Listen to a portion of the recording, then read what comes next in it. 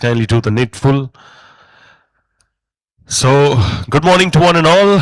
Welcome to the 2026 edition of this very, very incredible event, the CTV. And the theme for this year, ladies and gentlemen, is Attention to Action, the performance era of CTV. My name is Shubhojit Ghosh, anchor, MC, and YouTube talk show host. And like always, it's an absolute pleasure and privilege to host all of you over here in this very, very special event.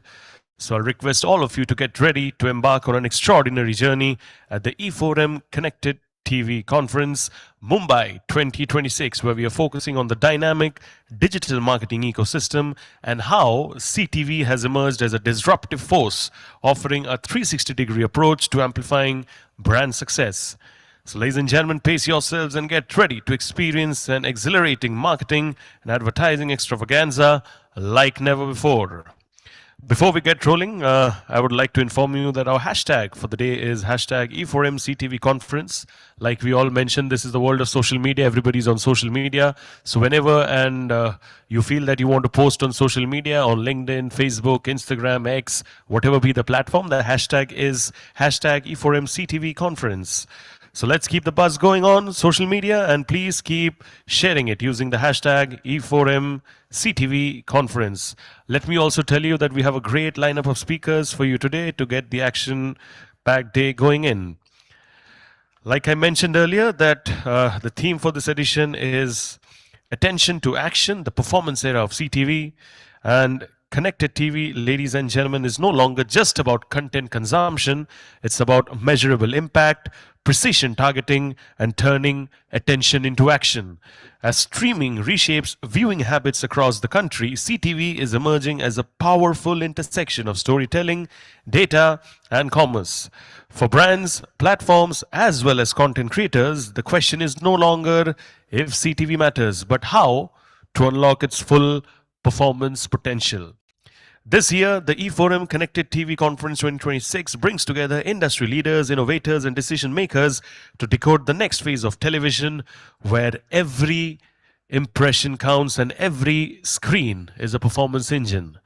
From advanced measurement frameworks and programmatic advertising to interactive formats and AI-driven personalization, the conference will explore how CTV is redefining the rules of engagement in today's digital-first era. You know, it's very important to acknowledge our partners, as without the support of the partners, we truly couldn't have pulled this event off. So I would like to take out a special moment to thank all our esteemed partners for the day. Ladies and gentlemen, co-presenting partner, e4m, a creative ad tech and intelligence company, co-powered by Z5, a Pura India Watchega, FIFA World Cup 2026, live and exclusive only on Z5. Gold partner, Frodo, and co-partner, Zone Media. Unlocking the future of CTV advertising by connecting brands with the right audiences across premium streaming platforms, powered by data, technology, and measurable results. Ladies and gentlemen, can I request all of you to give a huge round of applause for all our partners for the day, please? Thank you so much. We're truly, truly grateful. Without your support, we couldn't have pulled this event off. We're now all set to get going and get an understanding of all our partners for the day. So I'm going to request the console to please kindly play the partner presentation for all of us over here. Can we have the partner presentation, please? Everything looks like it's working. Campaigns are live, budgets are scaling, impressions are growing, but attention, it's disappearing. That's because we train people to ignore us. We keep chasing visibility when visibility is not the point. Attention is. And when you get that right, everything changes. e4m, a creative intelligence and ad tech company, turning visibility into active attention, where a message becomes an experience. A single idea evolves constantly, adapting to what works and improving with every interaction. Because attention is not one moment, it's a system, and e4m builds that system end to end. So when a message catches their attention, people don't scroll past. They stay and engage. Not because they have to, because they're entertained, hooked, and immersed. And then they follow through. This is where advertising is heading. Let's earn some attention. Experience the next era of advertising with Uella.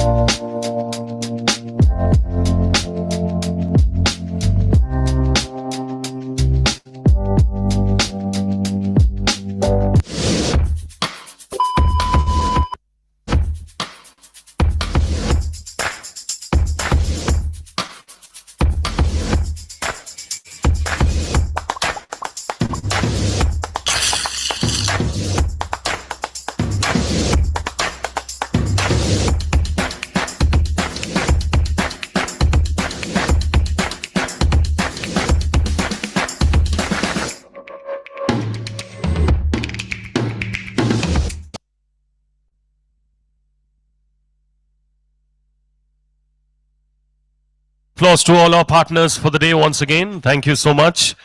We are now going to be officially kickstarting the day with the conference, and to do the welcome note, I'm going to request our esteemed visionary leader.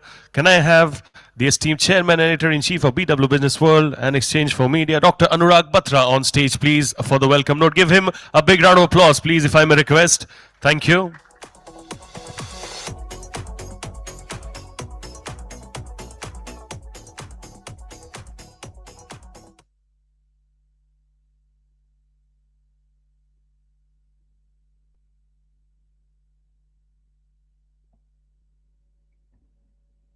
Morning, it's my honor and privilege to be here. This is the e4m Connected TV initiative. We started it many years back. Today is also a very auspicious day for those of you who follow the spiritual and religious calendar. It is an Ekadashi. It's a very auspicious day to do anything or to embark on a spiritual and religious journey. The Connect, we have a great lineup of speakers, but we have a special leader who understands the advertising, marketing, media, brand building, media, investment space. Ashwin will be doing the keynote, and he works as part of his responsibility at WPP Media. He does understand what clients are doing, where they're putting money, what's happening in the connected TV space. So he'll be able to share his insights and deep dive futuristic thoughts on what's happening. But now let me set a context. The connected TV universe in India has surged to approximately, depending on what household number you want to take, it's a growing number. And some people believe it will become 450 million plus very soon. Most people believe it's 220 million to 250 million. And again, there is a talk about how many homes are active on the connected TV. Some people believe 20% of the homes are active, which is 40 to 45 million homes. So it's a universe that is growing. The numbers are substantial now. They are growing, and everybody is in a connected universe.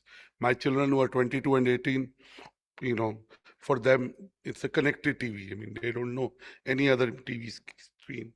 The other question when it comes to connected TV is the metro versus non-metro divide. While connected TV penetration is almost 50% among OTT audiences, in the 6 top metro cities. 75.8 million CT viewers are located in small towns and tier 2 and tier 3 towns and villages.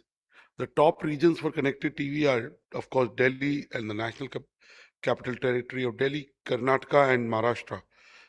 These are 3 regions that lead the country in connected TV penetration and as a percentage of their respective OTT population.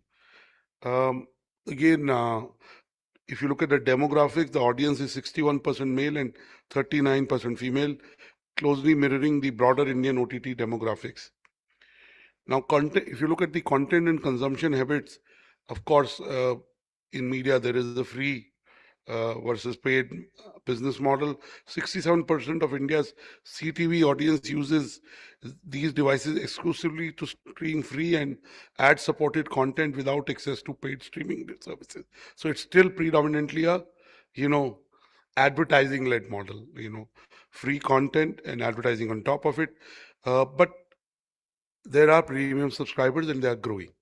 So it's not an either or. And the universe is growing. 46% of India's premium pay user base, those with 3+ direct paid OTT subscriptions, use connected TV devices. There is also a second screen behavior. 93% of Indian viewers consume videos on mobile devices, while 71% use TV screens. About 91% engage with ads while viewing CTV content, frequently performing second screen actions like online shopping. We live in an era where you can correlate advertising to intent to purchase. Social commerce is growing in India, and you'll see more and more connect between connected TV and social commerce. We are in an advertising conference, we are in a media marketing conference. Research highlights that Indian households are highly receptive to connected TV advertising, with a significant majority paying attention during breaks. The ad to commerce model is still in infancy, but it is growing. And the Indian connected TV user base is growing year on year, month on month, week on week. More and more devices are connected, and there is a huge overlap. While I talk about it, I must also talk today. If you talk to an advertiser, a marketer, a business owner, you talk to a media services executive or an advisor to the brands, the biggest question they have is, how do we make sure that while we create commerce, we create sales, how do we build brands? Big brands, growing brands, and established brands understand that performance advertising is very important, but they also understand that brand building is equally important. To paraphrase a leading marketer, he said that uh, performance marketing is for today's sales and brand building is for the future of the brand.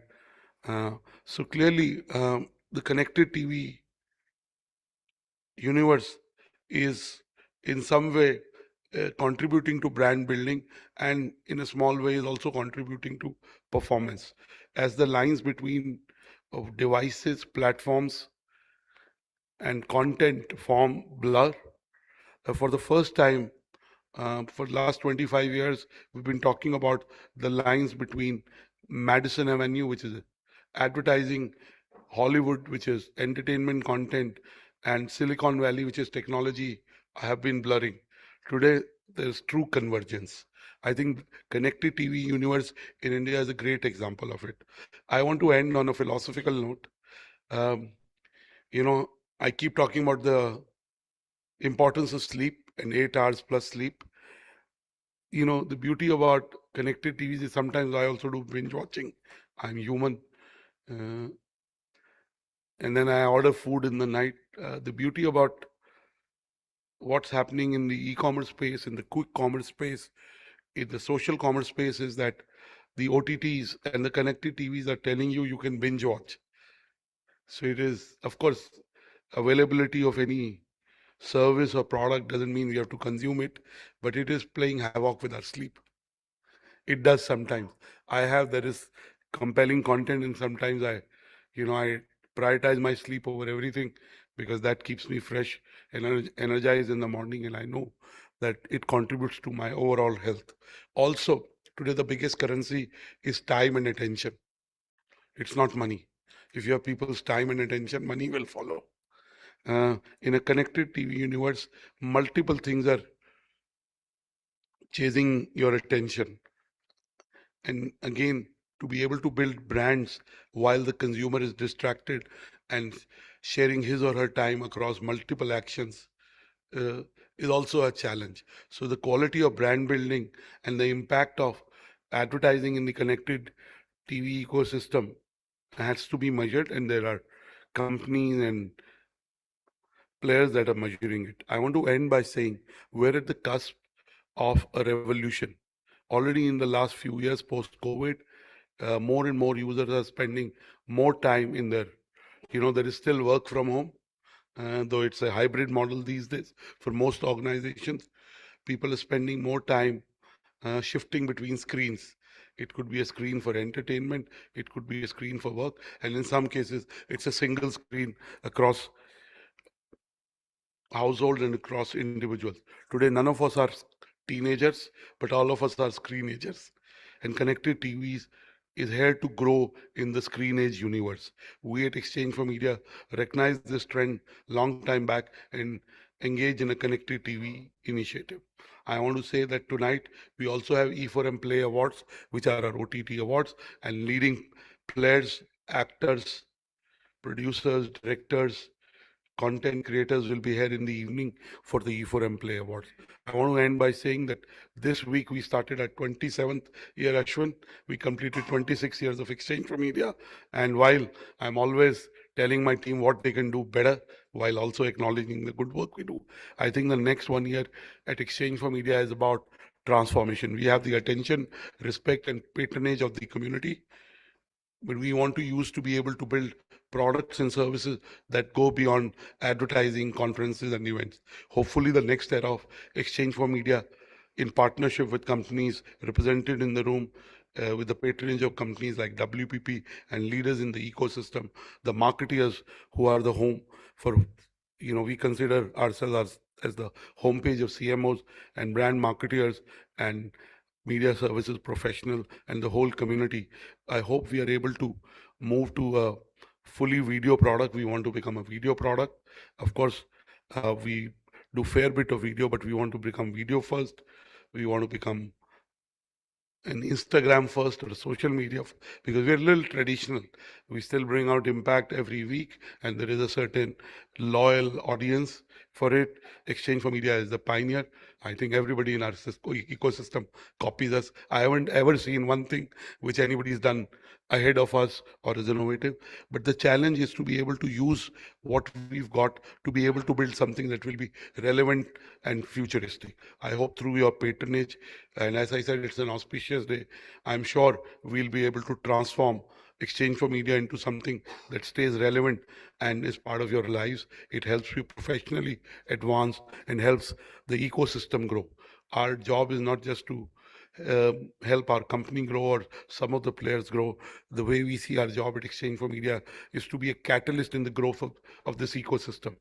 And we want to shine the light on positive aspects of this industry while taking up issues that need to be improved in a constructive editorial way. I want to end by saying that I'd like to express gratitude from the entire Exchange for Media team to people in the audience, people watching online, for helping us build the #1 community in marketing, brands, advertising, and media services space. I hope we are able to live up to your expectations and your patronage, and I look forward to interactions with you. Thank you. God bless you. Ladies and gentlemen, we have a full house over here. Can I request all of you to clap it up a little louder for Dr. Batra, please? Thank you so much. Just the kind of empowering and motivating words that we needed in order to get going. We will right now be moving forward with the first session. This is going to be a very, very exclusive keynote on the budget is ready, but where do you bet? A leader's unfiltered take on CTV. Ladies and gentlemen, we have with us today a leader who has navigated the complexities of allocating CTV investments all across OTT, YouTube, fast and interactive platforms, sharing what delivered results, what fell short, and the lessons they wish they had known from the very beginning. Ladies and gentlemen, please welcome on stage the esteemed COO of WPP Media, Mr. Ashwin Padmanabhanji. Can I have a bigger round of applause for Mr. Padmanabhan, please, as he makes his way to the stage? Thank you so much, sir. We look forward to hearing you. Thank you. Is it working? You can hear me, right? Great. Okay, so very good morning to everyone, and thank you, Exchange for Media and Rug, for inviting me. And this is a subject which is actually very close to my heart. And I remember at WPP Media, when we were still known as Group M, about just pre-COVID, we felt that the way CTV is going to evolve, we will need to be at the frontier of the changes that we need to bring to the industry. And this was late, I would say mid 2018, when we first embarked on our I would say, planning frameworks of how to work with CTV. And I have my colleague Rajiv here in the audience. He was part of the founding team which built the science behind planning for CTV, right? So we'll spend a little bit time on that, but Anurag spoke about some numbers, spoke about the evolution of the CTV landscape, and probably I'll do a quick refresher on that as well. Okay, now CTV is not different from TV. I think TV has been evolving for the last 4 decades. We remember the era of TV with only one option, distributed through terrestrial. Very few of us remember in this audience, will not have experienced it ever. Some of us probably have experienced it. Evolved to distribution through cable, and with that, the proliferation of multiple choices with satellite and DTH coming in. And then finally, in the last 5 to 6 years, I would say 10 years, the evolution of OTT. OTT is no different from TV. We're still consuming all of this content on TV. So what has remained constant is the evolution of TV. And with the evolution of TV, the way we invest on this screen to reach audiences, to engage with audiences, that has constantly changed. So what we call as CTV, I think the first point I want to establish is still TV. But CTV is different from the TV that we knew 10 years back. And the TV that we knew 10 years back is different from the TV that we knew 40 years back. So TV has evolved and continues to evolve. It has not become something else. It's become something more. And really, some things have remained constant in the last 4 decades. One, the unmatched trust and engagement the TV has driven over the past 4 decades, it continues. It is an immersive sensory experience which cannot be met by any other medium in which we consume content. And there was a lot of conversation about content driving attention. It is unrivaled attention. It's not just language here, but it's really backed by data. So this is a study that we did last year across all our markets, rest of Southeast Asia, APAC as we call it. And what really came out clearly was consumers remember TV ads better than when it's on mobile or desktop or tablet, right? And significantly better. The preferred screen for watching video content continues to be television, with 65% of the people that we spoke to spoke about their preference for watching high quality content on television. So clearly, even when the same content is available for consumption across multiple screens, the preferred choice has always been television, continues to be television, and the impact that it leaves on the audience is significantly higher when it is consumed on television. But like I said, right in the beginning, TV is evolving. And with that evolution, what's really changing is the way we consume TV, the way we consume content on TV. We're moving from a scheduled based, consumption. We have moved actually to on demand. We have control over what we watch, where we watch, when we watch.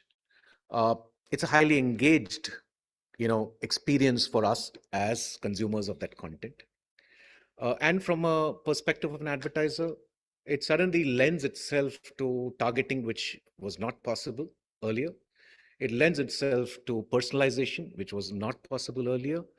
And I believe with all of the technology that is getting added because of the way we consume TV today, it is going to supercharge TV. So, in the same forum, probably there have been many meetings of is TV dead? Uh, I think TV is never going to die. It's just the way we consume TV is dying, and the way we plan for TV and the way we invest in TV is going to change and has changed, right? And it has become more powerful, better, and more accountable. uh, Anurag, I noticed, very gingerly, stepped through this minefield of data around how many households are on TV, how many households are on CTV, etc. And that's the elephant in the room, really. That's a question that everybody keeps asking. Which data source should I depend on? But really, the estimates of pay TV households vary from 110 million to 150 million. Uh, there is a more stronger consensus on the free TV households at about 50 odd million. But that's not the point I want to make here. But what is really amazing is that the number of CTV households in India today are estimated to be about 60 million. And this is something that we're seeing through data. And I'll talk a little bit more about how are we seeing that in our own systems. So 60 million households technically is larger than the DTH subscriber base, which is as of December 2025 about almost 51 odd million, for I think 50.9 million. So at 51 million, we say DTH subscriber households, and we are saying CTV households at 60 million. So I think that point of inflection has happened. Television has one more mode of distribution, and with this mode of distribution through the internet, television has found a new lease of life. And this new mode of distribution has become large and relevant and an extremely important part of how we connect with audiences as brands.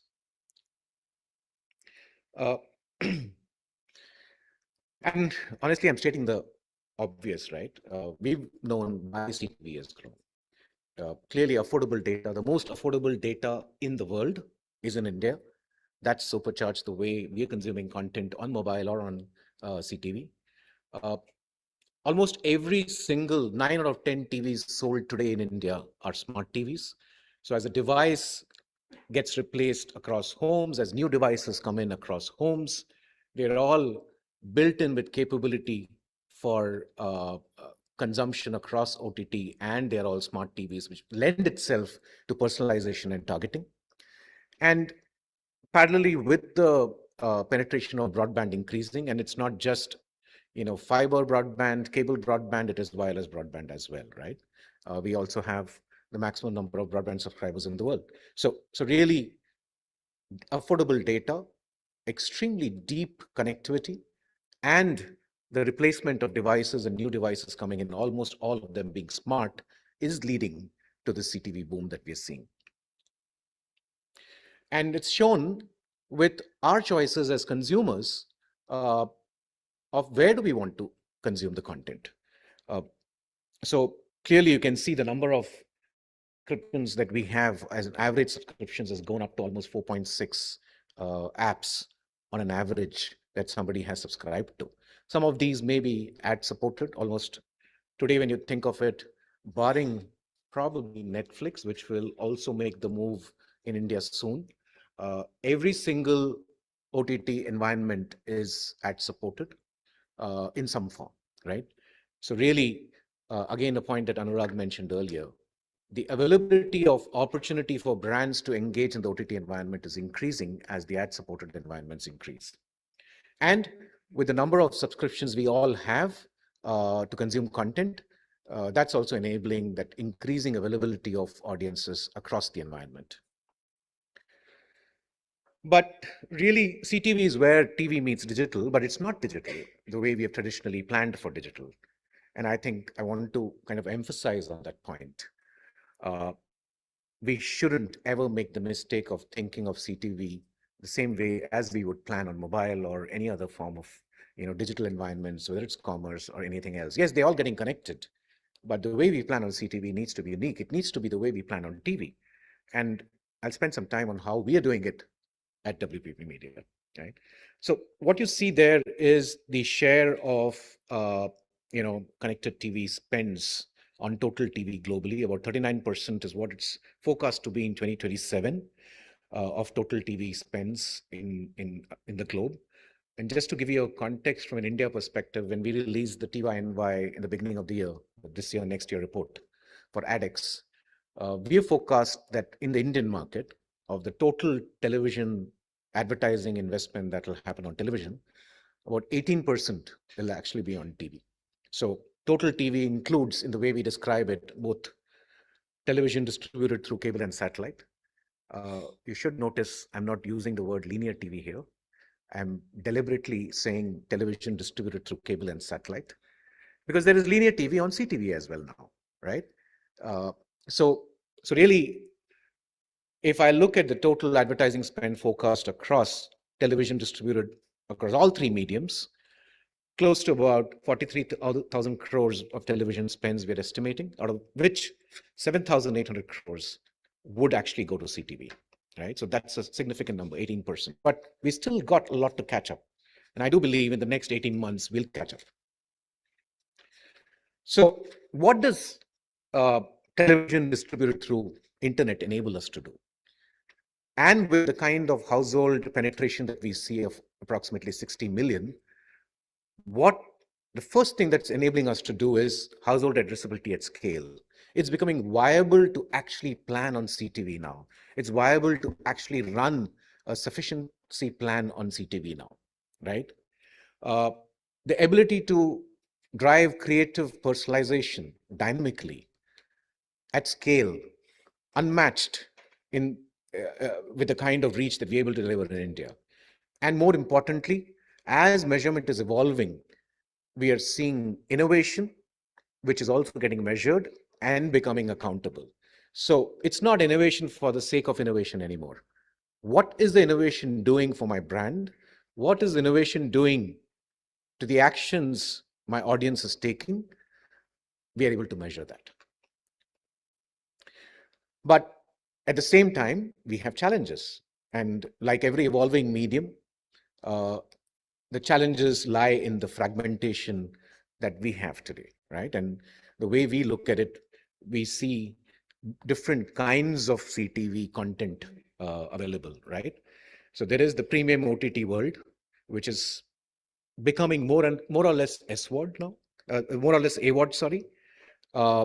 There is the fast ecosystem, which is being promoted by OEMs like Samsung and LG and Xiaomi. There is the omnipresent YouTube experience on CTV. And then an interesting development, which is, I feel, going to change the way linear TV is going to get consumed and seen, is the collaboration of telcos with content creators to make linear TV addressable, to make linear TV dynamically targeted. And we've seen how Airtel, with both initially their Extreme boxes as well as with the new IPTV service, is making linear TV addressable, right? We've seen the same thing happen with Tata Play Binge, and even on the satellite feeds, Tata Play has started offering addressability. And we know the similar thing is happening with GeoTV. So really, even in the linear streaming environment, whether it is streamed through satellite or whether it's streamed through the internet, we are seeing addressability coming in with a lot of distribution technology coming into play.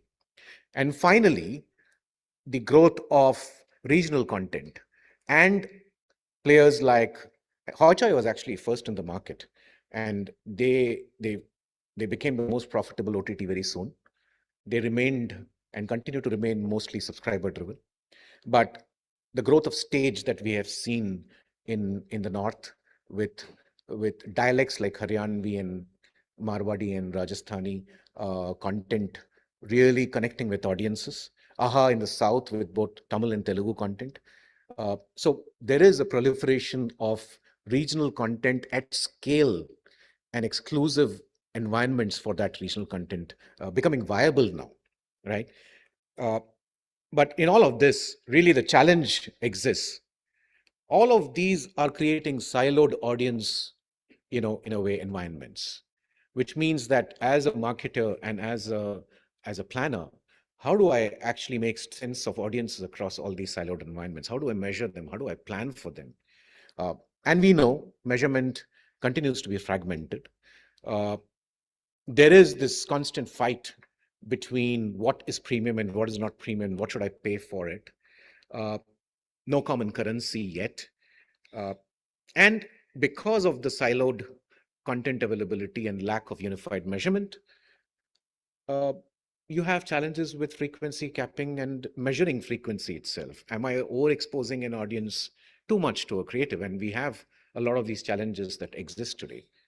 Am I wasting my money on talking to an audience 15 times instead of talking to 10 audiences, probably 3 times, right? So really, there is that whole lot of challenges that we need to navigate to make sense of this opportunity that exists today to connect with audiences. We believe we should really stop treating CTV like digital video, right?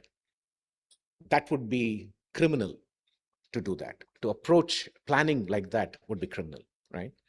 And we should stop treating it like linear TV as well, because it is linear TV advantages with digital distribution advantages. So you need to look at it uniquely for the capability that and the opportunity CTV delivers. Clearly, we're seeing with more cord cutters as well as people who cord nevers and cord cutters both actually. There is this huge opportunity of incremental reach. 60 million households is insane. And many of these households today are not available on linear anymore. Many of these households have multiple household members who are across multiple devices, but there's one device which unifies, which is television in their homes. So the most impactful screen is actually the television screen in those homes. So incremental reach is not just something that we wish for, it is something that we are seeing every day now in all our plans. High attention, that's the advantage of the screen itself. It continues to lead attention, and I think that will be a conversation we'll hear through the day. And with the innovation that's happening around data and technology, there is creative innovation which has made its way into the CTV screens. These are all different use cases, but they're not mutually exclusive. All of these can work in parallel with each other to create impactful campaigns, right? Now, I spoke about how at WPP Media, we embarked on building a playbook and trying to make sense of how we should work with these audiences available on CTV back in 2018. And since then, we've been developing this and honing it and refining it, collaborating with tech partners, collaborating with data partners to make it happen. And really, it all started with us recognizing that there's no unified system for measurement. It all started with us recognizing that we will need to build something on our own. And what you see here, while it is a step-by-step process of how we go about planning, at the back of it is an ecosystem of tech and data that we've built, which enables us to do it. We've got households mapped across 19,000 pin codes, right? And across all these pin codes, we have detailed understanding of NCCS information, ownership information of household gadgets to automobiles to we have multiple other data signals at a household level of how premium they are or what's their average spending across different categories of goods and services that we consume on a daily basis. And on top of it, we've been able to layer CTV impression signals on a real-time basis. And that's allowed us to develop a planning tool. And we developed this in 2018, and we've kept on evolving it, which allows us to look at CTV signals at a unified manner and build a plan to reach households without the challenge of planning within a siloed content environment, without the challenge of planning within an environment of distribution, whether it's an LG TV or a Samsung TV or a Xiaomi TV or any other TV, does not matter. The OEMs don't matter for us. And most importantly, it's allowed us to build an ecosystem where we're able to plan on total TV across the linear TV universe distributed by cable and satellite, and the television consumption that we're doing through internet on CTV, right? So the moment I start looking at total TV planning, and honestly, I don't want to go through the steps there, but really what we're doing is we've unified the audiences into one common base across both measurement systems. And we have looked at reach curves across OTTs. We have looked at reach curves across television, linear television via cable and satellite. And we are thus able to build a unified plan to deliver reach and frequency across both the environments together. Now, this is where we've been able to unlock so much value for our brands. We've been able to unlock efficiencies for our brands, and we're able to unlock audiences that were proving to be difficult to connect through linear TV on cable and satellite. So really, this has been a big unlock, this ecosystem that we have built. It's not just a tool, it's not just a tech, it's an ecosystem that we have built. And we're constantly collaborating with partners to hone it, make it tighter, make it deeper, make it better, add a lot of measurement to this ecosystem to be able to make it accountable, and add innovation to it to make it keep interesting and drive engagement with audiences. Some examples here. This is work that we've done for Kalyan for a new brand that they launched, a mass brand in jewelry called Candia. Candia launched about 75 stores, and this campaign was for 75 stores. We had about 58 creatives, and each creative was unique to every store. And this whole campaign was programmatically delivered at scale, targeted at a catchment audience near every store. So every store had its own creative, and the audience was mapped, and even within the catchment area of the store, the households that needed to be targeted were identified, right? This is an example of how innovation can come in. This is for Tata Tea Gold. This was about how can we look at driving context-driven consumption. And we said, is there a way for us to bring in signals from what is the weather around me to drive communication on CTV? And what we did here was exactly that. We looked at connecting weather signals back to the kind of communication that plays on the screen at that point in time when the ad is playing for a particular city or for a particular pin code. And we found that it ended up really working for the brand. We had almost 12.5% uplift in long-term effectiveness, and almost a 22.5% uplift in, from an overall perspective. Now, what it did was it suddenly brought attention to the brand's communication because it was contextual, it was relevant, and it was timed to what was happening in my environment at that moment. That's the power of CTV. These are just two examples of how we should start imagining CTV. And if it is backed by a robust planning tool and a robust planning framework, it allows us to plan at scale, it allows us to measure at scale, and it allows us to actually deliver business outcomes at scale, not just brand outcomes. Finally, I feel there are three principles that we need to keep in mind. CTV is not a fad. CTV is an integral part of how we plan to reach audiences. It's clearly one of the biggest use cases that exists today is this challenge of how do I reach audiences that I can't reach? CTV is becoming that conduit to reach those audiences. It's a branding powerhouse, and it's supercharged with addressability. And I feel with the evolving technologies, there is a clear path, and there are some pilots that we are doing with partners right now. There's a clear path to driving this supercharged addressability to supercharged commerce. Uh, I think in the next few months, we'll see a lot more campaigns where uh, what we are consuming on TV, we would be able to buy on a real-time basis, including what, let's say, a character is wearing. And in fact, Prime Video has just launched an innovation which allows us to do that, which links back to the Amazon marketplace. So somebody is wearing a particular jacket, you like it, you want to buy it, you would be able to buy it instantly. So high attention, great impact, couple it with commerce capabilities. I think, you can imagine whatever you want to imagine. It is the future, and it's so powerful when you imagine it. And it's funny, I'm saying the last point, keep your creative native to big screen. That talks about the world that we're living in when we're making creatives which are 10 seconds for the small screen, right? In olden days, we used to say, if you want digital to be effective, don't try and optimize your TV creative for digital, make a digital creative.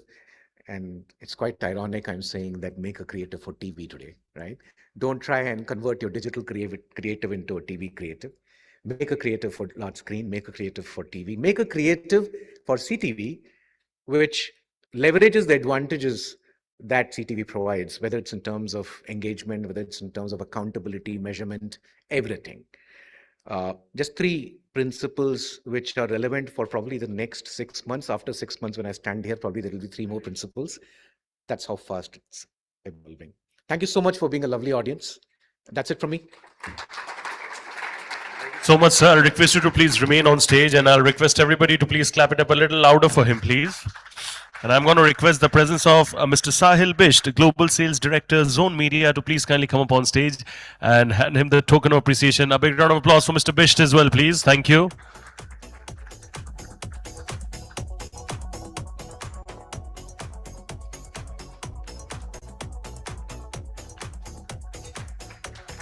Thank you so much. We look forward to hearing more from you the next time when we do this. All right, so we're now moving forward with a very interesting spotlight session. This is about transforming lives, transforming living room immersion into definitive consumer decisions. I'll repeat the topic for you all once again. It's about transforming living room immersion into definitive consumer decisions. To do this on stage, we have with us the esteemed co-founder of e4m, Mayura Naik ma'am ke liye. Can I please have a big round of applause as she makes her way to the stage? Thank you so much, ma'am, and we look forward to hearing you.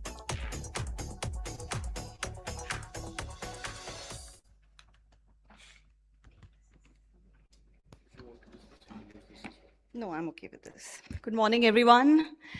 I'm Mayura Nayak, as obviously just now introduced, co-founder of e4m Services.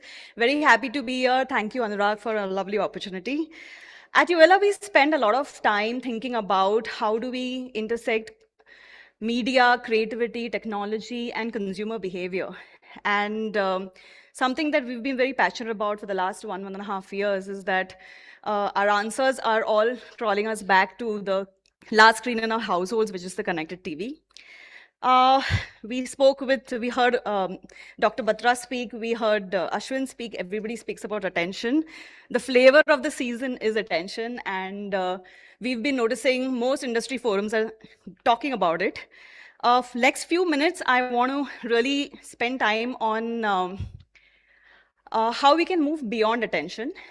Is there action beyond attention? Is there any way we can engage with the user beyond attention? We spend our time capturing it, but let's see how can we measure it. The real question here lies in how brands are prepared to start thinking about things beyond attention. Well, we are talking about this because as we've been hearing, television as a medium has changed and evolved over a period of time. And Ashwin mentioned that television is television, whether it was linear or satellite or now connected TV. So we've seen that evolution, and we can broadly classify into three parts. First era, where it was about reach, where you want to talk to millions of users consecutively at a single time. Television has been your undisputed king there. It gave you reach, scale, frequency. It also was instrumental in driving some national moments with mass awareness. Success was largely metered around how many people were you able to talk to. Of course, then came the era of targeting. Of course, digital evolved the way we thought. Digital evolved the way marketers thought. So expectations changed. So what we started hearing in the rooms was audience intelligence, data, automation, programmatic buying, and television evolved there as well. What we see now is the third era. Third era, where now the right questions to ask is, well, you've seen the ad, you've got reach, scale, frequency, you know that you can target a user, but are you engaging with the user? Are you driving attention? Are you driving intent? Interestingly, this shift is not happening because of technology alone. It's actually happening because the consumer behavior is moving. And that's a great start, because you're not force-fitting yourself in the new evolution. You are naturally leaning yourself to deliver the same. All of us can imagine ourselves in our own living rooms. We are watching some amazing content, completely glued to the TV. Dr. Batra kept talking about binge watching, and we all do that, and we are all guilty of it. Most of the time, we are watching and binge watching with a family, and suddenly you see an ad break. And instinctively, we all reach out to our mobile phones.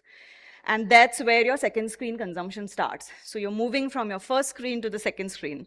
Now, if you have to look at it, it can be seen as a distraction. But the fact of the matter is, almost 86% of internet users are using another device while they're watching television content. And this gives us an opportunity, in a way, to know that the user is not distracted. The user is connected to multiple devices. He's discovering, sharing, resharing, comparing, and he's become omnichannel himself. So that exact behavior, if you want to start solving for or trying to address, how can we do that most effectively?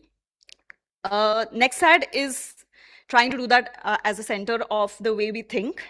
If consumers are already moving naturally between screens, how can we make that journey of consumers frictionless? The things that you are seeing on the television are brands who have evolved to think of beyond supply, beyond targeting, beyond simple metrics that's available today. They're thinking of, well, I showed my ad, but how many people actually engaged with it? We've heard people talk about supply being the core of all the planning we do in connected TV, but how good can that supply be made? How premium can you make that supply? We all know the television is premium, but how can you most effectively make that premium count for you? So here we are with some of the work we do at Nexad, which is interactive. You can scroll through, you can do integrations with mobile. What we are trying to do is reduce the friction of the consumer behavior, which is largely something that we are all facing with today. But connected TV delivers this to you most beautifully. This is, again, if I look at the screen, the salesman in me gets up and I start pitching my product. But yeah, something which you can very effectively do is plug in your social media to your large screen. So while you move from your first screen to the second screen, which is mobile, you can naturally move from your second screen, which is your mobile, to making your connected TV recall your brand faster if you simply repurpose your content on social media. So these are a few of the things we focus on, bringing in a creative intelligence to how marketers should look at the ads being rendered and how a consumer can find friction-free consumption of your content. Well, connected TV also has another very big advantage. It is one of the last shared screens that we may have ever seen for all of us to experience. You look at it from whether you're doing search, whether you're doing any kind of a scrolling on your social media, even retail therapy to a large extent is a very individual experience, right? It's a one consumer to one screen. Television is the only place where you are watching content in a community, either with your family or friends. It is very it is a space where conversations can happen. It is a space where considerations can happen, decisions can be made.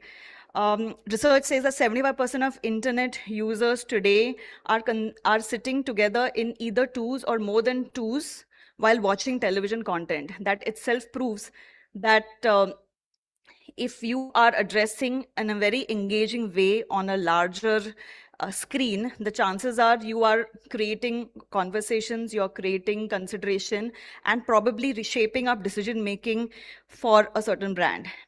And if this engagement is happening, then we need to obviously ask the next question, which is measurement.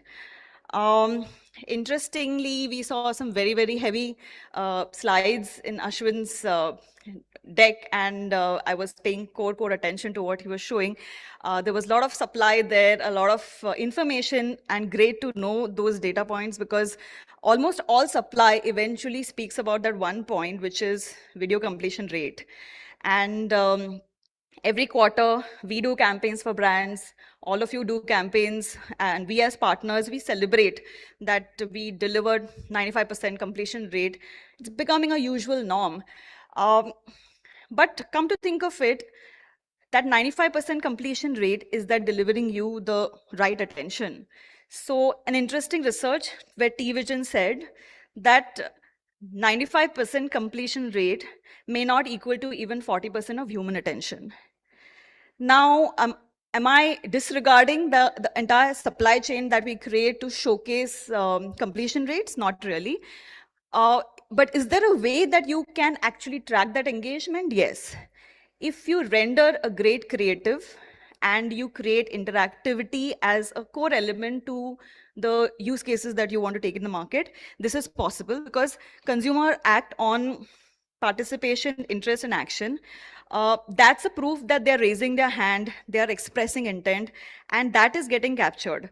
Once participation happens, what probably would happen next is obviously the user has participated and he's interacted, but you're not sure whether you can attribute your final goal or your final sale to that particular user. Therefore, we know that for years our industry has tried really hard to answer that question of attribution. I think every top of the funnel medium today, including television or a lot of other medium within digital also, face this issue of attribution. You watch an ad, you search on another day, you buy on another platform, and attribution simply is not getting highlighted to you because it's simply not measured. Maybe the question to ask is not how much credit should television receive. Maybe it should be that what happens if television just does not exist. So there are more than one ways of now figuring that out, because third-party brand lift studies are possible, which are driving actually figuring out awareness, search, demand, consideration, incremental sales that are coming out of it. The measurement actually is kind of linking your incrementality, intent, and outcomes. And that honestly naturally brings me to talk about ULR Next. It is our own ad serving platform where we layer in creative intelligence along with media. The reason why I'm bringing ULR Next right now and talking about it is that when you actually run a campaign, every time a consumer engages with a Next ad experience, they're doing something incredibly valuable. They're raising their hand, they're moving from passive viewing to active participation. They're generating intent signals. Next ad is creating engagement, creating intent, but those intent signals are getting captured, and ULR Next is able to deliver those intent signals, retarget those users, and create a funnel for you which can be measurable and drive intelligence for you. We feel that the marriage between creative, measurement, and media is something that ULA is doing at its core. Engagement alone, it cannot be looked in isolation. It has to be seen along with what kind of interest it's creating, what kind of intent it's developing, and what relevance it has for that particular user that you are actually targeting to the media that you use. So that entire marriage and culmination of all the 3-4 things together is what is critical. ULA Next will be at the center of media intelligence, in creative intelligence, and measurement. So engagement ultimately translates into business outcomes. We feel that this performance era is for partners who are looking at technology and seeing the future of where you can plug in interesting formats, interesting tech abilities to make the media count much more for you. The same 30-seconder that once delivered a passive impression can now create interaction, generate intent, and influence a measurable business outcome. The future won't be belonging to those who buy the loudest 30 seconds. It will belong to those who build the most frictionless bridge between attention and action. It's not about counting screens, it's about making screens count. I hope I have addressed couple of very, very critical parts of folks in the media, partner media in the ecosystem of CTV is that there is a lot of supply, there is interesting transition happening to connected TV. AdTech is playing a very huge role in ensuring that this transition can be very intelligent, can be very creative. And I hope marketers in the next 6 months look at how we can utilize this to the best of its ability with partners like us. Thank you so much. Thank you so much. I'll request you to please remain on stage and wait. And thank you so much. Can I please request Mr. Raghav Anand, MD Partner and Leader for Media and Entertainment, EY Parthenon, to please come up on stage and felicitate ma'am for this. I'll request you to be over there. बहुत shukriya, sir. बहुत shukriya. Thank you. Can I request all of you to clap it up for them, please?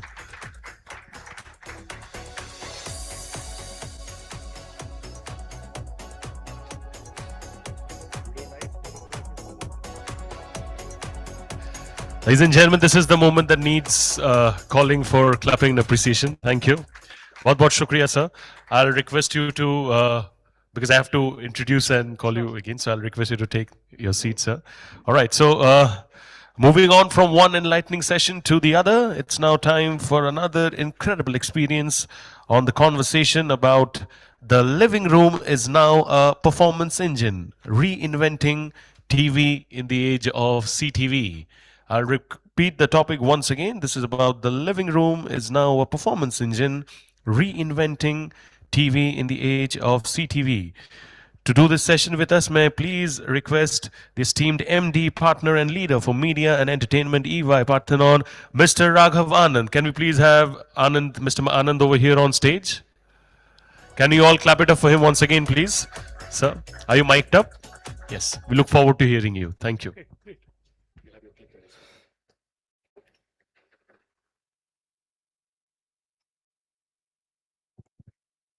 Okay, guys, thanks a lot. This is a wonderful morning. I think we've been hearing a lot about how something that's very generational for us, how CTV is influencing the living room, the measurement, and so on and so forth. So what we will do now is take off from where Ashwin and Mayura sort of gave a lot of insights. And I'm going to just sort of pull back and look at what is this entire CTV universe going to do in the next 4 years. We will look at some global examples and then try and see what could be the change in India. And from there, come on to hence as marketers and also content creators, what is that we should do differently to work in this particular universe. So the next few minutes, I think we're going to try and look at CTV as a completely different performance engine that is influencing the living room from that point of view. Okay, as a consultant can't start without some stats. Very interesting times, because you would see that 2025, digital media actually became the largest part of the entire India M&E market. And that's why we believe that digital is an inflection point, and we already beyond that 110,000 crores, almost 1,000 billion plus. But what that is doing is that 63% of every advertising rupee spend is actually digital now, which means that no longer are the days when we used to say digital is also contributing, it is 10, 20% of the budget and so on and so forth. Today, it's a very large section of what could be from that point of view. And therein, video has become very, very important, almost 148 billion. And a lot of that is due to what's happening on the digital media and also on CTV from that point of view. So no longer can we say that digital is an afterthought. It is in fact leading what we are doing at this point in time. Add to that the fact that we have more than 68 million active monthly active users from CTV. That's of last year, and this year that has grown tremendously more. And we have anything between about 170 minutes of average daily watch time. CTV is a very, very important medium from that point of view. Now, what that does is that there are some structural changes that have happened over the last year in CTV. One of the things, obviously, you saw sports coming in, becoming a premium content. We also saw a lot of telco bundling at scale happening. And then we saw something very interesting, that the falling prices meant that in the 32-inch to 43-inch segment, there was a lot more penetration of CTV, which is why many people believe that in the next year or two, you will see that more than 120 million households will have CTV and will be actively looking at it, which means another 180 million plus people would be watching from that point of view. And what we have been hearing in the last two sessions is exactly that. Because of that, the advertisers will shift towards measurable performance, whether it is action or outcome, which is what Mayura was talking about in the previous session. But this is the known.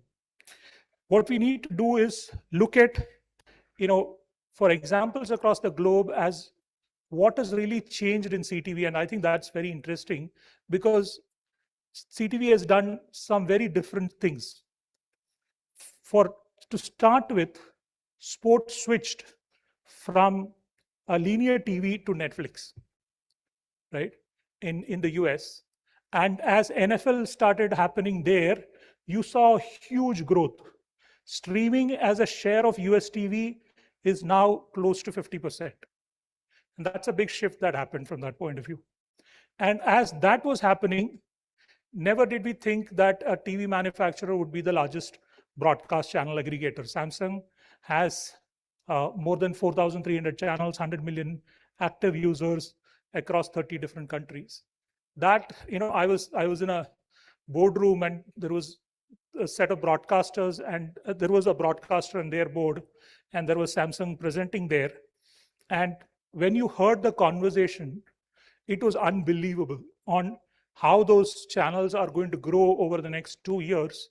I can't give you specific numbers because it's confidential to that. But when you look at it, the way an OEM manufacturer is going to grow out that entire product and become the dominant broadcaster is very interesting. India, obviously, it's just about picking up 200 plus fast channels. But that is a trend that is going to grow as we speak.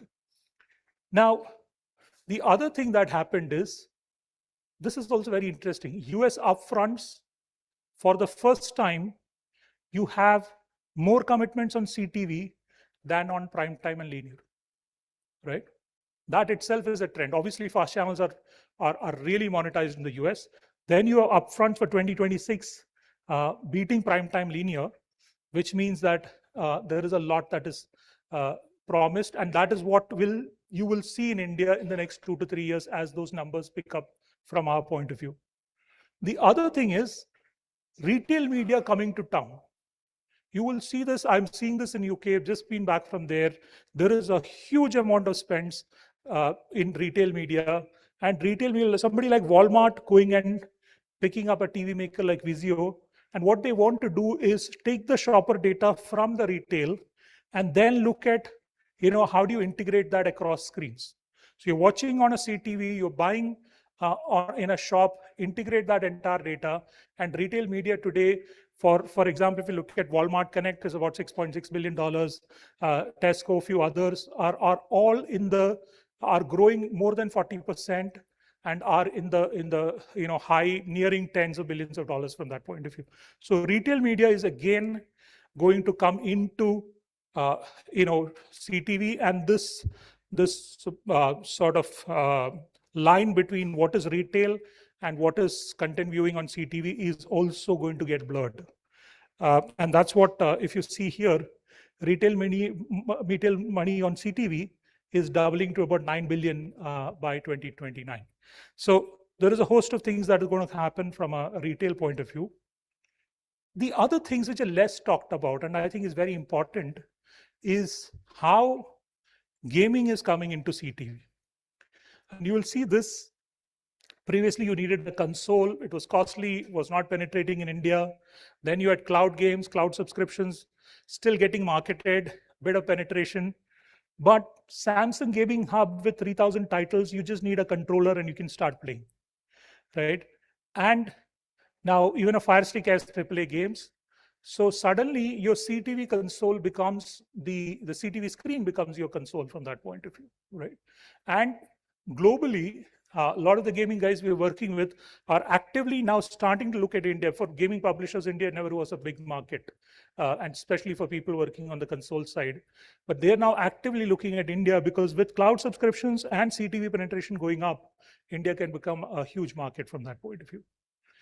Then, if you look at what's happening on the other side, you needed to have a XR VR glasses that used to be close to $3,500. And the next year it has fallen to about 1,800. It's about almost half of it. And it is again falling, which means that as that price, it's still high, but as that price comes down, just an XR glass can convert your small TV into an entire cinema experience from that point of view, right? So there is a lot more of that content that is going to play out, maybe not in the next year, maybe more closer to 29, 30. And there is going to be, again, a very different set of advertising and measurement that's going to come in from that point of view. So what that is doing, so we've seen so far how linear is becoming streaming and the digital content, sports and others are coming back on CTV. We've seen how gaming is coming into CTV. We've talked about how XR is playing a role. We've talked about how OEM manufacturers are becoming broadcasters. So this entire industry is undergoing a change. But if you look at this is the next thing that's coming, right? The entire smart things and IoT integration that is being controlled by the CTV makes it the center of the living room and center of the house.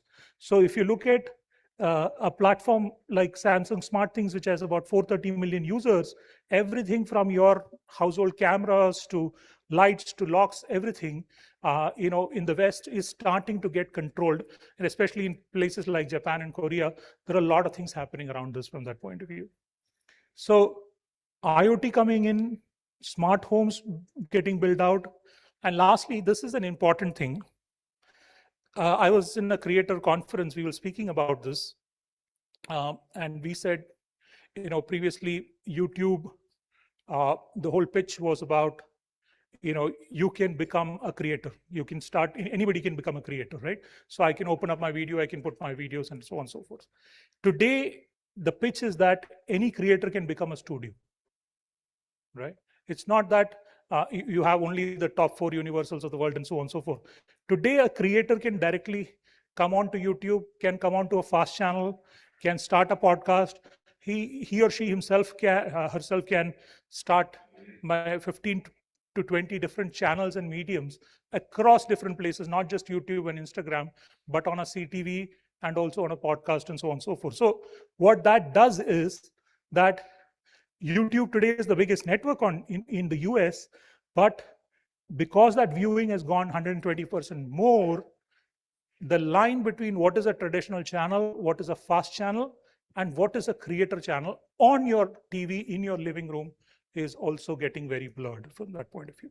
So all of that put together, what you're seeing is that TV is today a performance engine of not just what you watch, you play, you shop, you control your home, and there are a whole host of things. It's not just broadcasters putting their content on TV. That's how it used to be. Now there are fast channels, there are creators, there are XR guys, there are gaming guys, there are also smart home guys. There are whole host of guys feeding content in, and then what you can do with that is completely different, which is why it is not going to be just I see an advertising and then I react to it kind of a play. You can not only sell stuff directly in the living room, you can not only see transactions happening, you can also see, you can influence other parts of the home and how it is being controlled and the lifestyle through TV. And also, you will have an entire set of audience, which is Gen Z and millennial and beyond, coming in through the mobile, through the gaming ecosystem from that point of view. So hence, I think what the previous speakers was saying becomes very much important. That's no longer about reach. It is about action and outcome. And that is where this entire performance engine is going to. Now, all of that is global. Now, what does that mean for India in the next few years? You will see that we were talking about attribution just before this, but ACR-powered audience intelligence becomes very important now, more than when you are doing your TVRs and measurements and so on and so forth. You really know what the person is watching, what they are skipping, how they are interacting, and so on and so forth. So that is a very important tool for the next 12 months. Add to that, how are fast channels? Fast channels today are really, everybody I talk to in the media will say, oh, we're not making money. How do I really do this, scale this? But really, if you look at what's happened in the US and beyond, it's not that every channel is going to scale, similar to what every YouTube channel does not, but the overall aggregated revenue there is going to become very, very interesting, and going to be 200 million plus addressable households. It is ad funded, it is zero subscriptions, which means a whole host of brands are going to come into it and probably directly be running some of those content channels from that point of view. QR codes you've already seen, but this beyond that, how do you integrate shopping with your content and with your advertising is an important part. And that's why the connected TV will become a full performance channel with complete attribution right from different parts of the funnel. In fact, we used to say there's a top end of the funnel where you acquire customers, the middle end, you start this thing, and then you convert them. You could have the entire funnel sitting on your CTV. And that's very powerful. Right? Now, all that means that you need to look at content differently. The bundles, along with telcos, along with OEM players, the bundles are going to look very, very differently than they are at this point in time. They're going to be completely different sports bundles, kids bundles, and which might not just have broadcast content, like I said, could have a lot of creator and fast channels in the bundle from that point of view. So now, whoever owns this screen, right, will have a large thing to play. And that's why the advertising engine that was talked about just before this was interesting. You will have influencers on one side who are also becoming studios and content creators. You will have commerce. There are many people fighting this out. It's not just the guys who manufacture TV. That's one part of the ecosystem. The telcos who are feeding into it. The ISPs are fighting for it. The guys who make the OS on the set-top box are also fighting for this, right? And then there are the content creators and so on and so forth. And then there are the streaming players, who are also fighting for this ecosystem. So the battle of TV is no longer going to be about media guys fighting it out.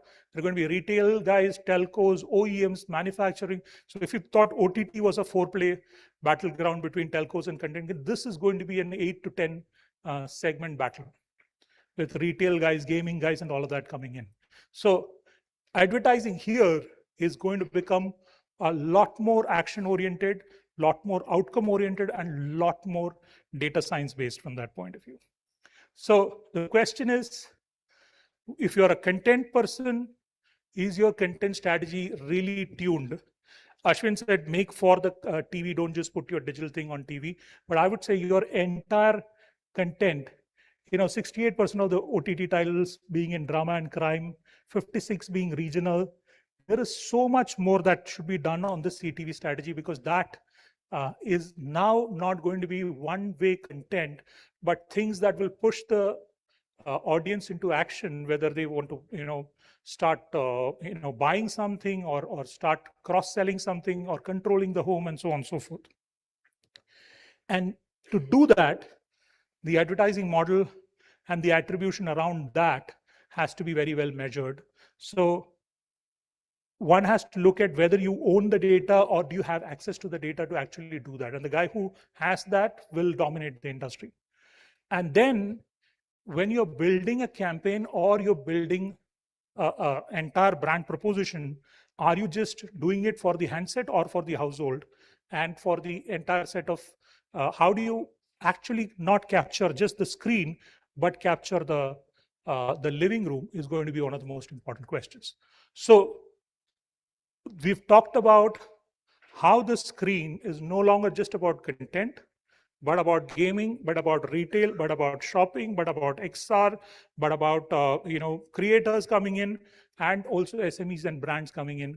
There is an entire set of SME advertising, which is today more than 30,000 crores, which is untapped and which is lying mostly with with Facebook, Meta, and Google. But once CTV comes in, the ability of other people to access that becomes tremendous. So there is a lot that is going to happen, for which you need to rebuild the model, partner across telcos, retail, and so on and so forth, and then own the data to make that happen. And thereby, I think the living room is where India gathers, and that's going to become a complete performance engine. Thank you very much. I think this is a wonderful audience there for who's looking at CTV, but I think many people in this room are going to be the futures of what this country is going to become in the next 2 to 3 years. So thanks for being a wonderful audience. Thanks for this session. Thank you so much, sir. And I'll request you to please remain on stage and wait. I'm going to be requesting the presence of Ms. Ritika Darira, Head of Marketing at Samsung Ads, to please kindly come up on stage and give sir the token of appreciation. Can we please have Ritika ji over here? Yeah, thank you so much. Can you all clap it up for her as well, please?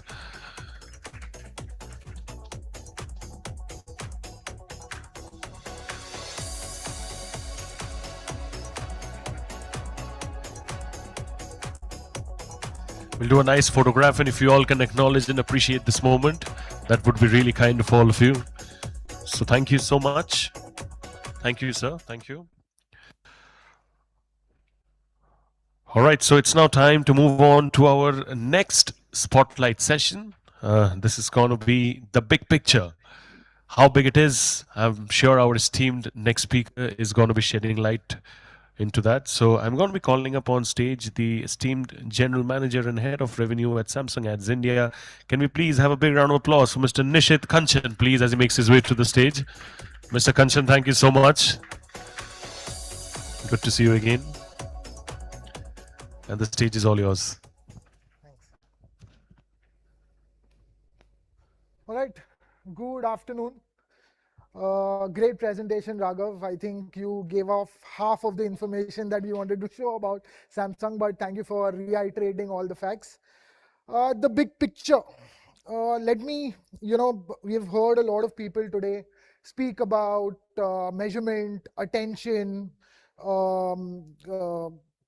end of the funnel, mid of the funnel, creative, etc. Let me ask you a question.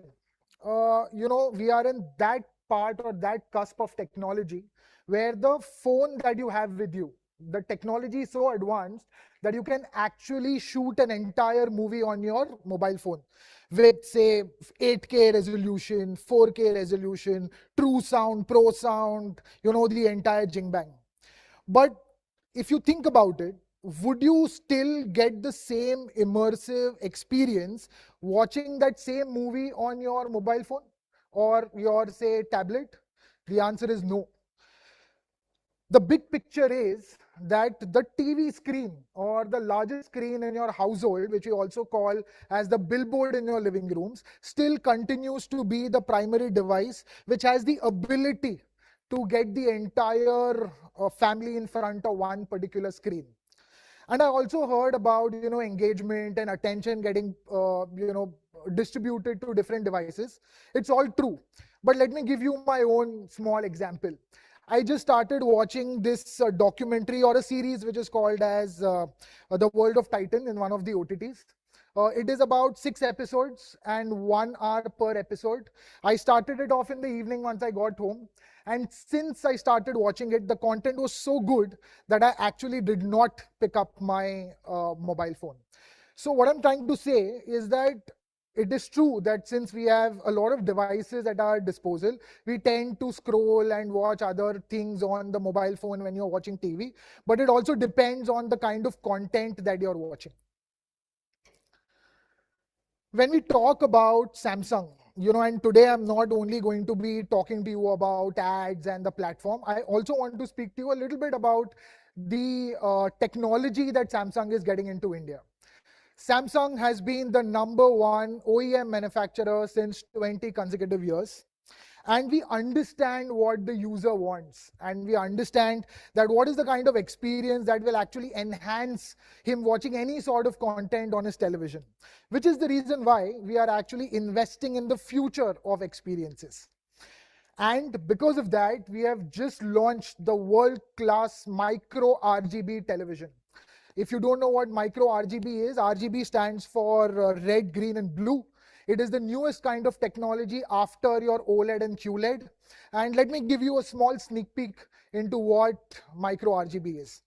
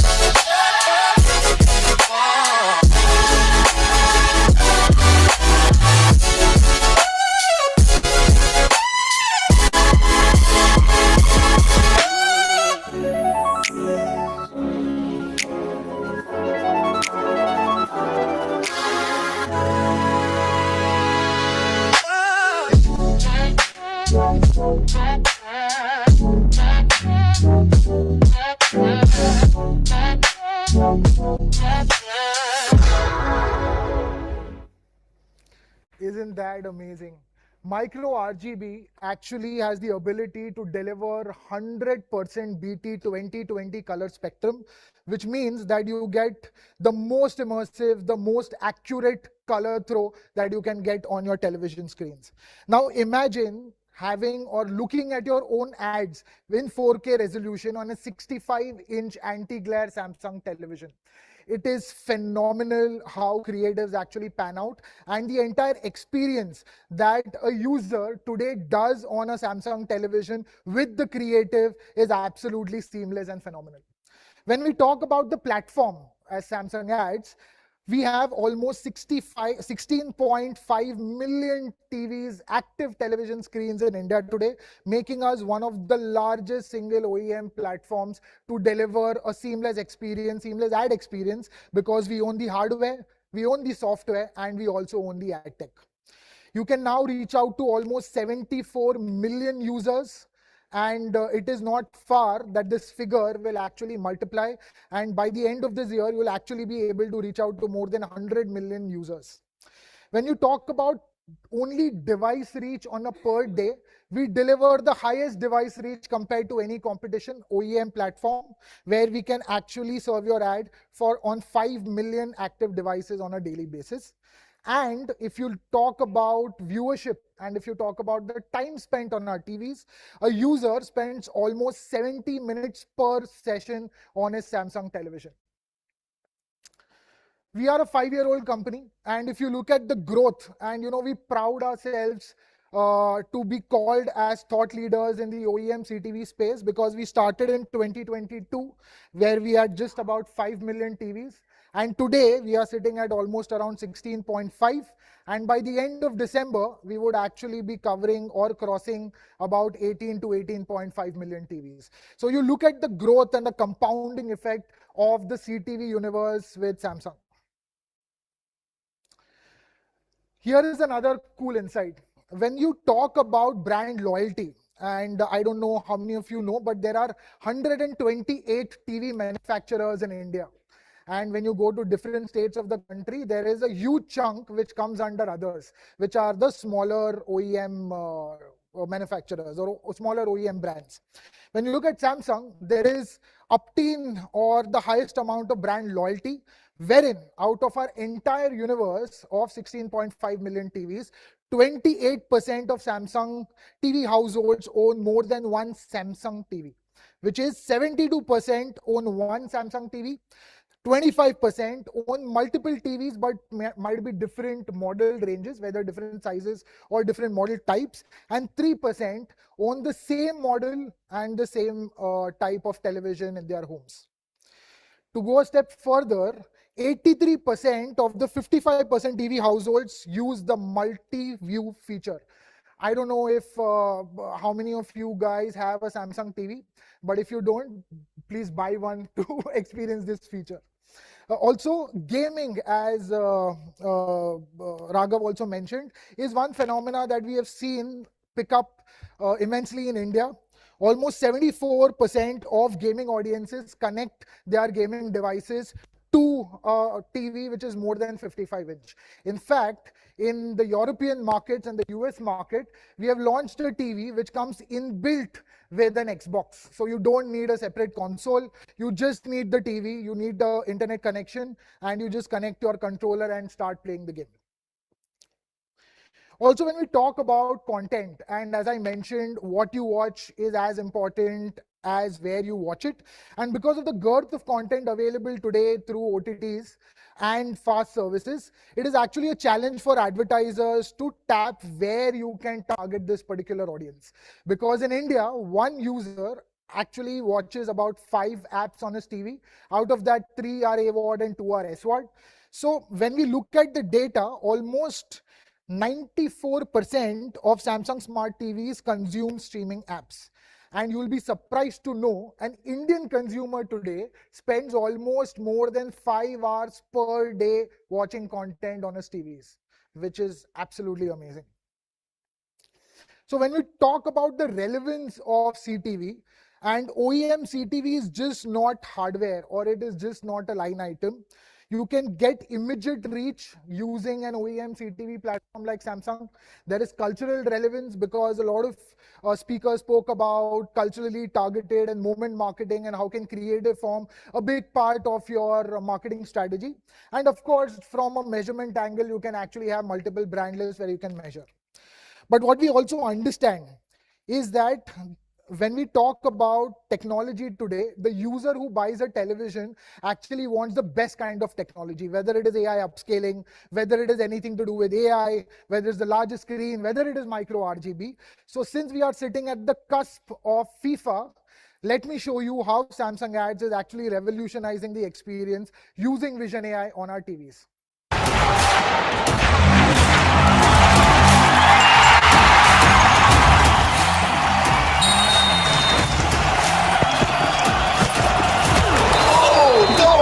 Could he have made such a critical mistake at a time like this? Sending him to the penalty spot could cost them the game. This is it, ladies and gentlemen. Don't scratch your eyes. And the goalkeeper, a man trying to grow bigger than his own shadow. You might need to send out for an oxygen tank for me, Mike. Mute the commentary. He's sucking the air.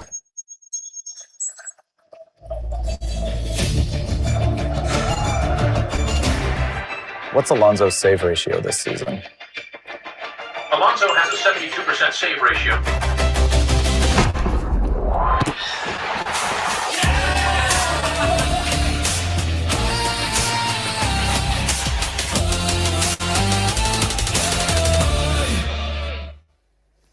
Isn't that amazing? So technology has been, and innovation has been at the core of Samsung's DNA. And we always keep a lookout of what is the user wanting more and how can we actually enrich the experience that he has with his television. But when you talk about content pieces like tentpole events, like you have cricket, you have FIFA, it is a reality that during these tentpole events, you get certain type of spike during viewership. But what we also observed across the year is that the TV consumption behavior is all about micro movements throughout the day and throughout the entire year, where you see a spike when there is cricket, but the user continues to watch content, whether it is VOD, whether it is fast, across his day, across his month, in order to consume that particular content whenever he feels like consuming it. So it is not just about tentpole, but it is also about multiple micro moments throughout the entire viewing experience journey of a user. Another service or a technology that we see growing fast is actually FAST. What I mean by that is FAST stands for free ad-supported streaming television, wherein you get almost 184 channels as on date on Samsung TVs, absolutely free of cost. You just need to connect your television to the internet and start watching these free channels. Samsung TV Plus today has become the #2 watched app across all the other apps on our Samsung television screens. In fact, we have gone to the grassroots level, and today when you actually walk in to buy a television, the person standing at the POS will not only talk to you about what is the kind of screen or technology or the size of the TV, but he will actually also tell you about the service that you get on the television screen, which is the FAST service. Here is a small example of how advertisers have actually used Samsung TV Plus, which is our FAST service, to the optimum level and are able to actually generate and meet marketing KPIs using Samsung TV Plus and reaching out to the most relevant audience that a brand wants to reach out to. Have a look. The thing about insurance is that while most people would agree that it's important, it's very rarely top of mind. At Policy Bazaar, our effort has been to help every family in India understand the importance of health and term insurance. An untimely mishap or an unplanned hospitalization can deeply impact families and cause not just emotional but also financial distress. We wanted to ensure that our message reached the right audience in key moments, particularly when the entire household gathers to spend quality time together. And while a lot has changed in the way we consume content, one thing hasn't. Indians love watching TV. The big screen continues to be a crucial touchpoint to build meaningful connections with our audience. When we met with Samsung Ads, we understood that nearly 40% of their CTV users do not watch linear TV content and are moving towards FAST. This gave us an opportunity to reach out to digital native audiences and add incremental reach to our brand campaigns.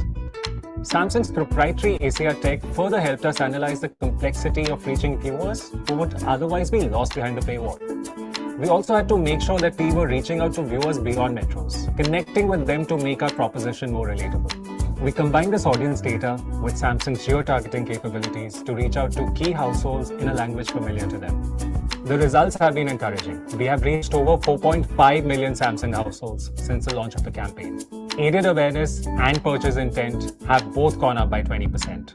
Samsung Ads is helping us reach out to audiences who matter, precisely, effectively, and measurably.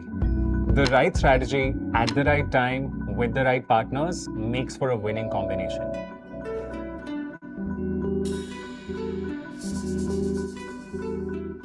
So our work and our platform speaks for itself. So with Samsung Ads, you actually get the absolute power of an OEM ecosystem, with the best kind of screen technology which is available in the globe. You actually reach out to the audiences which you meant to reach out to, and you can also back it up with deterministic results and performance across. So with that, there is only one last thing that I want to tell you is that our inventory is only and only available with Samsung Ads. So please reach out to us directly and our agency partners. And with that, thank you so much for your time. You've been a lovely audience. The next time you plan a CTV campaign, make sure that you remember the big picture. Thank you. Thank you so much for such an incredible big presentation, which is truly, truly phenomenal. I'll request you to please remain on stage and wait. And I'm going to be requesting the presence of the head of marketing at Tata AIG, Shekhar Sauravji, to please kindly come up on stage and give Sir the token of appreciation. A big round of applause, ladies and gentlemen, for Mr. Saurav as well.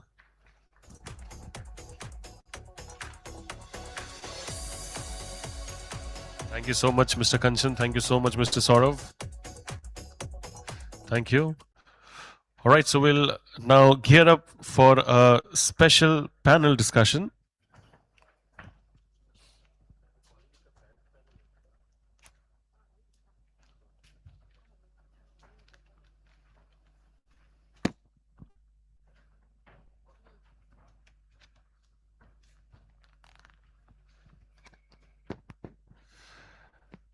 Please set up the chairs as per the guidance of the photographer and the videographer.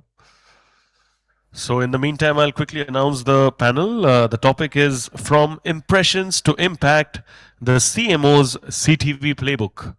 I'll repeat the topic once again for you all for the panel discussion. This is about From Impressions to Impact, the CMO's CTV Playbook. Ladies and gentlemen, consumer attention fragments across all platforms. What is making CTV uniquely powerful for brand building today, and where does it outperform traditional digital video? This is what we're going to be exploring over here in this session today. 6 chairs. We'll request for the tables as well.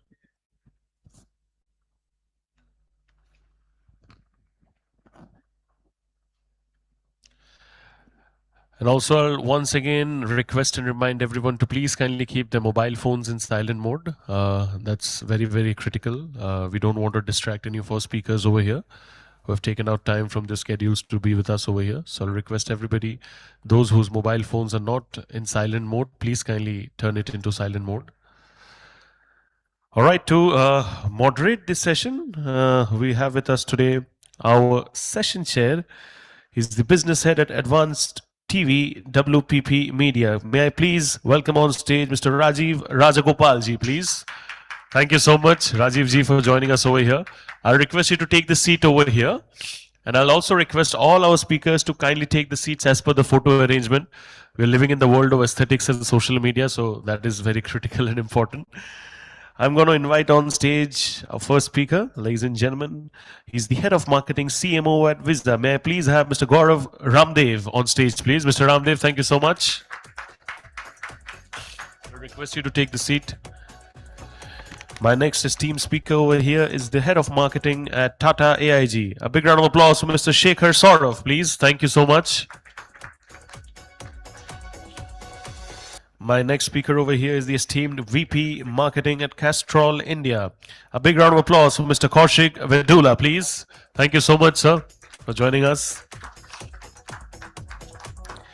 My next esteemed speaker is the Director of Enterprise Solutions India TEEDS. A big round of applause for Ms. Riddhi Pimputkar, please. Thank you so much. And my next speaker over here is the SVP Revenue at Uella, Mr. Pankaj Rai. Can we please have a big round of applause for Mr. Rai? Thank you so much. All right, so the stage is set. The panel is ready. Before they get going, can you motivate them by giving them a consolidated round of applause, please? Thank you, and we look forward to hearing all of you. Over to you. Good afternoon. One small correction. We have Shekhar from Tata AIG representing us as well, right? So welcome everyone. I think since morning we've been hearing a lot on how CTV growth and everything is about, right? A couple of years back, I was thinking this was a very experimental medium. And today we are seeing many brands, big brands, moving meaningful budgets onto this medium with a growth of almost 60 million households in the country, with more than 55% of the growth happening outside metros. And very interestingly, a Kantar Media Compass report also mentions how 49% of incremental CTV audiences are actually from rural markets. So I think the way, what we also see how premium audiences are shifting more into the space, how a handheld or a single screen audience are moving into more of content consumptions around with the choice of more content coming in. I think in this space, I feel that this is something which we are truly looking forward for in the session to have see how impactful are these medium for some of these marketers. So I think we have a very diverse panel here today with very strong representation of leading marketers as well as ad tech experts on CTV solutions. So welcome you all, a very good afternoon, and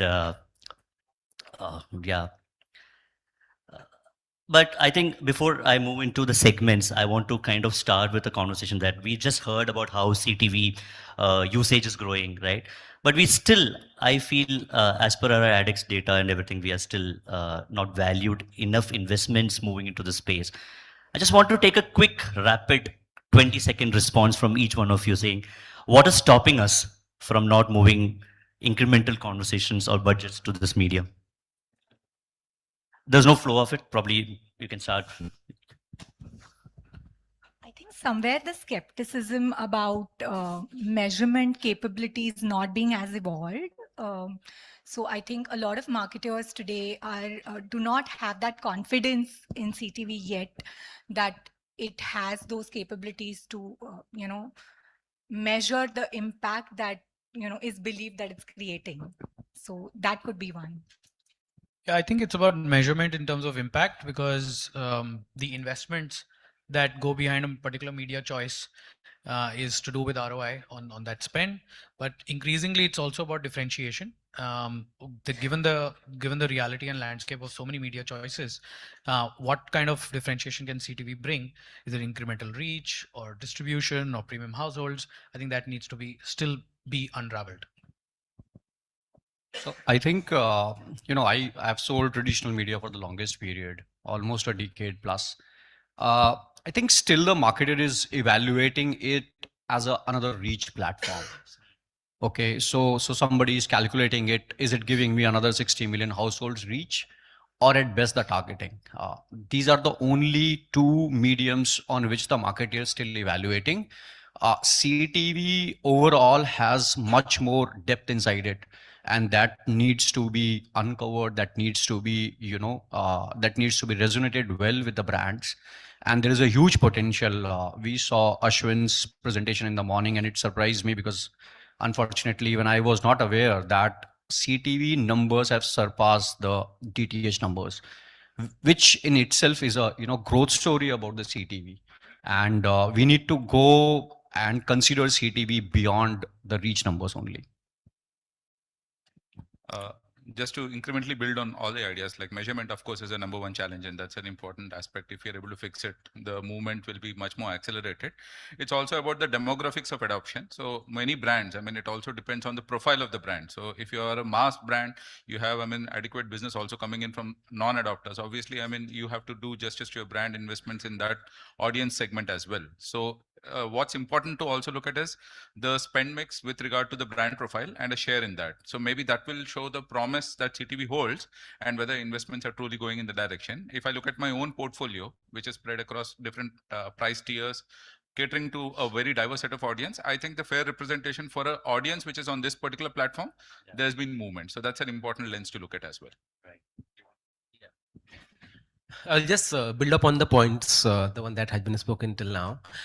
If we look at the incremental ad spends over the years, so let's say if I compare last year versus this year, 100 ad spend would have gone in the industry, let's say to for simplicity's sake, let's say 200. Now the plus 100, I just hope that would have been the number, but let's say whatever that number, plus 10, plus 20, whatever the incremental that we are getting, you will see that a good chunk of that incremental ad spend is actually coming from a lot of new age brands. So let's say in today's world, let's say a lot of new age, the smaller brands are the one who are just building up, and more often than not, what we can see that they are very, very ROI driven, or let's say very, very, some of them are not some, actually majority of them are very, very performance driven. They want to go for a conversion. From a marketer perspective, if you look at it, we feel, let's say many of us feel here that a CTV is nothing but it's just a medium. It's a tool. Ultimately, it's a TV where a household is sitting and consuming the content. It's a great medium to build your brand, to build that brand. And that's why when you see the traditional brands out there, they actually do go for that. In my previous organization at Godrej Consumers, most of the brands are pretty much on CTV and they continue to increase their spend significantly over there. In particular, the one at SCCA, NCCSA out kind of a brands. But then let's say at the same time, if you just see some of the brands, let's say, I don't know, the Whole Truth, for instance, maybe they are not right now, they might not be keen on going on CTV because, or let's say a TV for that matter, I'm looking them in parallel, I'm looking at both the names in parallel, but they are more product outlets, so they are building a product in a certain way. And for that, they don't feel the necessity of necessarily advertising on CTV or a TV. They are very much happy with the performance kind of a campaign or a social media kind of a campaign. I think they are okay with that. So of course the AdX is increasing. This component may not be going out there. Yeah. So I hear I can take away three things, right? Measurement for sure, which I think it's the elephant in the room. But what Kaushik mentioned about how can we create relevant audiences and create those insights to coming to Shaker's point of view on how you create more relevancy to each category, right? For even from social messaging to even that aspect to what you're saying about how linear to this shaping up happening, right? I think these are specifically the three, four significant things which definitely will take up. I think let's deep dive into understanding a little more about it. So, Riddhi, my first question is for you. I think LG Smart TV has been in this unique space where you can have access to entire home screens in the country, right? I think lot of CTVs or some of the CTV users' data is something which you will definitely be able to discover, saying what is the streaming, what is the linear environment, how does content consumption happens. All these things is something which probably you will have immense insights and data about it. So my question is, what is that one thing you wish probably the industry and marketers understand better on CTV while including the medium in their media mix? Sure. So I'll answer this not just from specifically a LG perspective, but generally a CTV perspective, or more of What I meant by LG is that you get a lot more insights because Yes, you own both the absolutely. hardware and software element of it, Absolutely, right? So yeah. you get it So a lot more insights. yeah, so adding in the LG perspective as well. So I think what essentially matters today is the way marketers look at CTV. So it is not just it's just not another video placement. I think it's way more than that. It's a premium attention environment, right? So when a user is switching on his smart TV, what he is essentially in like this high attention mindset, actively choosing the content, discovering content and choosing what he wants to watch, and then spending extended periods of time on the largest screen in his home, right? So this is the moment where marketers can engage consumers. It is a high intent, high attention moment where marketers can engage consumers and sort of capitalize on the storytelling feature of CTV, right? So that's something that's the lens marketers need to look at CTV from, Right. is what I believe. And also, rather than asking the question about does CTV fit into my sort of media mix, it's more about how can CTV amplify the effectiveness of my media mix, right? So rather than using CTV as treating it as a standalone channel, maybe treat it as something that can sort of increase the effectiveness of all your other channels, in the sense that use that storytelling layer in within like a broader omni-channel strategy, and by probably building awareness on the big screen and then reinforcing that messaging on mobile or digital, and then eventually bringing out the measurable business outcomes out of it.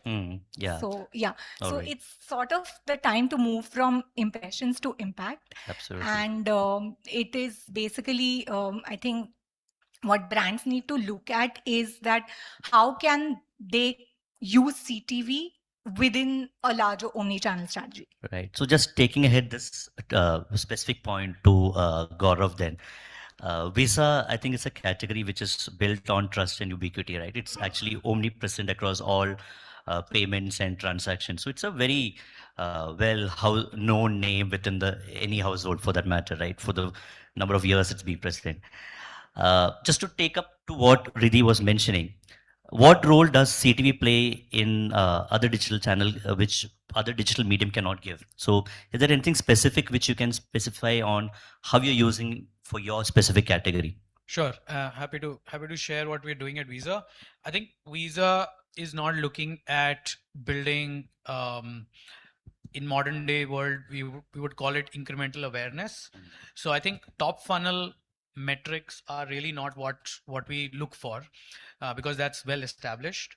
What we are looking for is more middle funnel metrics, where a lot more, while our journey towards building trust with consumers is on a continuum and will continue, but we want to do it at scale, but we also want to do it with precision.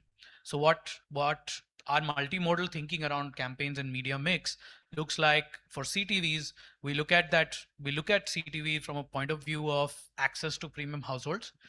Second, the chance of an experience which is slightly more delightful than linear. And oftentimes I think about the this very moment around CTV coming in a big manner, almost compare it to a decade back or a decade and a half back when HD came into India in terms of feeds. So it's almost like we are going through the second wave, but now from linear SD HD conversation to now CTV conversations. So CTV is solving for even better, more premium mix audience availability.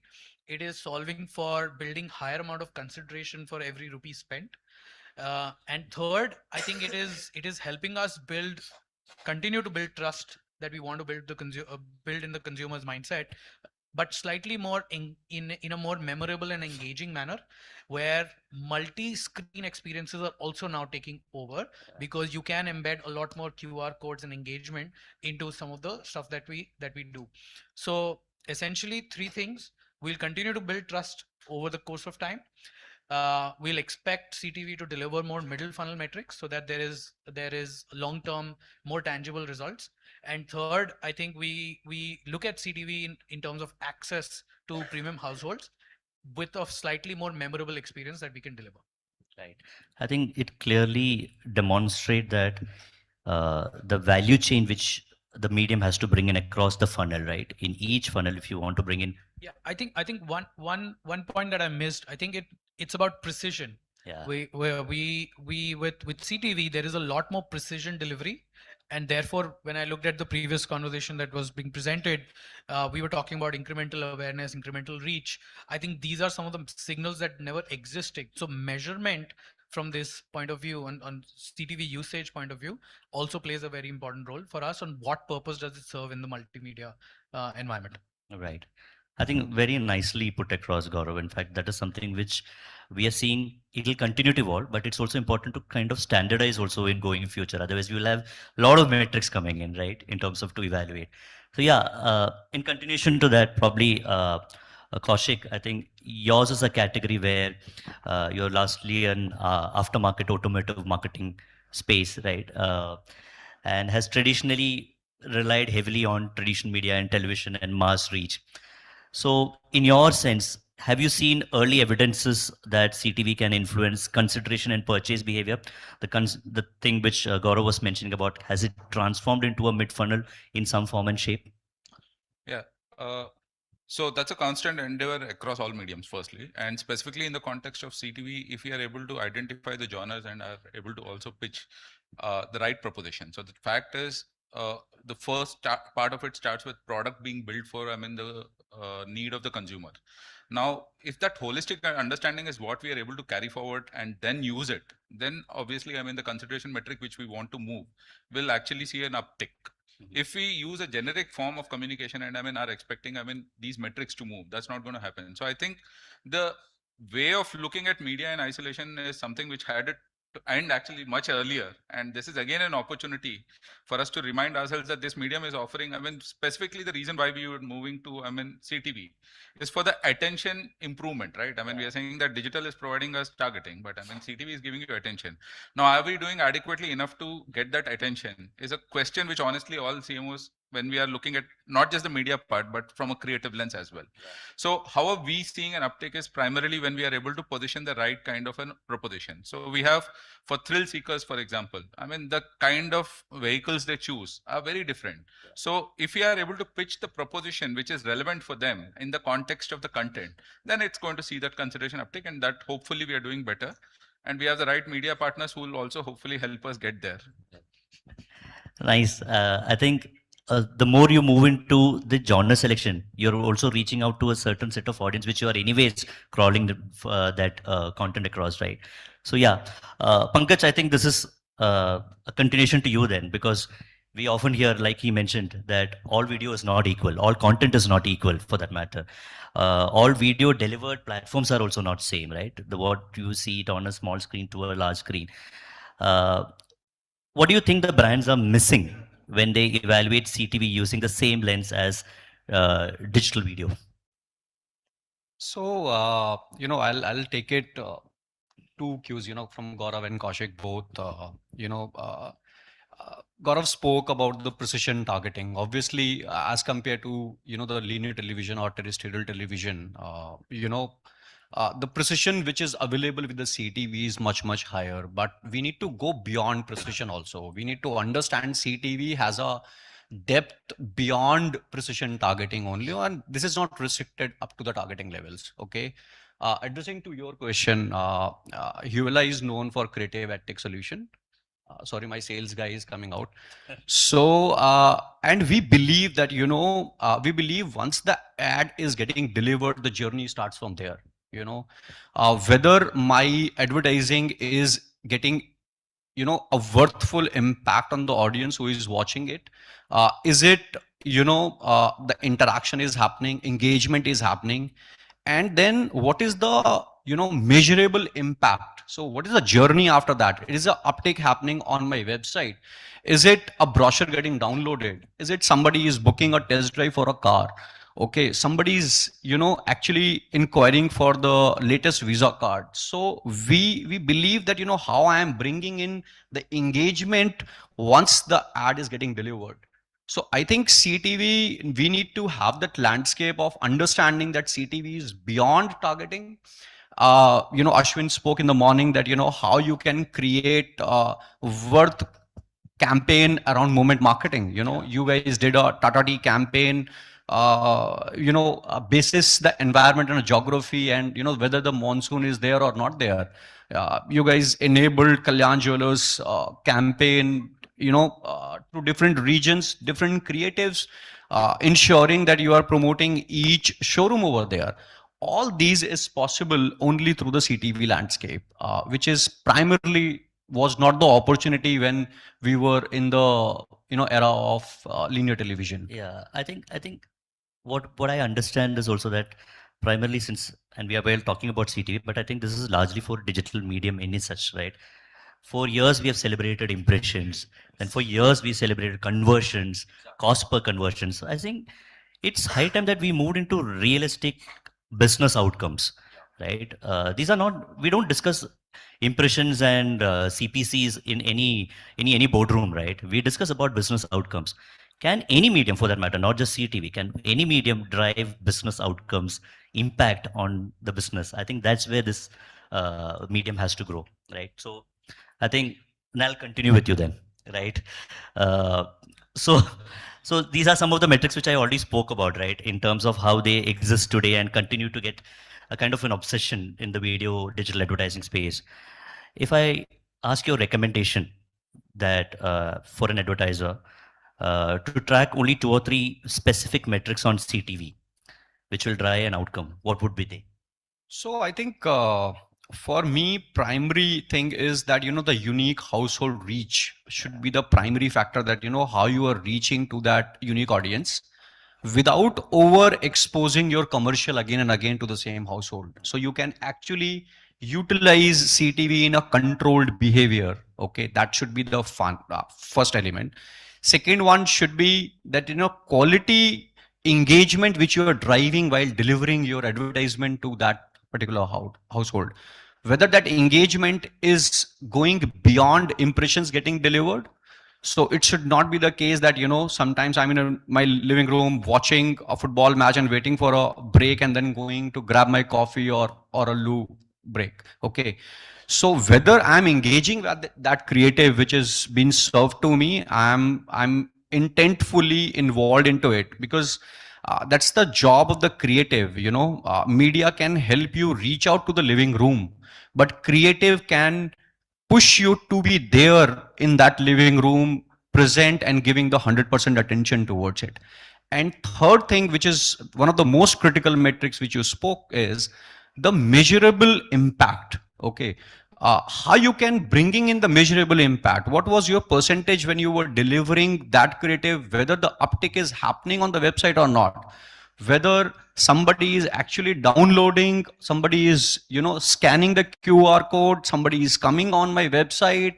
All those metrics can be, calculated quite well with the help of the CTV. So for me, these 3 elements will become always a critical piece. Nice. Uh, Shekhar, uh, financial investments or service sector is under constant pressure, right? In terms of justifying marketing investments, in terms of uh, what could be the direct activation which you get from a specific financial sector an advice, right? It's something which it's also based on a lot of trust and transparency, which you also have to deliver. Now, what does that metrics matters to you the most? Like what Pankaj was speaking about in these three metrics, let's say attention, impact, and the kind of creative innovations to reach out to the personalized messaging. What do you feel that for your sector matters the most? So, like personally speaking, from my own experience, so couple of things, of course, at least from an insurance perspective, I can tell you that people do know Tata AIG as a brand, but somehow, if you ask me, if whenever I go to the consumers and ask that, do you know that Tata AIG gives health insurance? Actually, they don't know that. They just know the brand. In fact, many of you out here, if I ask you which auto insurance brand have you insured your vehicle from, many of us would not know. Like we just take the quotation from the vendor or let's say from our agents and we just do the payment and we are out of it. So that's where the role and the kind of impact it can create that comes. And hence for me, the foremost thing that I look at this platform is building the reach and reach within the right households. So I try to look at that at a certain frequency, similar to TV, the way we do. Like we plan at a 3+, 4+, 5+. Kind of a frequency, a certain kind of reach. The first and foremost thing that I try to see that whether we are able to deliver a certain reach or not. We advertise heavily in the CTV world actually. Almost like 50% of our investments go on CTV, and predominantly because it penetrates very well in the NCCSA households. I mean, just to give you a perspective, like let's say in India, like we were just speaking about, just for the audience, out of 320 million households that we have with a TV penetration of 80%, the total number of TV households comes to somewhere around 240, 230, 240. Out of which the LTV or cord cutters, they will constitute close to 20%, which is like another 50, 60 million. And the CTV number which gets quoted is somewhere around that only. Depending upon source, it varies between 40 to 80 million.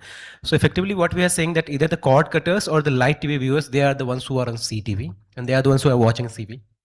And hence it becomes very important for me to ensure that they do watch my content. And related to that, the second part, which actually is again very boring, but it's important here as well, the VTR. Fortunately on TV we don't get that, but here we do get that data. It's basic, but it sort of in a way emphasizes that what's the kind of content you have curated. So whether the content that you have launched out there, whether that's actually doing the job right or not. So that helps. So for instance, flexibility of YouTube on TV, like you get to see all those metrics, and suddenly, apart from doing link and all, you get to see the validation that whether web curative is working or not. So you get that idea as well. So from all these perspectives, I feel it's a great medium to track the key basic fundamental metrics of reach, view through rates, engagement, and all those things. And it's quite amazing to see it there. I'm a bit curious to extend that a little more. Let's say if I think about a scenario which you mentioned about that, a lot of people may not know what service they use, right? Which means that you also need to do a lot of top funnel activation to kind of be at the space of building brand awareness. But that means I'm coming back to the same old metrics that you need to deliver more impressions, frequency, build on your reach. Now, if I ask you, let's say within 10 million impressions to be delivered versus if I say 1 million, evidence of 1 million people have literally created an audience change or behavior change, what would you value the most, or both are equally important?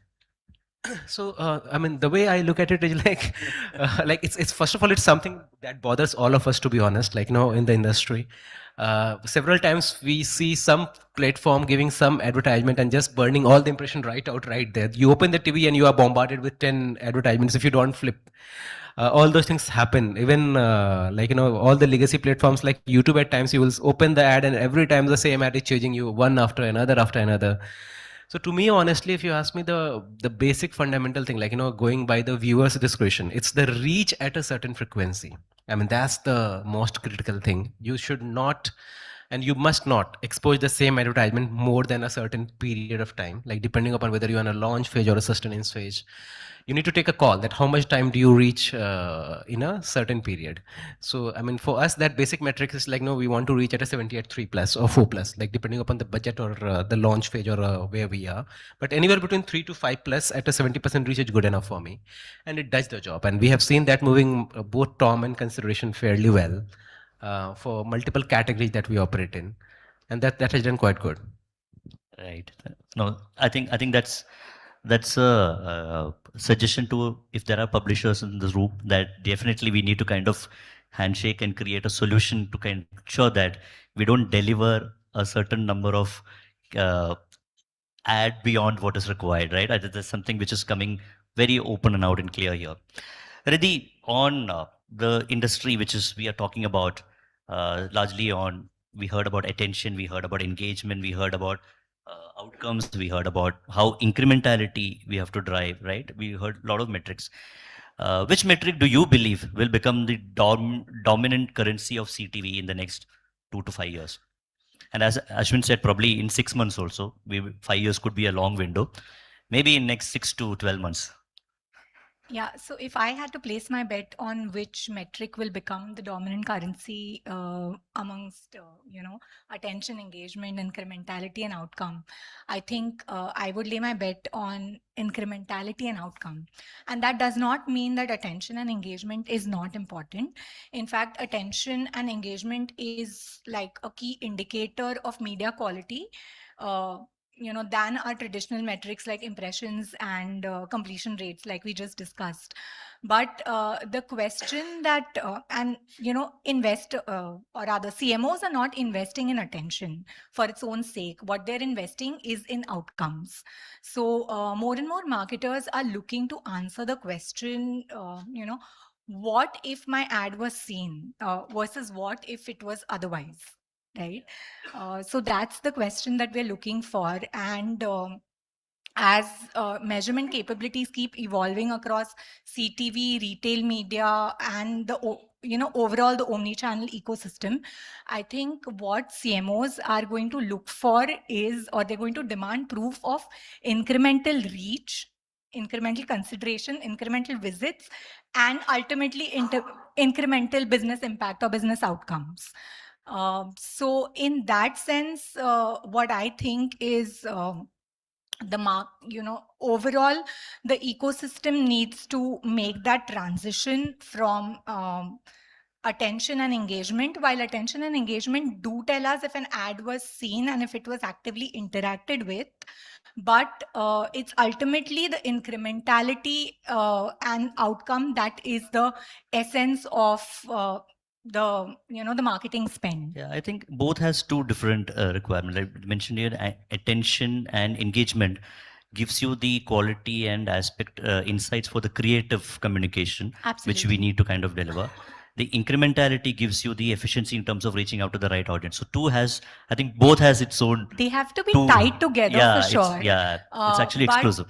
yeah, absolutely. And then I think over the next course of a few years, the industry is gradually going to move from optimizing for exposure to optimizing for attention to optimizing for real business outcomes.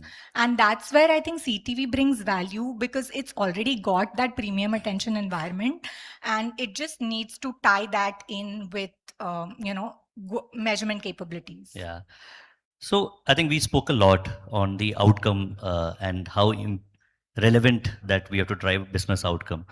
So Gaurav, and you also spoke about how you need to see this evolving from across the funnel, right? Top funnel to mid funnel to lower funnel. So I think historically the brand teams has been kind of having two siloed objectives, right? One is brand awareness, TOMA, which we spoke about in from the top funnel, and then comes the daily engagement with the consumer to kind of convert more.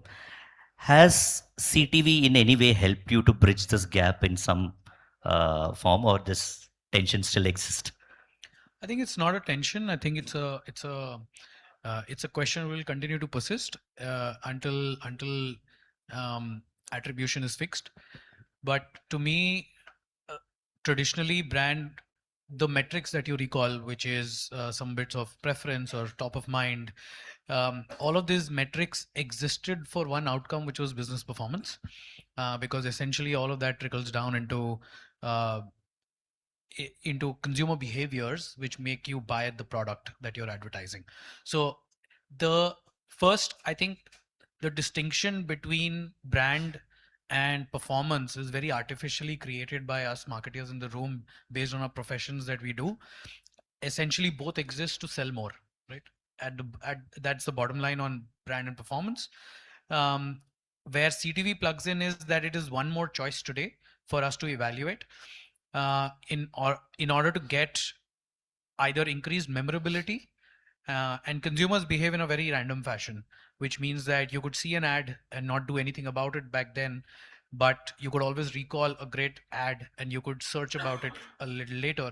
So the funnel might look broken, but hence for me, I use the word actionability and not really the metric that we track, which is VTRs or engagements or CTRs or even traffic on the page. Of course, that's very instantaneous and good measure, but last click really doesn't matter to me, because essentially what brand and performance are trying to do is what essentially brand and performance are trying to do is either build intent, short term or long term, or harness present intent, which is here and now. So CTV will play in the mix between the brand and the because of the great targeting that it brings in and the premium audiences that it brings in. But eventually, somewhere it will settle between brand and performance, because and build to purpose for what marketers are wanting from their campaign. So I think that's where it will settle down. Right. Thanks. Kaushik, do you have anything to add on to this? Because I honestly feel that there is two levels of engagement, correct me if I'm wrong, on happening on your platform, on your set of product. One is definitely premium audience segments targeting, and then there is also mass targeting, which anyways you do for commercial vehicles as well, right? So in such segment, how do you differentiate this? See, the thing at the end of it, outcomes are important. Everybody is talking about it. No two ways about it. But at the same time, I mean, outcomes are like a lagging indicator. And I mean, for that, we need leading indicators. So all the leading indicators are some things that we constantly need to work on. So commenting on all of these, like for example, is CTV about incremental reach? I mean, one way I look at it is, look, today the proliferation of digital is there, and if your mix has amount also some statics and all of it, the proposition being accessible to your consumers, I mean, it might be there in other mediums as well. So I'm not really looking at, I mean, from a CTV lens especially, I'm not looking at it only from an incremental reach. I mean, so what I'm looking at is the reason what it was sold to all the marketing fraternity is that this is better attention. So that's a very essential reason why, I mean, and it's at a premium also. We know that the CTV inventory doesn't come at, I mean, it's at a premium. So now the promise on which we are being sold is primarily attention. So why are we not having a means to be able to measure that effectively? So if that is why, I mean, I'm paying an X, like 1 point, whatever, I don't want to give out a decimal, like, I mean, whatever X I'm paying. So if I don't get a measure on that, that always is a nagging problem for me. So that's the place where I think, I mean, a discomfort is there. And we've spoken about also frequency capping. So these are all the challenges. Now, coming back specifically to what you asked me, in terms of I resonate with what Gaurav is saying. I mean, this whole artificial thing about, I mean, this is a performance marketing thing. This is a brand building kind of a thing. Everything ultimately is a performance. I mean, even brand building is performance at some particular point of time, maybe short term, maybe long term, and whatever way we do it. So as a CMO, what is the important thing that we all should be mindful is, how am I able to build a retained message? For example, we know some of the iconic brands and the messaging that they've built is such a beautifully retained one. And it's not just about age, years. In my own lifetime, I've seen a brand which was zero, and today, I mean, it's built a beautiful memory structure where if I just put, I don't mention the brand line, I mean name, and I just say, de sabse shuddh pani. Everybody knows what brand I'm talking about. So somewhere, I mean, if we are not able to build that kind of strong memory structures, I think, I mean, we will not be able to get the results we are talking about. Actually, I think you brought in the right element, because how erstwhile there used to be an entire practice of emotional storytelling and engaging the consumer with the brand name, registering it. I think these days 15-second or 10-second or 20-second commercials may not be doing the justice, but I think, as you rightly mentioned, the messaging is important. Even if it is a short commercial, the messaging and storytelling aspect becomes very important. I think can I continue with that Sure, in sure. terms of then, are we somewhere compensating, or are we somewhere trying to sacrifice the storytelling or the power of messaging by leaning more into efficiency and performance in such? So if you're talking about basically because of the shorter formats, Yeah. I think it's a right challenge. I mean, if we take pride in being representative of a consumer voice, what it means is a challenge for us. How can I crisply tell you that I'm relevant for you? So what is the setting which is important? Relevance is basically what it is. I'll give an example. I'm just thinking as I'm thinking about it. There was a Swiggy one laddu delivery kind of a thing, and if you remember the memory structure, it's a maybe a 10-second or even shorter. I don't remember. So there's craving, there's instant delivery, and you're able to build something which a person says, yes, I relate to it. So the fact is, there is some smart marketer somewhere who basically understood what truly is that consumer insight that I should use in that 10 seconds or 15 seconds. If I'm not able to get that, that is a challenge which me and my team should basically pick it up. How can we get that sharp one insight where somebody says, I relate to this, this is me, and hence this brand is for me. So that's the challenge which comes through. So yeah, I mean, there's one way which we can constantly say, why can't I do a 45-seconders like my good old days? But the truth is, if this is the medium, I mean, there is 6 seconds also today as a challenge. Like, Yeah. I mean, there are mediums on which, I mean, skip button appears and then somebody just might skip. So if the challenge is there, then our thing is not just about complaining about it, but being able to work harder. How am I able to build better relevance in a much more crisper way? Okay. Like, I think well put across. In fact, that leads to probably to Pankaj, if you want to kind of add on to that, because you are in the helm of a lot of creative innovations which you anyways bring in. How do you think you can complement that requirement? So our USP is to, being into the creative and, ed tech company. So my role starts from where your pain starts. So, when we talk about it, and creative for us is not a decoration on the media, because we were talking off stage also that, there is already a thought process which is built in while creating that creative. There is a essence of that creative which you wanted to communicate to your consumers quite well. Okay. Now, how I'm going to build around it is the purpose behind that creative. How we can relate to it in terms of bringing in that engagement intent with the help of that creative, so that I can pinpoint, address the concern of bringing the consideration into the picture from the consumer point of view. And end of the day, what is the measurability which can be given to my advertisers back in the form of some relevant data on which you can go back, work on the insights and replan your, next campaign or retarget it. So for me, media helps you getting into the living room, but getting the attention within the living room and not allowing your viewer to go out is the creative excellence which, we come into picture for. So I think, we can work together and I can give you some good solutioning around it to everyone. So Again pitch happening here. I should intervene, right? I think we are almost end of the session, but I would like to do probably a quick rapid fire where each one of you can share a response. So I'll just read out. Okay. If you can invest all your CTV budget in one of the below developments, which one will you choose and why? And I'll give you 5 options. One is definitely we cannot leave AI anywhere else. We have to bring in AI-powered audience intelligence, retail media and commerce integration, better cross-platform measurement, premium content ecosystems, and interactive and shoppable experience. I'll start with you, Kaushik. All of the above. It's an MCQ, yeah. There's no all of the above. Okay. I'll take, I think Which one will you prioritize, probably? Cross-platform measurement. For me, I think that's a very critical Okay. need of the hour. All right. Shekhar? Yeah, just repeat the options once again.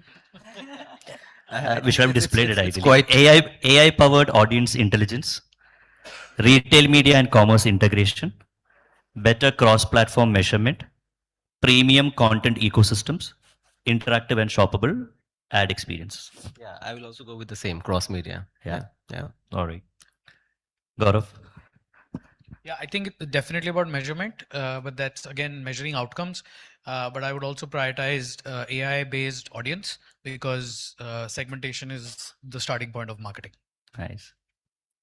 I will echo with all of them. Okay. It is cross-platform measurement, and that's what I started with, because I think measurement is the foundation of everything. Yeah. And as long as we get that right, we will be able to derive value out of, AI or premium content ecosystem or anything that we want. So it's not about being present on all screens, but it's about making like a consistent messaging across all of it and connecting it all together.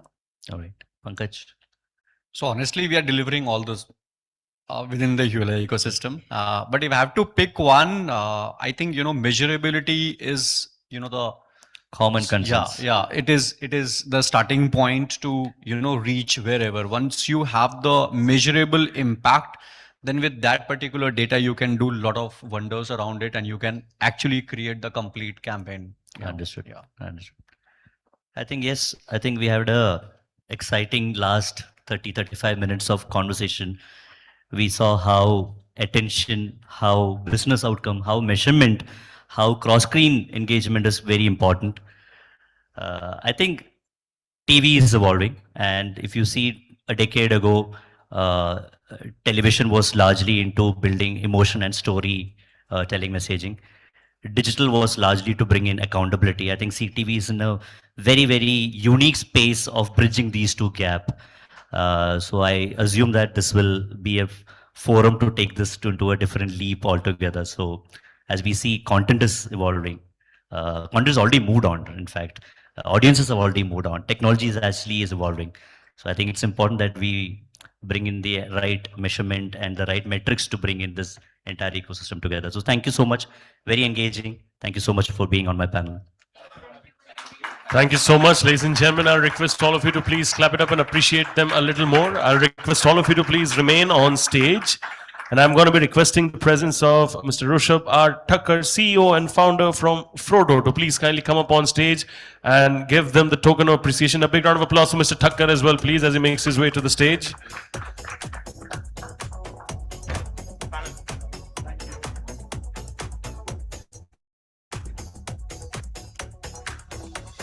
And then we'll do a nice group photograph with all of you over here at the front ahead of the tables after all the token appreciations are distributed.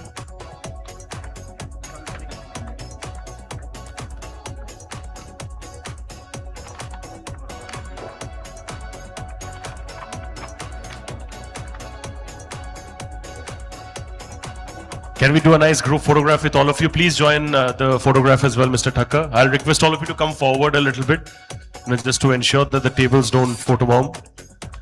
And if you all can clap and appreciate them a little louder, ladies and gentlemen. They've truly shared some really, really wonderful insights for all of you over here.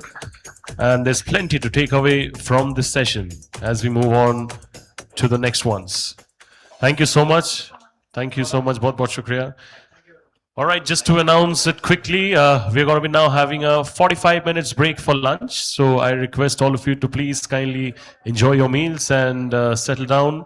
We'll be having a sharp 2 p.m. start. So that's exactly what we intend. So I'll request all of you to please kindly enjoy your meals. See you all in the second half of the conference soon. Thank you.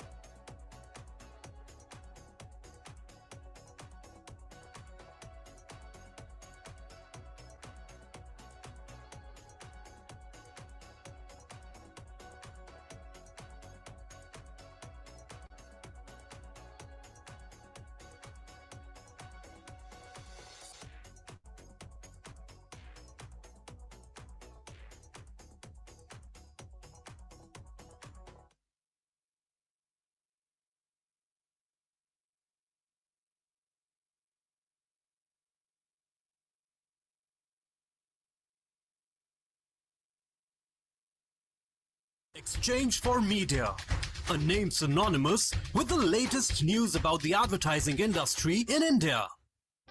The Exchange for Media Group, set up in 2000, has the most credible media platforms covering the entire advertising, media and marketing domain with its highly acclaimed digital, print and on-ground assets.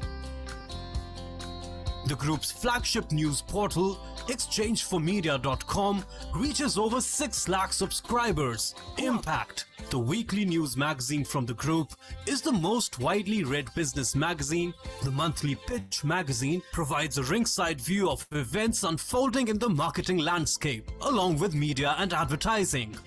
Another monthly magazine, Realty Plus, is a market leader in reportage on the real estate industries. In addition to niche, bespoke events and roundtables curated especially for discerning clients. Exchange for Media events attract stalwarts as speakers, along with a loyal audience comprising of leaders, trendsetters and opinion makers. Exchange for Media. At the start of the millennium, a vision to publish niche, relevant, and quality content for the marketing, advertising, and media professionals was realized with Impact magazine. From publishing investigative pieces to asking tough questions to the industry leaders, recognizing the big trends in the advertising ecosystem and bringing in a global perspective. A brand new and unique global creative network called Densher Creative. How do you creatively solve a problem or push something, a conversation forward? So I love that a lot. I just know that's very representative still. I think we have some really strong storytelling. Impact has been the industry's voice for the past 2 decades. The magazine launched industry-first properties like 50 most influential women in media, marketing, and advertising. Impact Person of the Year. I am deeply touched by the recognition and the honor. I accept this wonderful award with a lot of pride and happiness. Top 30 under 30, which have over time become benchmarks for industry professionals. 22 years of keeping the readers hooked on to its in-depth coverage and analysis. Impact magazine.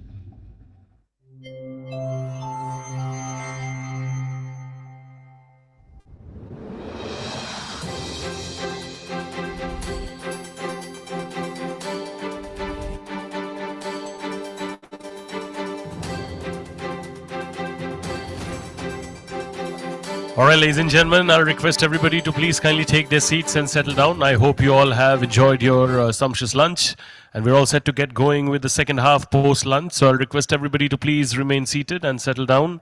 We're all set to begin right now with the next session. But prior to that, ladies and gentlemen, it's a very, very prestigious and esteemed conference, and I would like to once again take out a special moment to thank our partners for the day, as without their support, we truly couldn't have pulled this event off. Ladies and gentlemen, co-presenting partner, Uella, a creative ad tech and intelligence company, co-powered by Z5, a Pura India Watchega. FIFA World Cup 2026, live and exclusive only on Z5. Gold partner Frodo, co-partner Zone Media, unlocking the future of CTV advertising by connecting brands with the right audiences across premium streaming platforms, powered by data, technology, and measurable results. Can I request all of you once again, let's acknowledge the support of our partners. Can I request all of you to clap it up for all our partners, please, everyone. Thank you so much. Bahut shukriya. And on that note, I'm going to request the console to please kindly play the partner presentation once again for our esteemed audience post-lunch. Everything looks like it's working. campaigns are live, budgets are scaling, impressions are growing, but attention, it's disappearing. That's because we train people to ignore us. We keep chasing visibility when visibility is not the point. Attention is. And when you get that right, everything changes. Uella, a creative intelligence and ad tech company, turning visibility into active attention, where a message becomes an experience. A single idea evolves constantly, adapting to what works and improving with every interaction. Because attention is not one moment, it's a system. And Uella builds that system end to end. So when a message catches their attention, people don't scroll past. They stay and engage, not because they have to, but because they're entertained, hooked, and immersed. And then they follow through. This is where advertising is heading. Let's earn some attention. Experience the next era of advertising with Uella.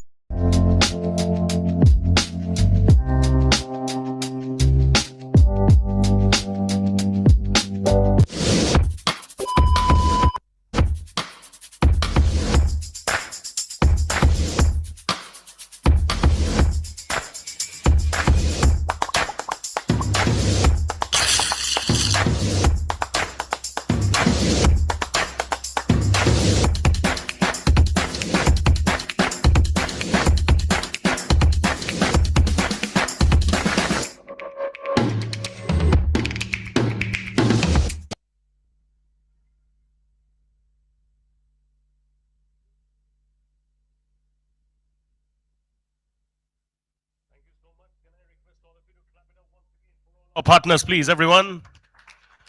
We are right now gearing up for the first session post-lunch. This is going to be a fireside chat, and I promise you it's going to be full of fire indeed. This is about the algorithm owns the screen, how AI is rewriting the rules of television and streaming. I'll repeat the topic once again for you all for the fireside chat. The algorithm owns the screen, how AI is rewriting the rules of television and streaming. To conduct this session, I'm going to be inviting on stage the assistant editor of Exchange for Media. May I please have Mr. Imran Fazal on stage, please. Thank you so much. Clap it up for Mr. Fazal, please. And to join him on stage to share his knowledge, insights, wisdom with all of us over here, we have with us Mr. Kedar Ravangave, who's the head of marketing at Kotak Mahindra Bank. A big round of applause for Mr. Ravangave as well, please. Thank you. All right, Imranji, the timer is set, and we look forward to hearing both of you. Thank you. Okay, so before you start, I just might need you to swap a little bit quickly as per the photo arrangement, just to ensure the pictures and everything come really nice. So thank you.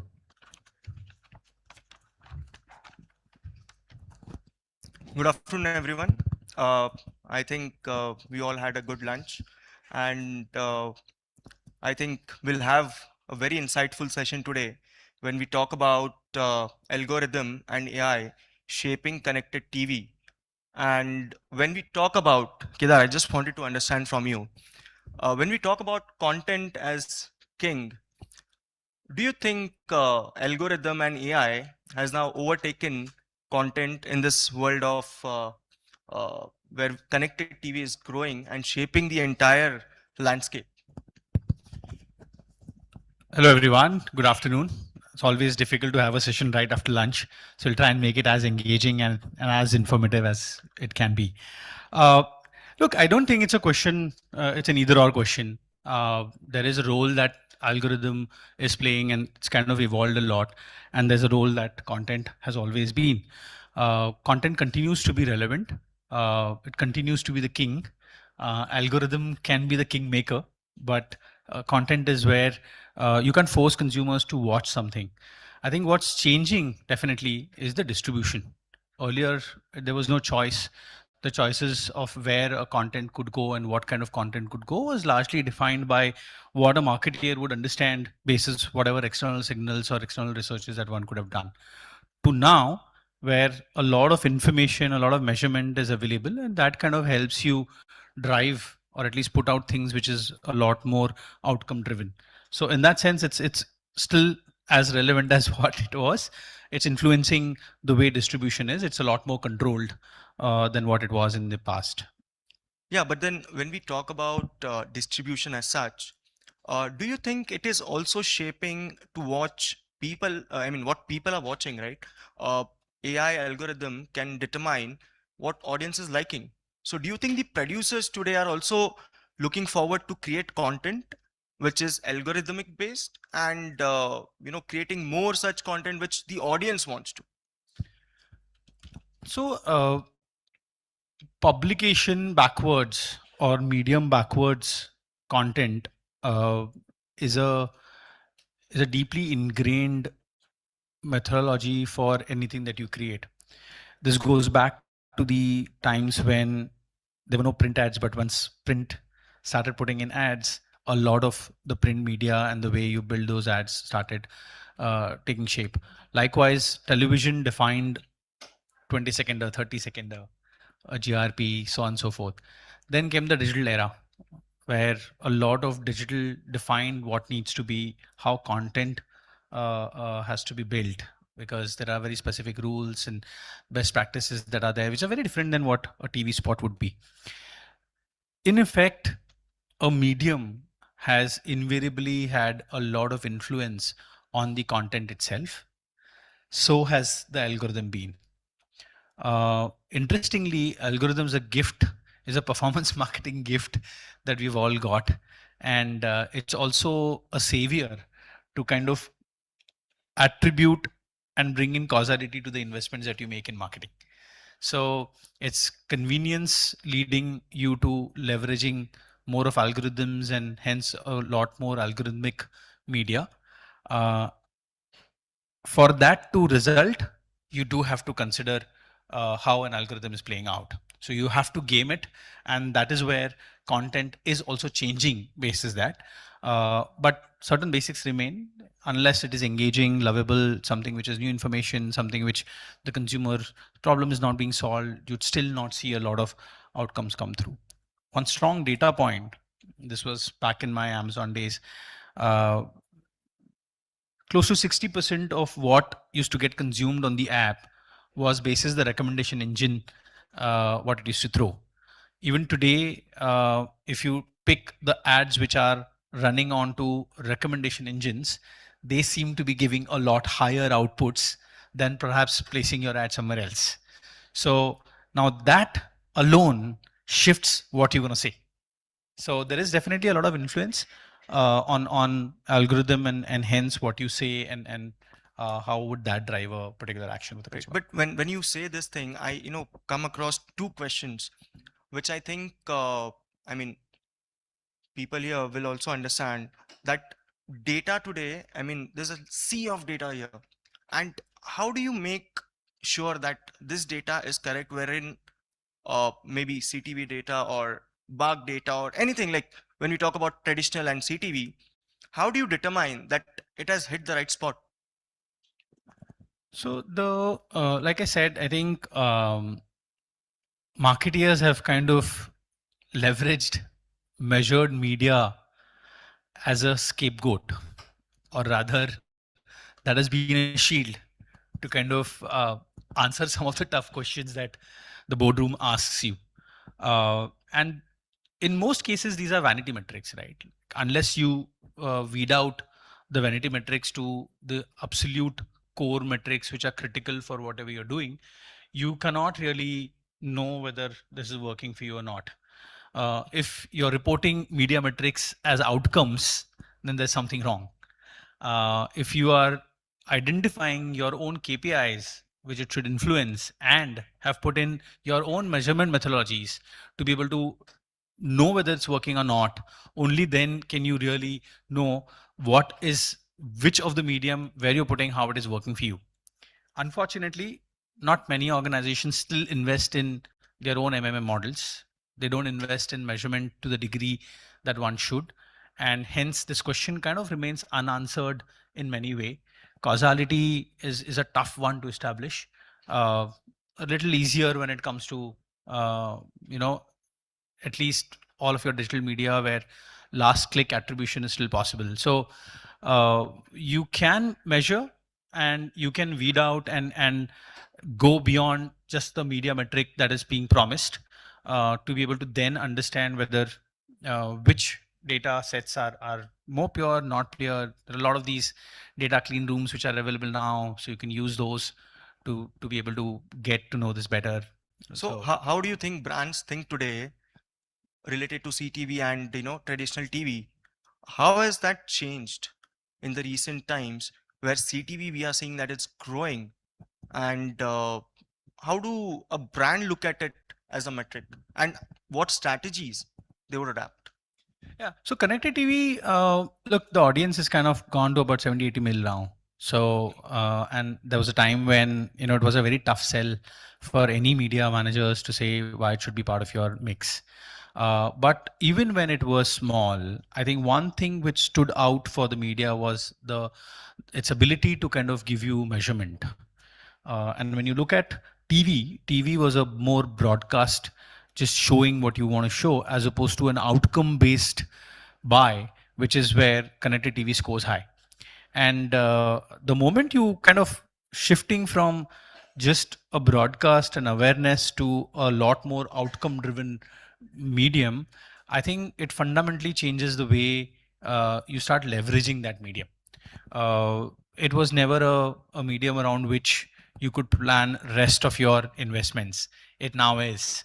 If you want to go after a metro audience, it's definitely at the center.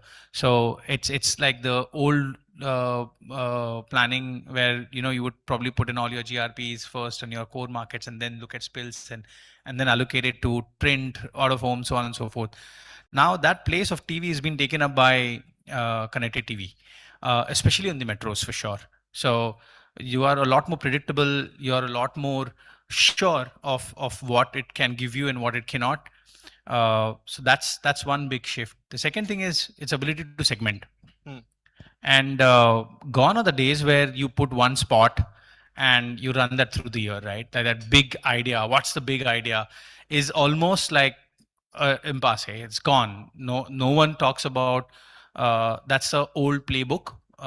You now need to look at building brands in a very different way. It's a lot more content through the year and less dependent about that one spot done through the year. So connected TV is kind of allowing you to do that, where you have multiple spots. You're talking to certain specific segments, personalization. A lot of pluses are there, which come through. So it's more central now. I want to touch upon an interesting point wherein financial services, it takes long cycles to engage with consumers. How do you think AI powered television is it reducing the cycle, or how is that helped financial services, and especially how is Kotak doing it? Look, I don't think we've reached a stage where a medium is changing the buying behavior to that an extent yet. So in terms of the few changes that have happened for high involvement products, and finance is a category where pretty much most parts of it are high involvement products, and they have deep impact on a consumer's life. There, the entire marketing has become more like a full funnel marketing, And in that, when you have a lot more intel and a lot more segmented way of driving things, you're able to then have more connected medium, which is again a very outcome driven media planning that happens. So you know that someone would have seen it 3 times. That's when you'll kind of throw another bottom funnel ad to that consumer, and then if the consumer has clicked it and not bought it, then you go back. So it's a lot more orchestrated way in which you are kind of navigating a consumer from taking certain decisions.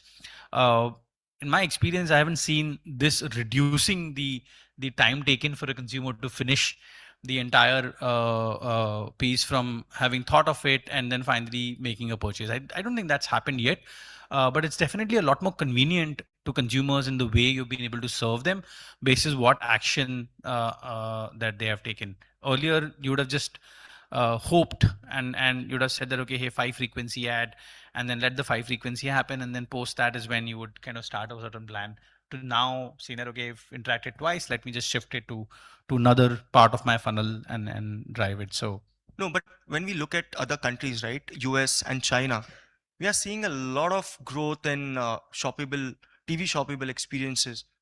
What are we not doing in India that they are doing and it's growing? see, I think the overall commerce plus content is a relatively um underutilized or under represented media yet. And I feel that the way at least China has lapped it, and perhaps the way they've been able to look at the entire full funnel marketing in a very different way. And I was amazed at some of the ways in which the playbooks were being built in even for low involvement products in a China or for that matter even in US. I think the ability to influence and aid buying across the funnel is probably orchestrated very well beyond in the more developed countries, if I have to look at it that ways. India still has, and I was talking to a CPG brand, and we were exchanging notes on something, and the CMO was telling me that, look, I have a certain part of the geography where I still don't have digital reach or distribution. So I'm gonna be, my plan still has TV as the core, uh, let alone having online distribution. They still don't have medium which is as penetrated as one would assume it to be, sitting in a metro or sitting in an ivory tower. So I think somewhere the entire e-commerce comfort, ability to fulfill the journeys online, and add to it the entire ease with which you're able to drive the end-to-end marketing campaigns is where probably we still have some distance to cover. But that said, India has a lot more pluses than many other things there. Right. If you look at the growth of CTV and people watching it, growth of audience there, what is the ideal media mix? If you have like 100 rupees, how much would you dedicate to CTV and how much would be for traditional or print, etc.? How do you look at it? Look, I think there are many. It's a lot more driven by the objective that each campaign is supposed to drive for you. There are a few campaigns which the job is to kind of help drive just outcomes which are very transactional in nature, while others have a slightly more deeper impact on equity that one would want to drive. Depending on the KPI, I think the mix is an outcome of what KPIs you're trying to drive. Connected TV is in a way more of a replacement to TV straight out. But interestingly, it's also collapsing to kind of take on a lot of share from performance marketing. So what we're all witnessing is there is attribution, there is shoppability, and hence every medium today, anything that is digital, aided with a lot more variables through which it can serve, is becoming a deadly combination for just one medium serving everything that you would want to do. So I don't have a straight out answer to say I would put like a 60% on traditional, 40% on digital, or move and have 70% perf or growth to this. I think gone are those days. If anyone is answering that, I don't think you're completely glued in to how dynamic the plan needs to be. Yeah. And coming to the lighter side of this, what is the emerging trend in AI, streaming or connected TV that you believe is currently very underestimated? Uh, I don't know how many of you all seen this, but LinkedIn has already launched hyper personalized ads where you'll freak out seeing your own name and an ad which is talking to only you on LinkedIn. And that's essentially where things are headed, where you're seeing a lot more hyper personalized medium coming through. And with the ability of producing a lot of content at a very, very minuscule cost of what it used to be in the past, I think the trend of hyper personalized ads and how the entire media across can help you deliver it is perhaps yet not explored to the degree that I would see in perhaps in the next 6 to 9 months. AI is deepening its impact across all spectrum of marketing, be it research, media, journeys, or measurement, and that has a seismic change in the way all workflows in marketing will operate. So in that context, I think the trend of hyper personalized campaigns and moving away from one spot delivers all is going to be a lot more common for all of us to witness soon. So, coming to my last question on this, if you had to leave the audience with one prediction on how AI will generate or transform streaming and television in the country, what would that be? Like I said, I think one has to look at the impact of AI, not just from a variable. You need to see how the entire ecosystem is kind of getting influenced with a lot deeper understanding of consumer, almost to the degree of knowing each consumer as an individual, to having the capability to produce content which is designed for individuals very, very differently, almost n equals 1, and being able to deploy it and show it to an only individual that is at scale, which is in millions, and then finally being able to fulfill the journeys right there. I think the trend is really about how do you really re-look at your workflows and see the impact of AI more holistically. I think connected TV or perf or growth marketing and some of these are just part of the larger ecosystem. One has to really look at the larger impact that the change of workflows is going to be, and then bring in your plans which fit in. But then eventually, do you think there is a requirement of human touch when content comes in the picture, or when we look at recommendations or ads, etc.? Do you think there is still a space where AI cannot fill? This we must have all heard by now. I think what AI and more agentic AI lacks is common sense. In many cases where you try and deploy multi-agentic systems to do a lot of stuff semi-autonomously for you, you risk a lot of optimization being done on only certain goals that you have given to your agents. So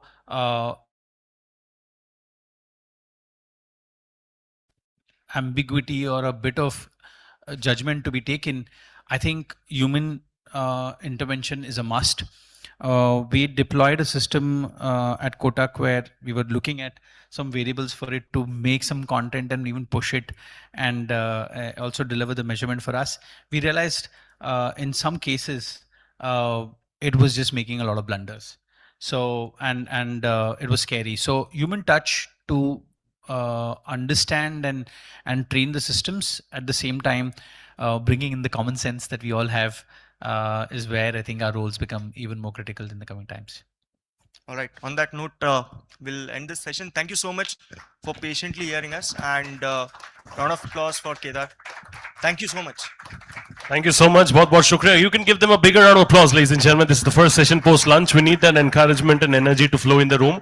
I'll request both of you to please kindly wait on stage, and I'll request Mr. Fazal to kindly give the memento and the token of appreciation to Kedarji over here. And can we have that on stage? Thank you.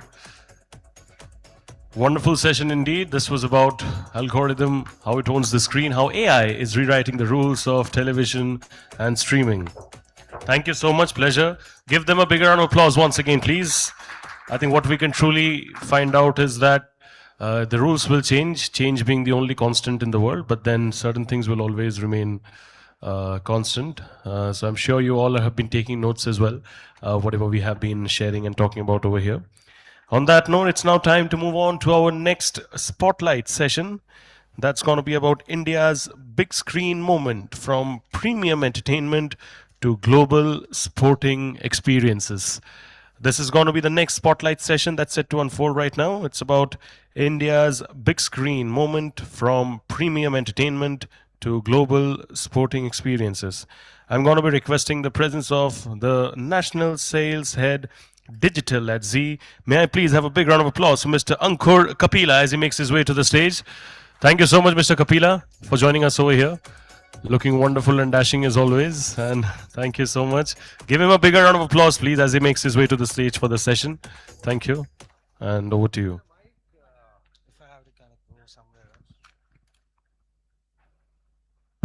Okay, wow. I think a lot has been spoken about connected TV. A lot has been spoken about evolution, technology, and so on and so forth. Let's just talk about sports at the moment. Football fans in the house, can I get a cheer? Is there any football fan in the house? Perfect. So I'm also a football fan. And a few weeks ago, all of us had one question. Where will we watch FIFA? I was devastated. If I had to watch FIFA on Doordarshan, it would have just broken my heart in a huge way.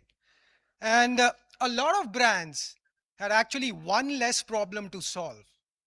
Thanks to Z, we got into a partnership with FIFA, and now fans are related, brands are excited, but there is one question that every brand and every boardroom meeting or any client meeting or any agency discussion that I had, I've heard that question. So let's just address the elephant in the house, and let's just get it at the beginning itself.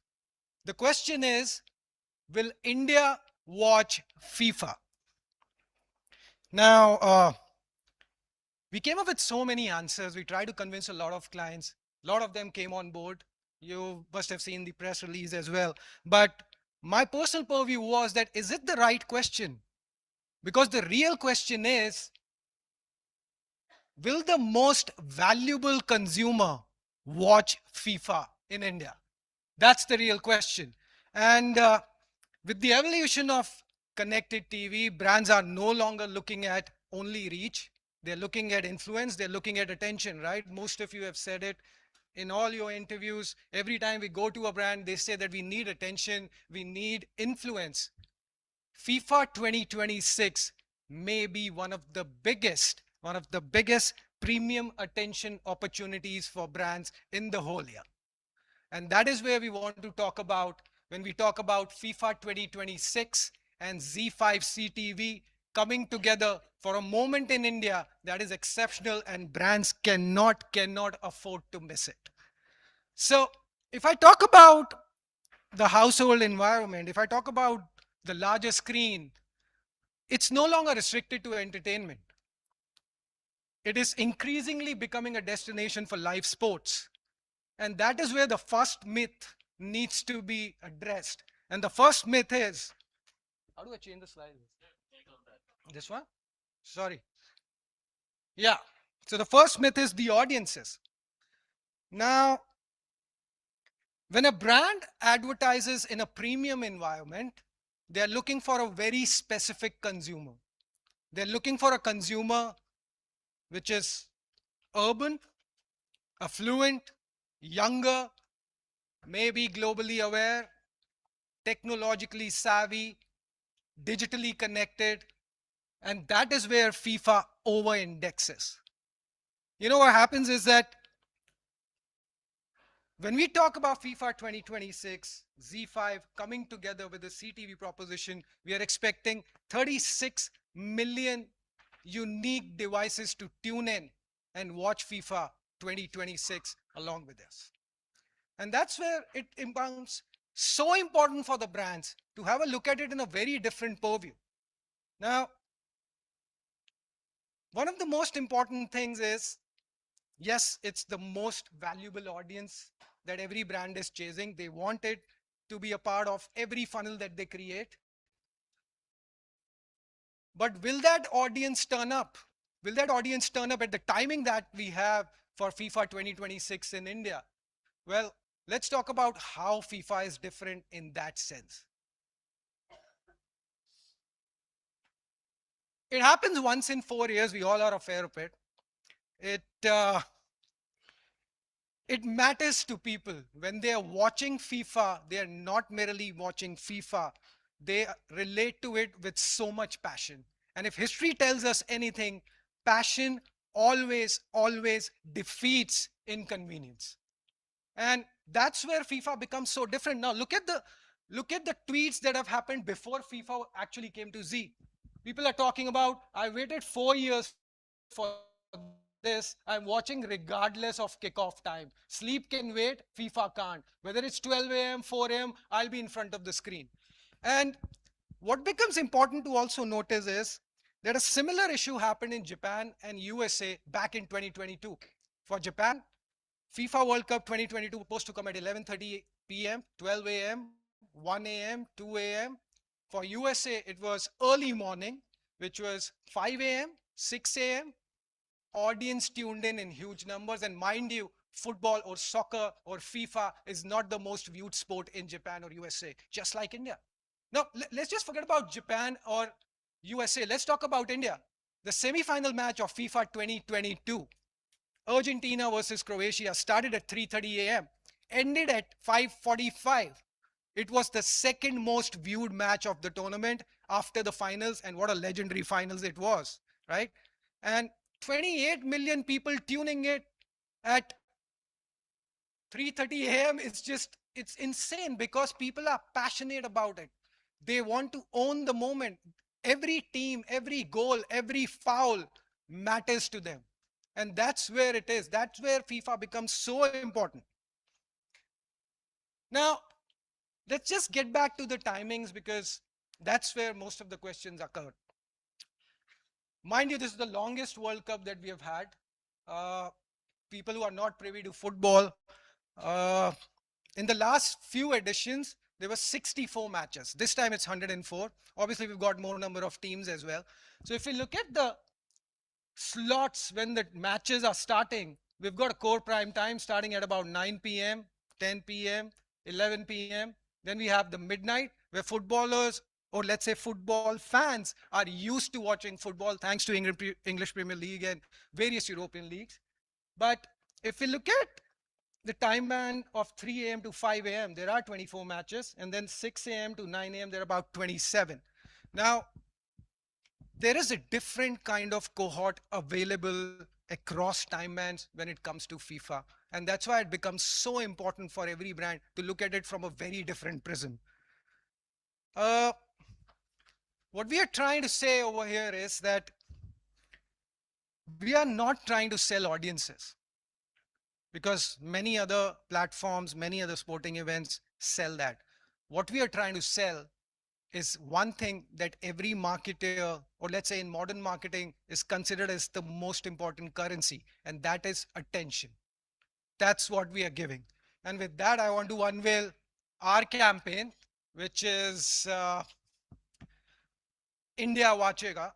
This is the first day of the campaign. We are going live with it. I just want to unveil it in front of you guys so that you can have a look at it and then just give us your feedback. How about it? Can we play the AV, please?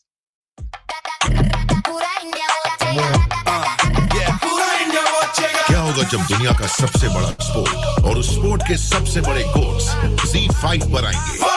पूरा India वॉचेगा, रात भर वॉचेगा, सोते सोते वॉचेगा, रोते रोते वॉचेगा, हंसते हंसते वॉचेगा, हफ्ते हफ्ते वॉचेगा, होप करते वॉचेगा, कोप करते वॉचेगा, फियर करते वॉचेगा, चीयर करते वॉचेगा, ग्रुप में वॉचेगा, म्यूट पे वॉचेगा, कार में वॉचेगा, VAR भी वॉचेगा, लाइव भी वॉचेगा, हाइलाइट्स भी वॉचेगा, एक ही गेम में ड्रामा वॉचेगा, स्क्रिप्ट वॉचेगा, एक्शन वॉचेगा, सस्पेंस वॉचेगा, वॉचेगा।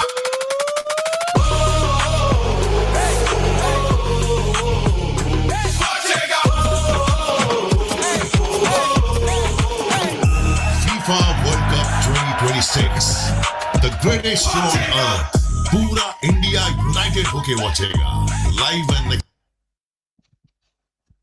Thank you. Well, I'm ready. India is ready.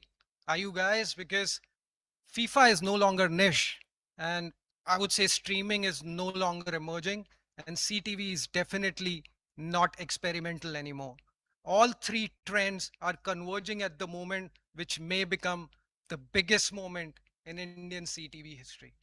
Thank you very much. I'll see you all 12:30 a.m. on Z5 app because the match starts tonight. Thank you. Thank you, and I'll request you to please remain on stage, and you can give him a bigger round of applause, please. May I request Mr. Kedar Ravangave to please kindly come in to the stage and give the token of appreciation to sir over here. Do we have Mr. Kedar around? Okay. So may I call Mr. Fazal? Okay, so in the best interest of time, I hope you don't mind receiving it from me. Give him a big round of applause, please.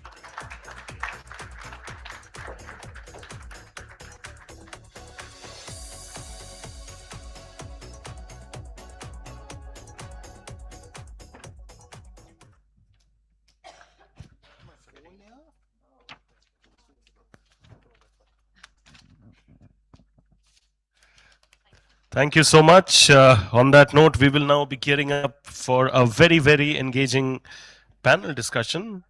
I'll quickly request for the chairs to be put up on stage.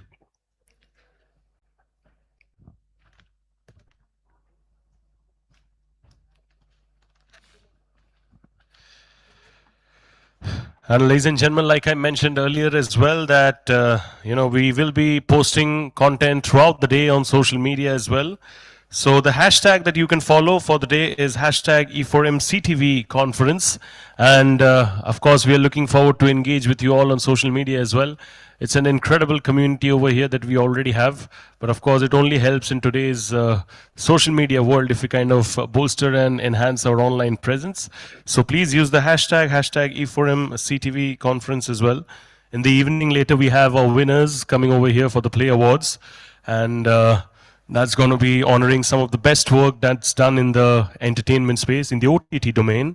And every year, this kind of IP grows from strength to become and involve some of the most finest individuals who have been working in the OTT space. And this year as well, it's no different. So I hope that you all stay tuned for the day, and it's going to be a lot of action, a lot of insights, knowledge, entertainment, celeb power, star power, everything is what we are going to expect over here today. So I request you all to please stay back for that. And also we had a couple of phones ringing. So if we can kindly avoid that by kindly keeping the mobile phones in silent mode in order to ensure that our speakers do not get distracted. So it's a humble request to everybody. If you all can please kindly keep your mobile phones in silent mode. Thank you.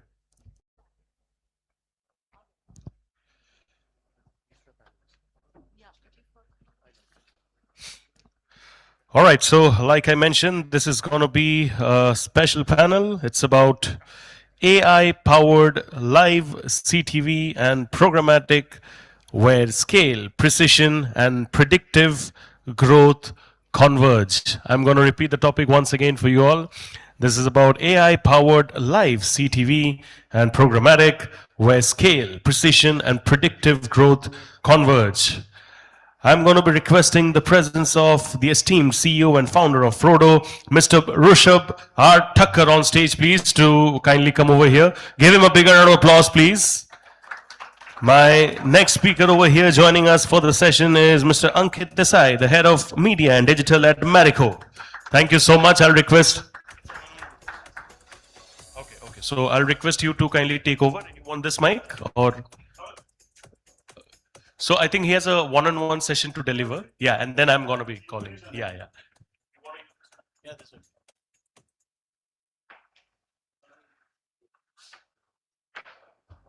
Hey guys. Session after lunch. Okay, I'm going to take 5 minutes to just talk about the CTV ecosystem. Obviously, since morning, everyone's spoken about how the ecosystems evolved, right? But I have one point to make, that 52% of India's viewing has moved to CTV and OTT, but only 15% of the spends have followed, right? Now that's a huge gap as to if TV is not growing and if CTV is growing, then naturally the spend should come towards CTV, right? So what we're doing here at Frodo is that while about 2 years back, we built India's first CTV planning tool, we built a reporting tool, but now it's all become very table stakes, right? Because planning has now been evolved, everyone's used to the medium. So this has become clearly table stakes. Now, how this sort of helps you from TV or on CTV is that the breadth of conversations or the depth of conversations that you can have while managing a campaign, right? I mean, the TV's largest spike is on Friday, 10 p.m. to 3 a.m., basically, right? But have you paid attention to that? Have we seen what day of the week works, what time of the day works, what OEM, what device size, what value, all of that. While all of this has become very table stakes, there are 3 things that I want to just talk to you about that we're building at Frodo. Is everyone talks about measurement because all advertisers have been relying only on proxy ways to measure the campaigns, right? And it's an integrated way of planning all the time, so they don't know which medium is working, right? So it's always proxies. Are products moving off the shelf? All right. Are brand searches increasing? Is it moving the needle, right?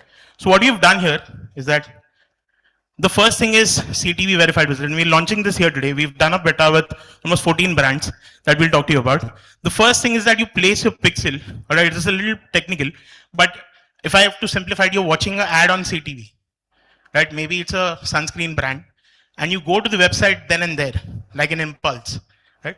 What if we register you as a user after seeing the ad? Basically, right? The same pixel, the same IP. Now that's a direct correlation between you having seen the ad and having shown interest. Now this can be a simple way to see if the medium is working, right? Second thing is measurement. In measurement, now you have a lot of sources through which you are running your campaigns, right? Maybe Meta, Google, every other forces, maybe our medium. Now how do you ensure that you reach out to the same user back onto the larger screen, even if the medium that it came from may be mobile, right? So you place the pixel on the abandoned cart and you re-engage with them, maybe with a better scheme or a sequential communication that'll ensure that they come back, right? So that's the measurement part. Analytics is already something that we are solving for, giving you depth and breadth of conversations, right? So the largest thing that I want to talk about is we've seen a lot of consumption happening in the tier 1, tier 2, tier 3 markets. Tier 2, tier 3, all right, what is imperative that there are so many OTT platforms that have become 100 million plus downloads all aggregated together. So if you're planning for maybe APTG, AHA becomes imperative. For maybe Punjab Chopal, right, for Haryana stage. Now we may have dismissed them because maybe thinking they don't have reach or maybe they are not really important. But we have seen that if there is any brand that wants to do personalization in any way, basically, right? So if, say, for example, a commercial vehicle or even a brand which is Spotify or even if it's Amazon Music, like artists of the month, basically, right? Even if there is a certain car that you want to launch, and if you want to build personalization at scale in that market, it becomes a great way for you to position your ads. Now, most of these ads or most of these OTTs are only SOD. So what we've done here is that we've created first in India across all 3 years of exclusive access. We've created ads on the first screen of the OTT, right? Now, majority of your time that when you're watching CTV is on deciding what content to watch, right? Because there's just so much content that very seldom you finish what you start. Like if I have to give you to choose one ice cream flavor between four, it'll be an easy choice. Between six, it'll be easier, maybe, right? But there is just so much here that you spend the time on the home page of the OTT.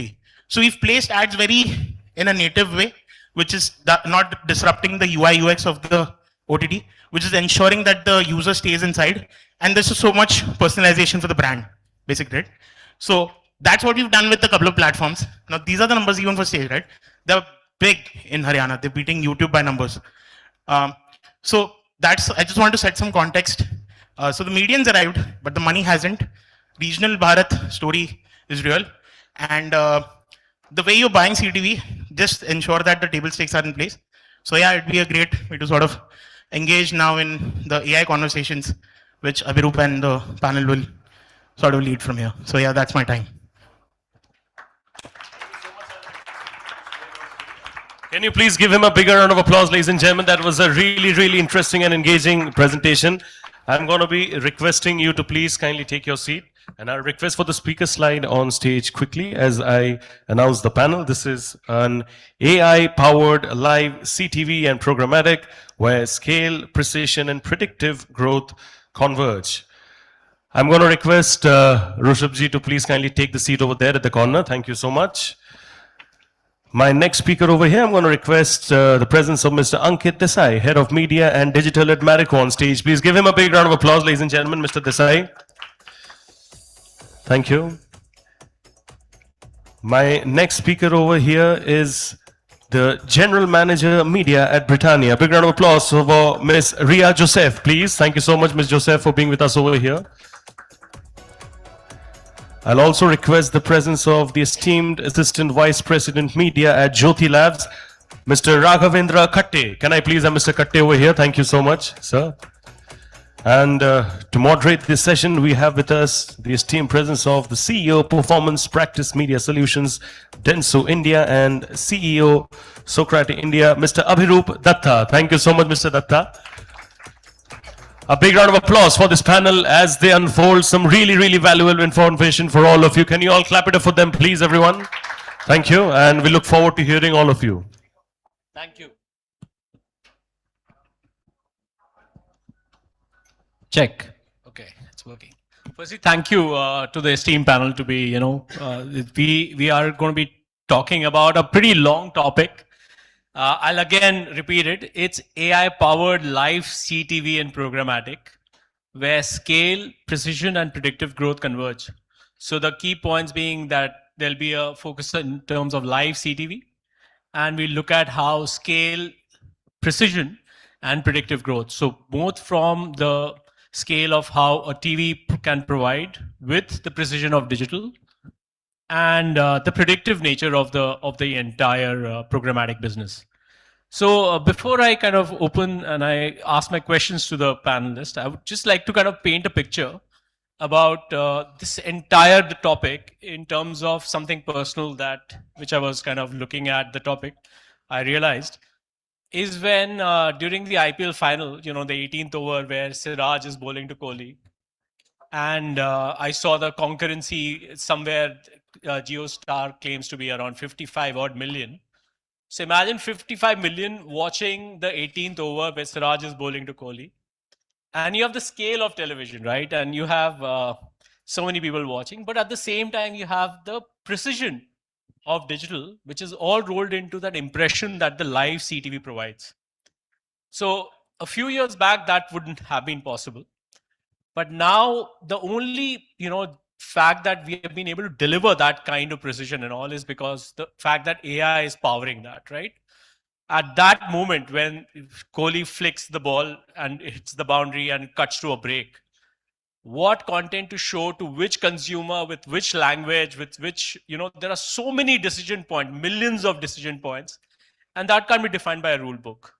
So that to me is kind of encompasses the entire topic that we'll talk about. Obviously, it's very easy to ask questions. It's very difficult to answer them. So I've got an easier job here. But let me start from my left. Ankit wanted to understand and to all the panelists, what do you think about this entire precision and emotion, when it comes to CTV? So I think, look, you started out with what I would want to say, right? That CTV brings the power of the large screen, but also allows you to look at an individual and not a mass, right? And therefore, it allows you to tell your stories, but tell them better, right? So honestly, for me, I think that's where the power of this medium is. So one is getting reach. Second is getting attentive reach, and getting attentive reach in a environment where it's highly impactful. I think that's where CTV pretty much plays for me, right? So that's the way I look at it. Thanks. Raghavendra? Hi, I just want to tell you that 5 rupees Britannia blue color parachute, 10 rupees and 7 rupees Margo. If you are talking about mobile and connected TV and all that, CTV has really arrived. Okay, like the topic, it is each word is a textbook by itself. And with all that, are we happy? Definitely not happy. Riya has her own cribs, Ankita has his own cribs about it. So a lot of, like it was said, that a lot of words to mouth. Yes, and we are, by mouthing it, we'll undergo more pains because each one has not did what it is supposed to do, and we are still struggling with basic. I was assured by my friend saying that, sir, you will have a private session. So that's the outlook what we are dealing with. Very excited, but a lot of gaps which we need to deal with. Yeah. So for us also, I think as Raghavendra said, we all work at really large scale, whether all of us sitting here. So, but what CTV gives is the impact of creative at a much precise targeting. And I think what it also has helped is it has opened up television as a medium to a lot of the smaller brands, right? So, a smaller brand which may not have the budgets of a large media plan, it really helps them also to arrive at the living rooms of people, maybe the affluent audience, in a larger screen. So that, I think, is the biggest stride that CTV has brought to the world now. And even, even while we have large brands, we also have really small innovation brands, which in all of our houses. So for those brands, CTV becomes one of the primary mediums of advertising.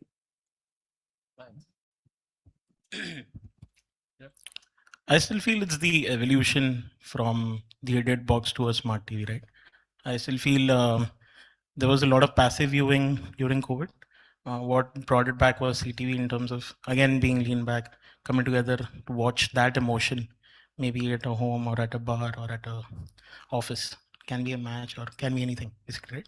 That's where co-viewing again came back, and I feel the evolution of CTV has been solving for exactly the smaller brands that have wanted live, brands that have wanted. So it's just precision comes later, emotion comes first. So I think that's we're just back in that era of TV. I think Precision comes first. So Rishabh, if you were to I'll ask this question to you from the point that you mentioned earlier. So, that programmatic and AI can unlock a lot of, in terms of targeting the right kind of consumers, right audience. When it comes to live events, what are the kind of, advancements, and what do you see in the entire CTV domain that, for example, Frodo is doing? You want to quickly touch upon some of the... Yeah, so I mean, from a live perspective, I think there's still many walled gardens in India that won't allow, still not democratized that way. But if you see Super Bowl, basically, right? If a certain team is winning, the ads that are being shown are slightly more happy and relevant versus slightly more offers on beers and pizza to the one that are losing, right? But we still haven't arrived in that fashion. Plus, there are just so many platforms plugging into multiple platforms. Like a DSP will have its own AI. The broadcaster would have its own AI, and then ad servers and programmatic platforms like us will have our own AI.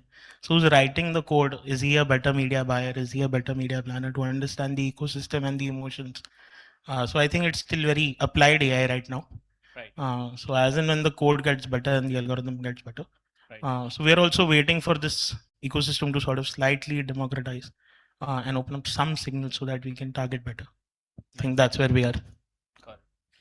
Raghavan, you mentioned, I mean, you just touched the, about the challenges and all that you're facing. You would like to expand, and then after that, probably Yeah, Ankit. yes. See, one of the biggest challenges what we're facing is that not having a measurement and a definition of what is what. For example, we say some figure as 6.8 crore is what is said. But what is a reach? What is supposed to be a segregated reach? And what is supposed to be a continuous reach is not answered. None of us have a base figures to look at it. Second is when he referred to the live TV, one of the biggest example which happened is that how does technology help is that IPL is out of context for most of the FMCG brands. It is simply expensive. But with the digital advent, it so happened that many of us were able to advertise due to you segregate the currency from a FCT to a impression base. It is possible. But with live TV coming in, it is a possibility. But the challenge what we face here is that today it is held by one broadcaster. But is there a way that we can democratize this, get the technology intervene? So that's the reason that the statement of the topic is that it is possible. But when this democratization happens, when the measurements become fixed, because in a live TV world, what is happening is you are watching a TV, and as you are watching it, you cannot go to a cart on the TV, CTV. It has to happen on your mobile. So today, if I were to bifurcate a reach as a person who was seen on a CTV and add one more slice to the mobile, and add a slice to that saying that are you a e-commerce, add a slice to are you intent to buy, because you will see all that in the platform, intent to buy, add to cart, all is there. All of us know it gets into sample error, and after that what happens is nobody knows as to what I put, what it resulted in. Okay, so this is where FMCG players are left quite high and dry that way, because our basic moolah in UP, you should think digital. It's very difficult to say. South, you should not go, you will go more TV. So how do you want to tell these arguments to anybody? So technology has a definite role to play, but when we meet players, none of them are willing to sit and talk to each other, and everybody throws their own numbers. So that is our challenge currently. Yeah, that's it. Yeah, so I think one of the major challenges that all of us are facing is definitely measurement, as you Raghavendra said, because there is no one third-party measurement or a monitoring tool. Unlike when we have it for TV or even print, I know that we are a little behind on the cycle, but at least there is some number which we know is third-party monitored and given to us, and that is the biggest challenge. And if at all we want to monitor, measure, there are different third parties that we can employ, and I'm sure all of us know about it. But even if we employ 3 different panels or measurement units, all of them give different numbers. So then where are we going to get any kind of effectiveness study from? This is the biggest question. Yes, connected TV is, in fact, if you ask me, it is standing in for the niche channels of the yesteryears. So like a Discovery or a National Geographic or any of those channels. And that's why, at that time, we were not looking at CPRP when we were looking at those channels. So connected TV, if you want to get into a metro household, that's the only way you can do it. Again, we have to believe what the broadcaster is telling you or the programmatic buyer is telling you. But there is some kind of impact, because you know that larger screen actually gives you impact from a brand messaging perspective. And a lot of it is also worked on faith. So that's the challenge, as well as the status quo that we've all accepted, I feel. Okay. Thanks. So yeah, of course, measurement is a common pain point, I think, but it's more external, right? It's something that as an industry we will strive to correct, and I'm sure we will in some time. I think the other challenge and opportunity with CTV is that it's so close to digital, and yet I think if you want to really activate it, personalize it, you will need data that will enable you to do so. Right, and therefore the internal lens to it, to say that do you really know your consumers? Do you know who your most valuable cohort is? And can you actually then go and target them and talk to them differentially on a surface which can allow you to create mega impact, right? And that for me is a larger challenge. Now, today's day and age, of course, one can say that there is so much of data flowing around, and it's data everywhere, and no data to play, right? But therefore, I think for brands, it's also a wake-up call on how do you actually start building the capability to actually read your consumers better yourself, right? How do you have enough 1P audiences that will help you decipher these audiences who are available on CTV, and then go after them and create business impact, with that play. Brilliant. Awesome. So that kind of leads to my next question, Ankit. And you spoke about understanding the consumers and the fact that, there is definitely a role that the brand, how the brand is also evolves, with the medium. So now, given the fact that now CTV is going towards more performance driven, right? Where do you see the entire brand building aspect, and how do you differentiate between them? And this to all the, analysts, All right. So look, for me, I think it's a continuum, right? I'm a big fan of Binet and Field. Yeah. So I do believe that both brand building and performance have their own role to play. Either one without the other in today's day and age is bound to fail, right? So where does brand building go? I guess it goes up and up, and it gets better and better. As we know, your cost per acquisition is not going down, right? With the that's increasing in the performance space. Increasingly, bottom funnel campaigns will become more ROI negative as you go along. And therefore, there is a role for off-platform that definitively exists. And when we say off-platform, that's brand building in the classical sense, right? So I think there has to be a calibration between both. If you ask me personally, I think given the surface area that CTV gives, it's a much better brand building platform, which can then guide the consumer through the funnel on other surfaces which might be more efficient from a conversion point of view, right? And therefore, I would actually rate it or to tend a little more towards brand building rather than performance in that sense. See, FMCG was built on distribution as a basic model, but we have realized that it had its limitation. Then we went into all that. Then newer measures like how a brand is accepted. The point what we're discussing today is that exposure doesn't help, is given.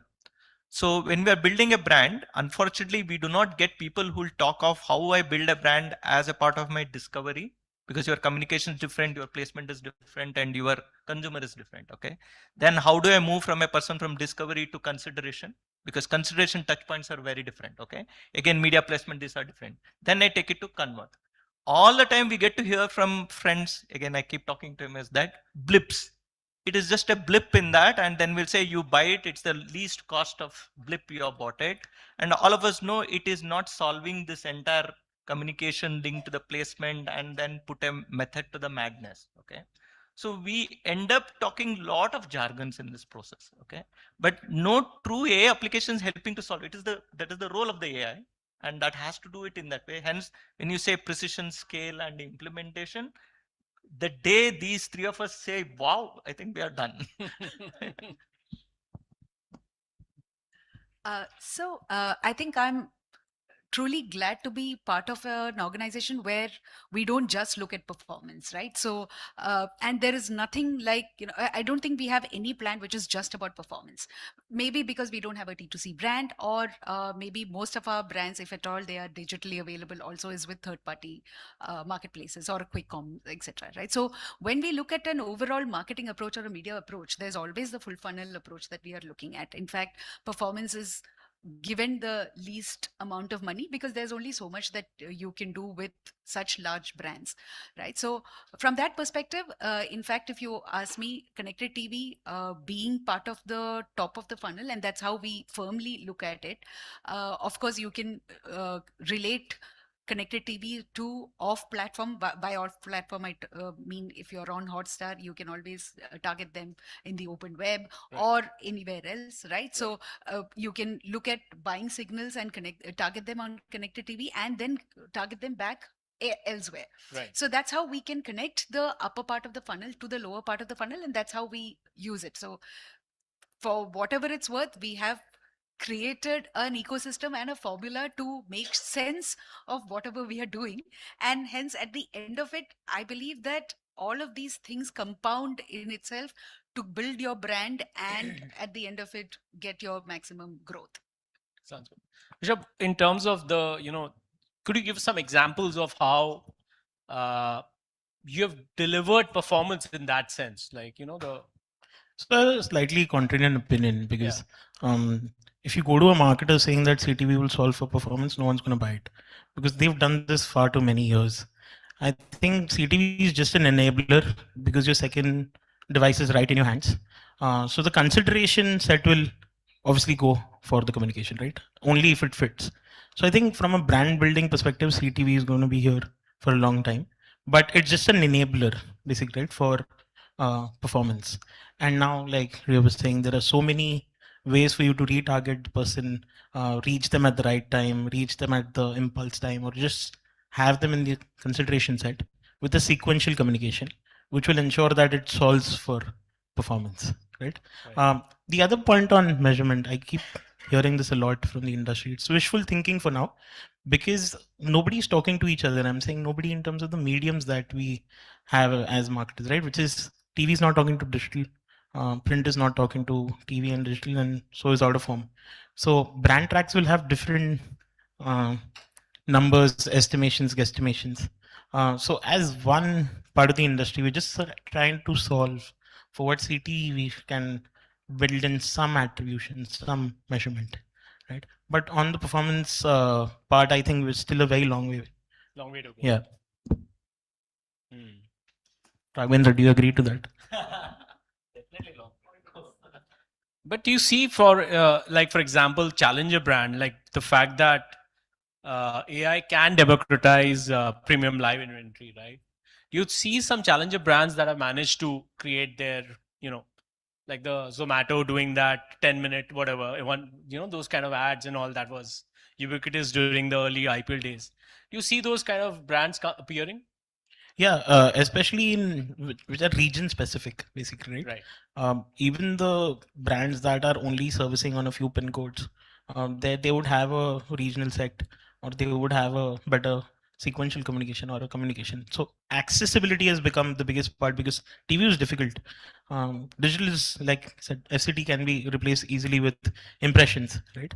So adoption is increasing because of that, and challenger brands now have the will and the access to a larger screen at the scale of digital as well. Because now if you see, there's not much of a difference left between the rates as well between mobile and CD. It's slightly expensive, that's all. Yeah, but it justifies the medium is what I would say. Got it. Ankit, let's do some future gazing, so obviously a lot of it, I mean, we are living in the algorithmic era. Whatever we see, we consume is decided by algorithms. So as a marketeer, where do you see, the brand, I mean, the overall marketing shaping up when it comes to, I'll restrict it to the whole CTV universe, and how do you see CTV evolving as a medium? More from a marketing angle, because everything will become at some stage programmatic. No, sure. So, no, thanks. I think that makes you think, especially since we haven't discussed the questions It's all live. pre the panel.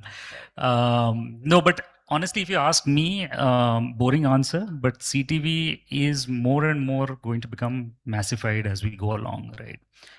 Which means reach will go up. It also means that the same problems that plague linear TV will start coming in to affect CTV, right? Therefore, for brands, it'll be interesting to see how you can segregate viewership from just vanilla viewership or vanilla reach to attentive reach, and that's doable on digital more than it is on linear.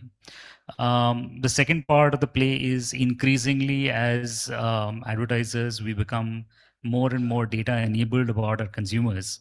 Can we actually take that information and make it count when we are talking to consumers on a one-to-one basis? And that one-to-one I've been hearing for 20 years now, but nonetheless, I think one has hope, right?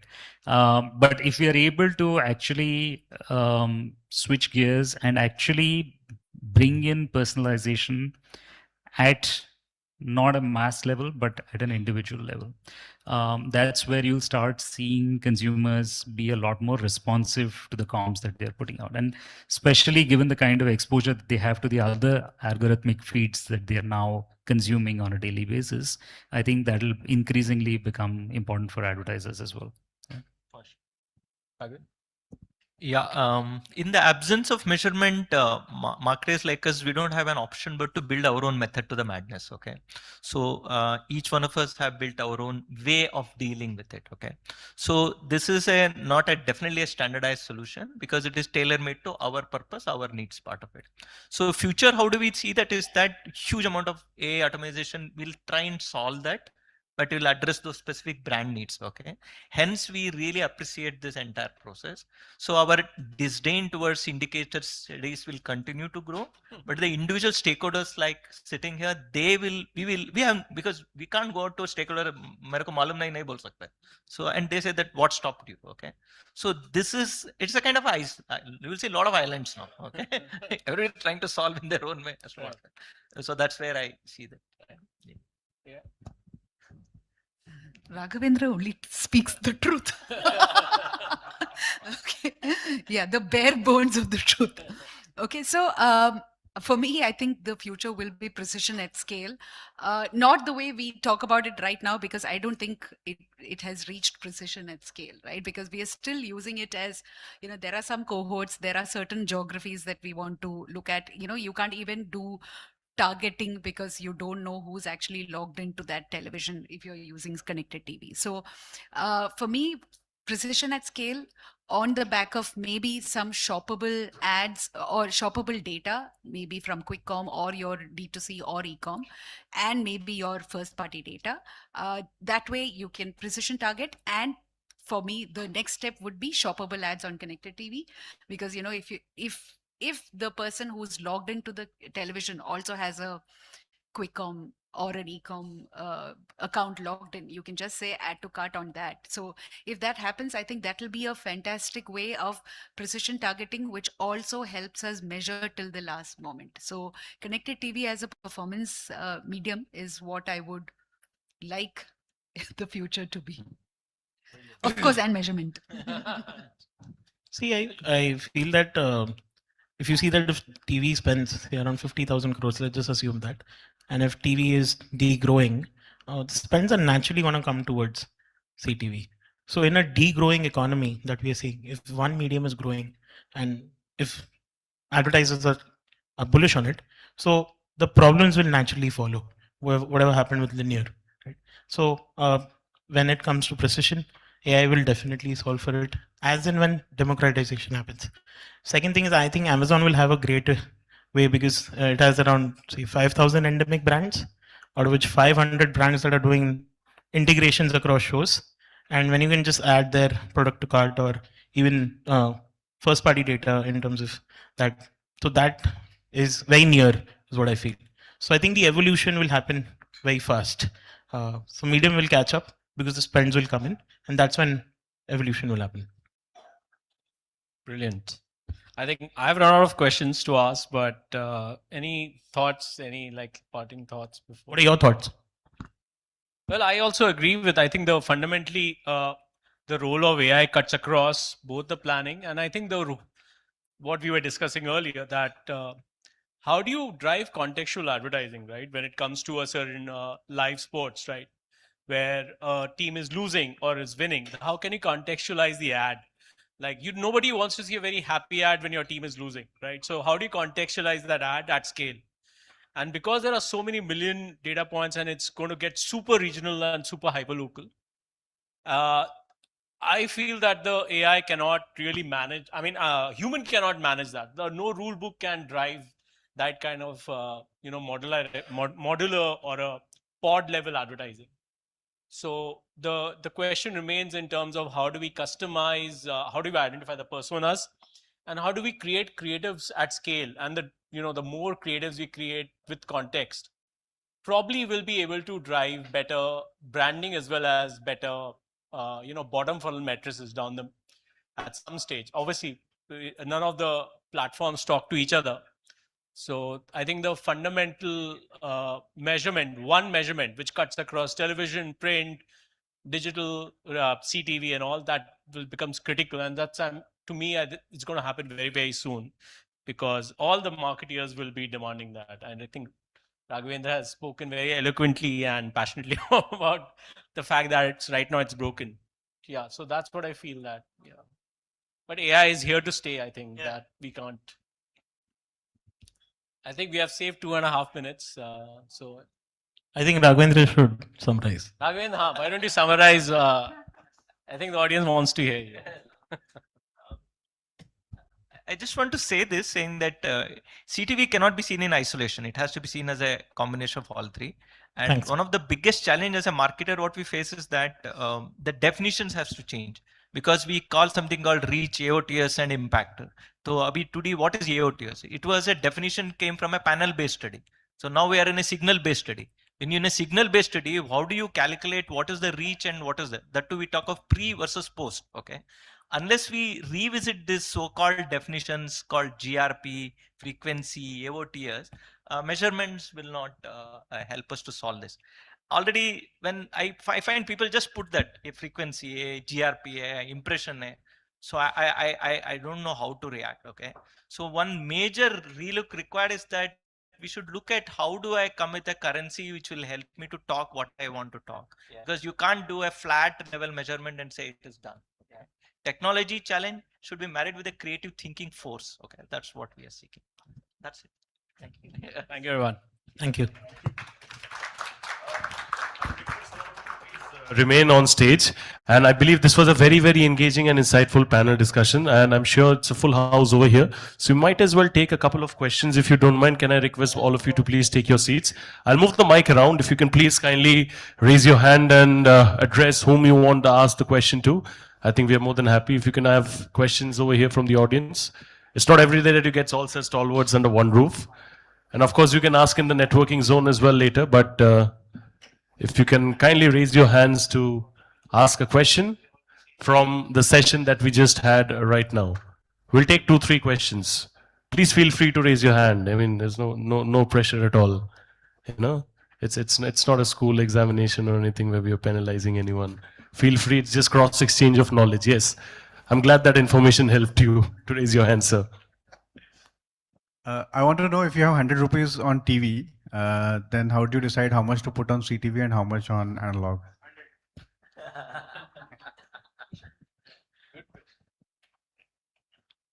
I'll try to answer, and then maybe Raghavendra and Ria can join in. So look, I think finally, as advertisers, brand builders, we're looking at incrementality of reach, right? And every incremental point of reach is valuable. And therefore, what we look at is what is the cost of that incrementality. So we first try and saturate reach on the lowest cost platform. Now, I'm not saying that's mass TV, depending on the geo and the TG, it'll change, it'll keep flipping. But lowest cost reach option, saturate that, then move to the next. That's pretty much the way we look at it. Yeah, exactly. That's what we would do for most brands, but it will also depend on what's the brand's ambition, etc. If the brand is like a 20 crore brand and it is available only in Mumbai, Delhi, and Bangalore, I may not even go to any other medium, right? I might just do connected TV and digital. So it really depends on what the brand's objectives are, what is the sales ambition, what's the kind of people that we want to reach out to, etc. But otherwise, yeah, of course, if we have like 100 crores and it's a mass brand, the basic media principles always win. Sir, simple answer 20% hona chahiye, but it has to be answered like they said. It is discovery, consideration, convict, and then put it. But very difficult to put those algorithm to arrive at like UP mein kidhar CTV liya. It's not possible. Hence we put on Tuka number and it goes.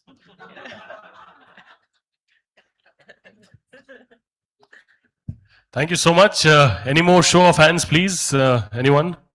Just like the gentleman over there, he asked. Please feel free to raise your hand and ask a couple of questions. Come on, everybody. It's a room of intelligent people. I know that, but of course, intelligence has no limit, right? So you can always enhance that because we have banded for 2 more questions. Just 2 more questions. I feel like an auctioneer over here, but then that's not the need of the hour. We'll take a couple of more questions. If you can please raise your hand. You'll always have the networking zone later on, but the kind of questions that you want to ask right now, you might not get that later. And you don't get these kind of people all under one roof, and that too together, right? So I'm just gonna, thank you, ma'am. Thank you so much for taking the initiative. Hi, I just wanted to ask, with all the Star Wars that are there, what is that one metric or the capability that still, kind of prevents you from, or a marketer from making CTV as a default line item in the media plan?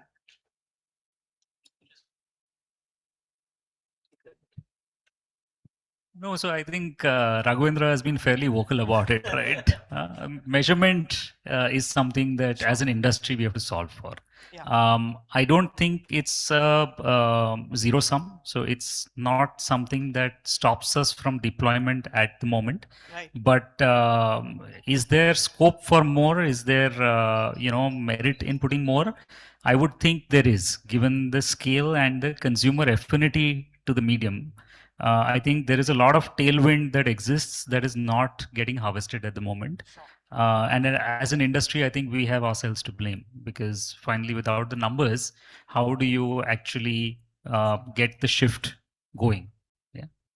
If I may come in here, I'm going to use my previous hat where I was with Z5 and I was driving that side of. So I think which Ankit mentioned earlier is the incrementality, right? So my conversation with all the marketeers where let's do a pressure test and let's build a lot of transparency. So for example, if you are going after a certain core TG or a persona, how can the platform, whether it's Jio Hotstar, whether it's Z5 or Sony Live, whoever, or Amazon, how do we ensure that we are targeting we are giving them the right audience? So I think the transparency becomes critical where for all the marketers to trust, followed by incrementality. So let's do a pressure test in UP and just do focused CTV targeting and see what are the incremental lift there. So those are the kind of initiatives that we used to kind of deploy to drive better transparency and drive CTV. I think, but sorry, just one counter to that. Yeah. Pressure tests, A/B tests, they're all good one-time measures. If you want sustainable change, you will have to make it systemic. That's true. Yeah. So that's the only pushback I would give to your point. I think we've got to, keeping measurement aside, we got to make a CTV a safe haven, first of all. And that will happen with more transparency, more depth and breadth of conversations around the campaign, basically, right? For the merit to literally come across with whatever that is available around. So I think once that is there, just the basics, right? Then I think it'll be a imperative buy more than anything else. Thank you so much for that question. Thank you so much for the answers, and we are truly, truly grateful. Give them a big round of applause, please. I'm going to request all of you to please kindly wait on stage, and I'm going to be requesting the esteemed presence of Ms. Mayura Nayak, co-founder Uella, to please kindly come up on stage and give them the token of appreciation. Give a round of applause for Ms. Nayak as well, please. Thank you. After all the giveaways are done, I'll request everybody to come forward for a group photograph as well, post that.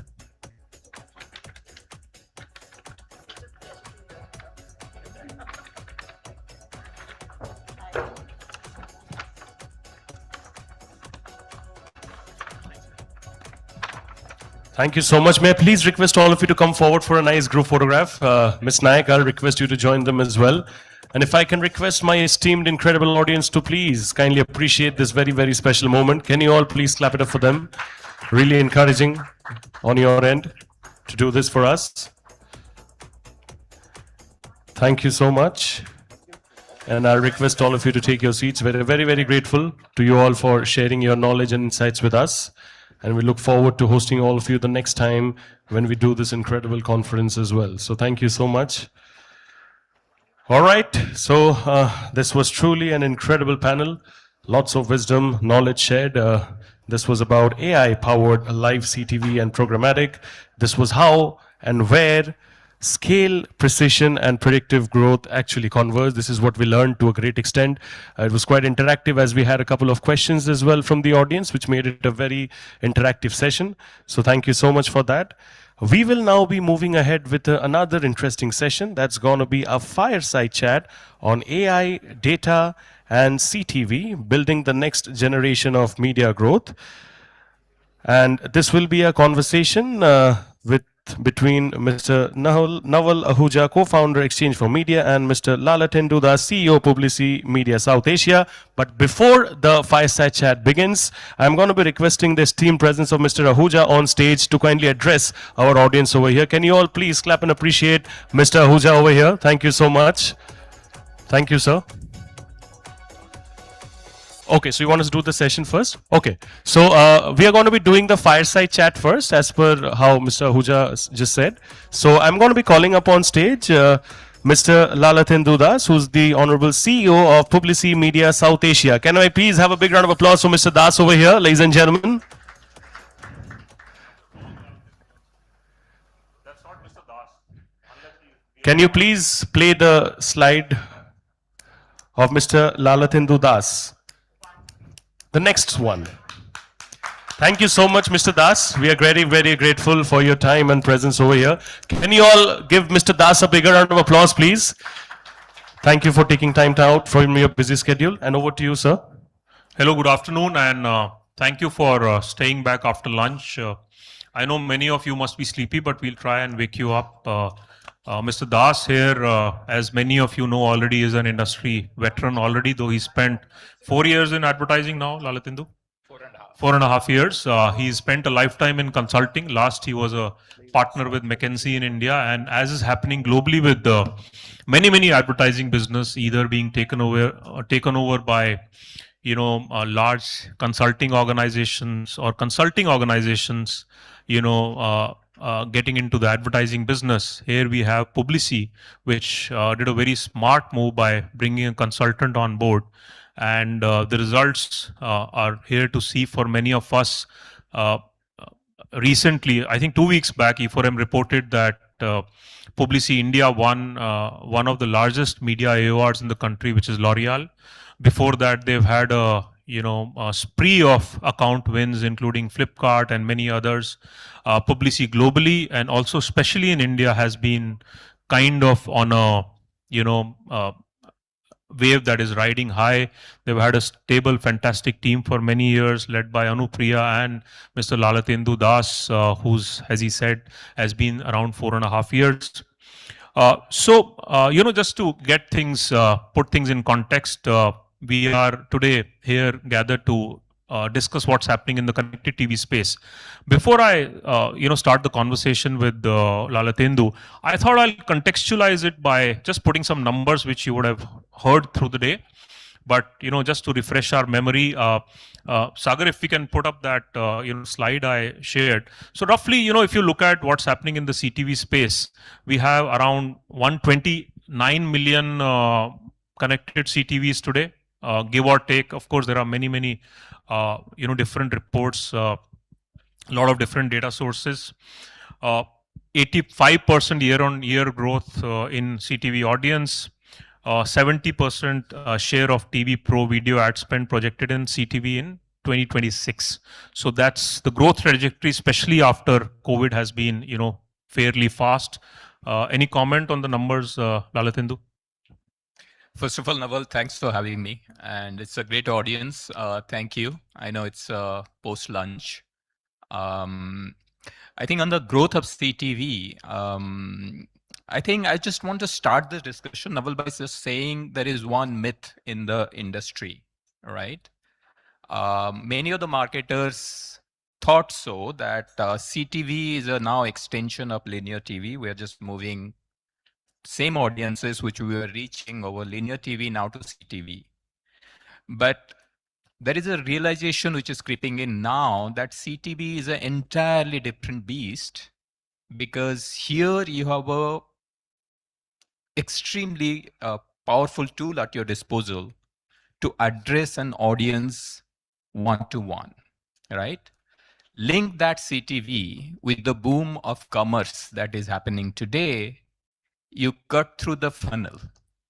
You can convince a user, make them aware, consider, as well as kind of complete the purchase cycle at the same go, which was not possible in a linear thing. It's still not possible in a linear TV. I think in that context, we should think CTV as a big demand generation engine sitting in your customer's kind of a living room, and think what is the potential, what more can we do with it?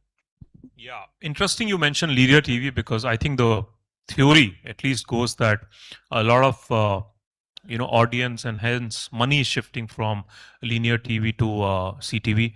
Obviously, it's not like to like audience. It is not like to like money. There are again estimates. India's OTT viewer base is roughly 600 million, give or take, out of which, as I mentioned upfront, 129 million odd is on CTV. So you can say 20% odd of the CTV audience is consuming, of the OTT audience is consuming CTV. And you know what? One of the important things we've seen in the last few years is the entire pivot of linear TV towards connected TV. Linear TV is non-addressable, is one-way street, difficult to create bottom of the funnel, a lot of issues. So if I were to ask you first about how this whole the entire umbrella is the big screen umbrella, so to say. If you look at how linear TV has pivoted into CTV, and agencies like yours are really recommending to clients to invest money in the connected TV space, what are the clients expecting when they shift their dollar from linear TV to connected TV? I think this is a very interesting question. I think few years, or rather, if you think 18 months to 24 months back, the conversation was very similar to a linear TV conversation, saying that if you are putting CTV, what's the incremental impressions or view-through rates, all that thing you just report. Now the conversation is changing. Maybe it's a good thing for the industry where the ask is, show me the ROI, right? Tell me your incremental sales are you getting in a particular geography. That's the power of CTV. Take a state of Uttar Pradesh. It's not a linear market. There are areas in Uttar Pradesh which is maybe the affluence audiences are similar to Bandra in Mumbai, as well as there are places in Uttar Pradesh which are really poorest to the poor, right? So the question therefore is not just about give me an impression where you just add up everything, give an average number, versus in a target market at a pin code, what is my lift, right? Is where the conversations are happening. And I think that's good for the industry. Yeah, interesting you talk about that, because the entire ecosystem is moving from attention to action. I think since linear TV was all attention, brands are asking today, action for brands means conversion. How do you really replicate the digital ecosystem in CTV in terms of converting purchase of intent to clickable advertising, and hence doing the entire e-commerce piece. What has according to you changed in the last, say, 12 to 18 months to enable that shift, right? Naturally, when CTV started, it was all about reach.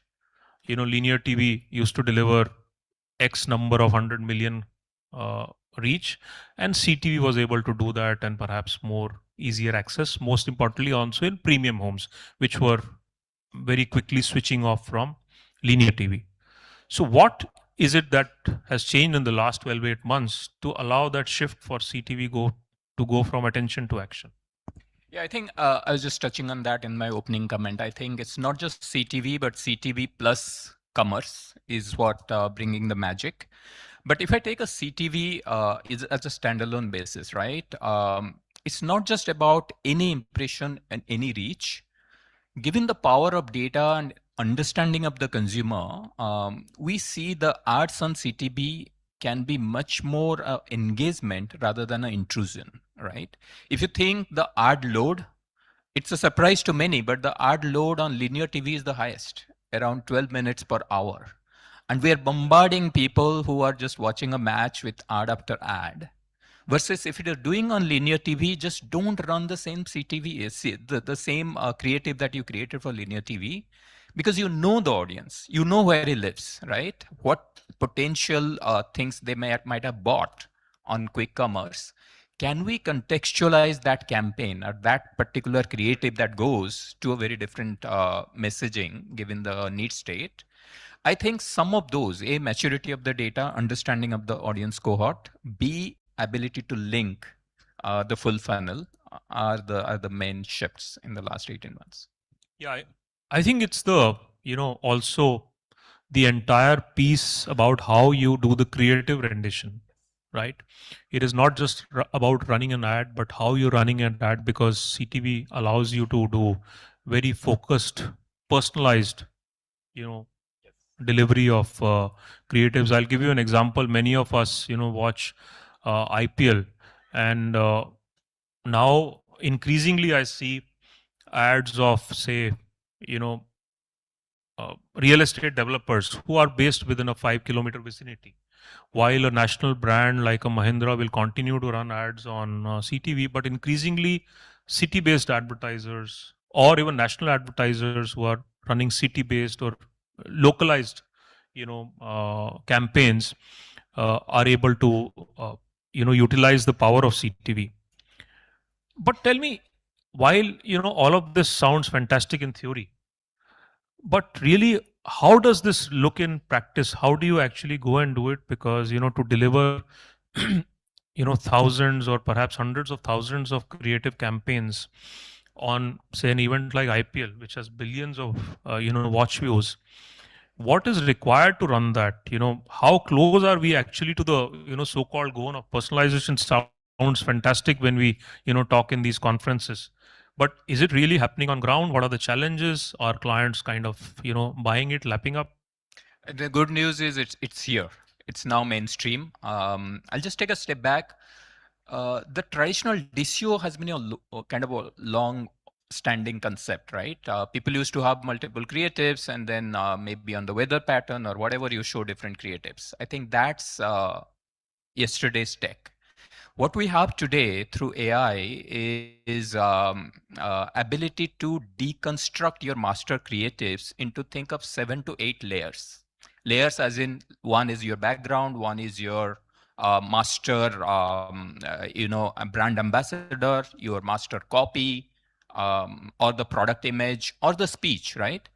Now, AI is able to now adjust these 7 layers depending on who you are targeting, where you are targeting. You talked about pin code, and what time of the day, what languages you want to do. All these can be changed in real time. And in Publicis, we now run something called Marcel Mech, which is now tested this for both static images as well as 6-second videos, right? Where we are pretty confident. We're trying to scale it to longer videos, but again, the video tech is still not that established. But it is giving fantastic results. The average rendition for all these assets is 3.9 seconds, where you can have all these 7 layers based on the audience signal. You can create multiple permutation combinations. So it's here, guys, and we just need to, and it's not just Publicis thing. I mean, you work with Google, you'll find that if somebody is using Nano Banana, that's good enough, right? To kind of run some of these. Well, let me come to the other very important aspect of media in general, but specifically CTV. Measurement has been, if I can say, a kind of bugbear of the industry. And for many years now, there was a time when print readership used to have two currencies, NRS, IRS, which was then merged into one. TAM became BARC, and so on and so forth. And today we've entered an era in digital where there are multiple challenges. One obviously is cross-party, cross-screen measurement. the starting point with CTV obviously is, how are we creating first party data? How are we bringing the client's first party data to help run their CTV campaigns? Is that merger happening? How is a company like Publici enabling that merger? Yeah, I'll just. It's an interesting thing, Naval. I think what I'm seeing is the first party data is used across industries in the same fashion, which it should not be.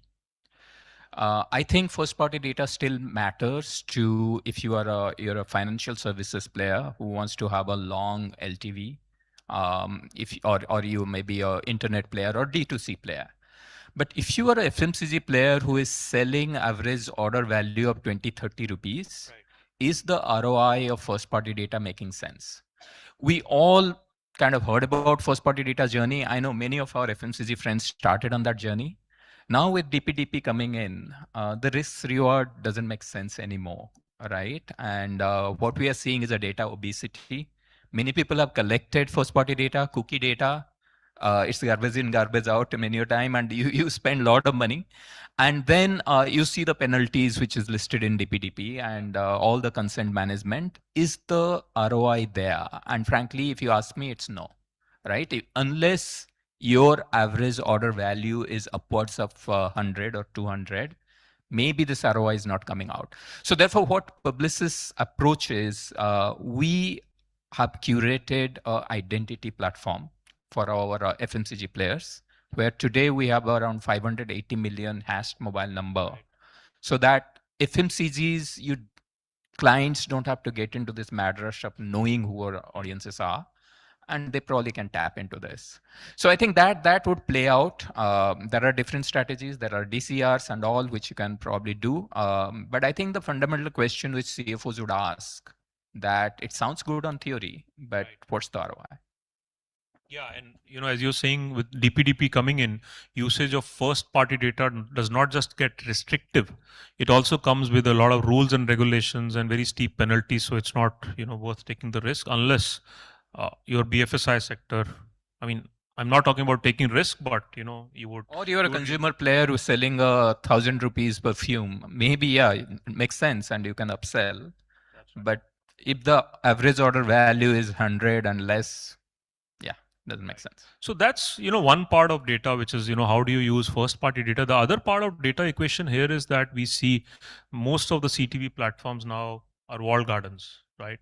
They're not open source.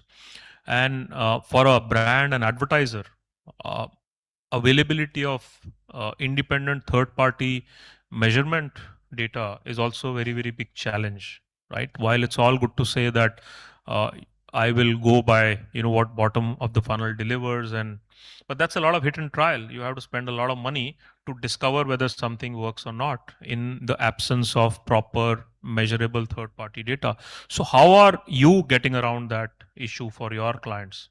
Are you asking about a unified measurement reporting? One is obviously lack of third-party data, third-party measurement data, right? And second is then unified. How do you create a unified sort of view for clients? Yeah, so when it comes to unified view, as I was saying that we have an identity first approach in the industry where we are curating identity. So for some of our clients can say, okay, these are the audiences from this 580 million I want to target. And then you say for these audiences, I will go on, let's say, Amazon Prime because they are Amazon users. It kind of sits well versus I'll go on YouTube for the rest. That way you can plan well. But the second part of the question is, after planning, is there a universal measurement? Here is an uncomfortable truth. I think it's a red herring, right? We all have been chasing, and if somebody is saying that I have a unified measurement, probably they are lying. Watch your pockets.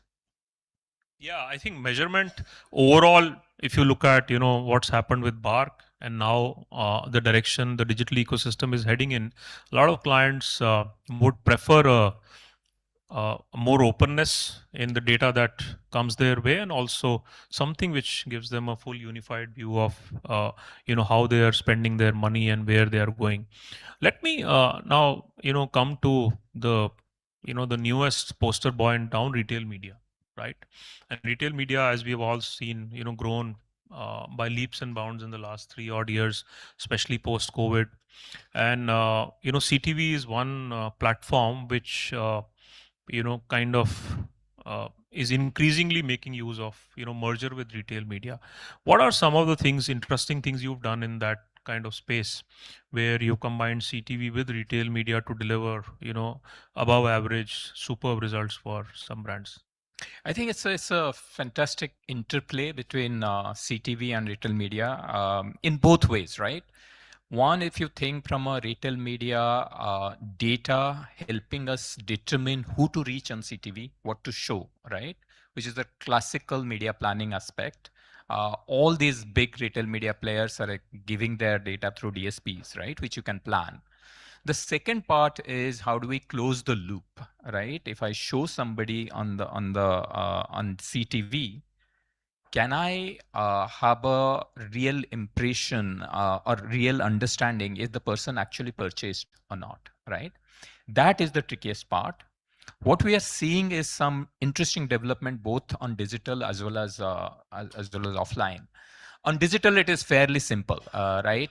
Through identity, you know that, okay, these are the mobile number associated with this CTV. We showed the ad. Did they go and purchase something on Amazon, Blinkit, and all? That's easy, right? What we have done in India in particular is through partnership of some of the modern retail players, we get their POS data, right? If somebody sees a campaign that we ran on both on YouTube as well as Geo, these are the two partners, and same mobile number made a purchase in an offline retail store. Now that attribution can be also tracked, right? So that you are actually on real time checking a brand lift, brand conversion. Obviously, this is not one-to-one. There will be still sampling in this. And coverage might be limited to few of the largest cities. But at least this is where the ROI questions, the money you are spending, what returns are we getting is getting answered. I think that's the power of retail media, to go back to the CEO, the investor, CFO, saying what's the value of the media spends that we are making. Fantastic. Now, in all of this, Millie, and the fantastic growth of CTV, how does linear TV compete? Right? What's the future of linear TV? Listen, I don't have a crystal ball to say what's the future, but linear TV is still very much relevant today, right? Because it's not just about each of the screens cannot be swapped. And I personally believe that each of the different modes of consuming content come with a very different level of attention metric, right? Linear TV, particularly when it comes to live sports, has a very, very high attention index, right? Which you cannot compare to a scroll, right? Which you are doing the doom scrolling, we all do at some point of the time. Or even you are streaming on the go, right? Still the attention might be lower. Or for that matter, you are searching something. I mean, we go through many websites and all that. So in that context, for example, if you're launching a new brand and you want to really reach a bunch of people with a good attention metric, linear TV still stands. Absolutely. I mean, world over, while digital has grown by leaps and bounds, India still has a very, very sizable, linear TV market, which is in some parts, still growing. Let me just, step back from, CTV now and talk to you about two broader issues. One, this AI wave that is sweeping all industries, and advertising is also kind of getting swept by that. Yesterday, many of you, I'm sure, read Mr. Chandrasekhar made a statement saying AI agents will equal in number to human agents in TCS, not very far out in the future. What is the, outlook for the advertising business when it comes to AI? While, the known concerns are there about job losses or lack of growth in jobs, what is the fundamental impact that AI is already making in your business, which should make us stand up and take notice? No, Naval, I think this is a question which is very on top of mind of many marketers. As with any technology, there is a S curve of maturity, right? And we are now well past that initial knee-jerk reaction where all the marketers saying, hey, there is AI, why are you not cutting the right commission or whatever fees? I am seeing a shift where conversation is how can we use AI for more effectiveness, not just efficiency, saying that what savings will you give? I think that goes without saying.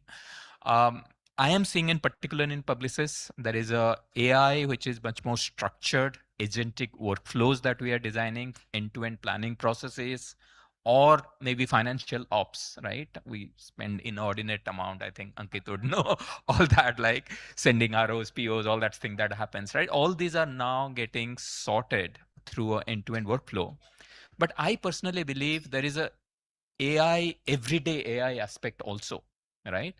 One of the initiatives that I'm really proud of is where I'm just teaching my 1700 media practitioners in India on how to use Copilot more efficiently.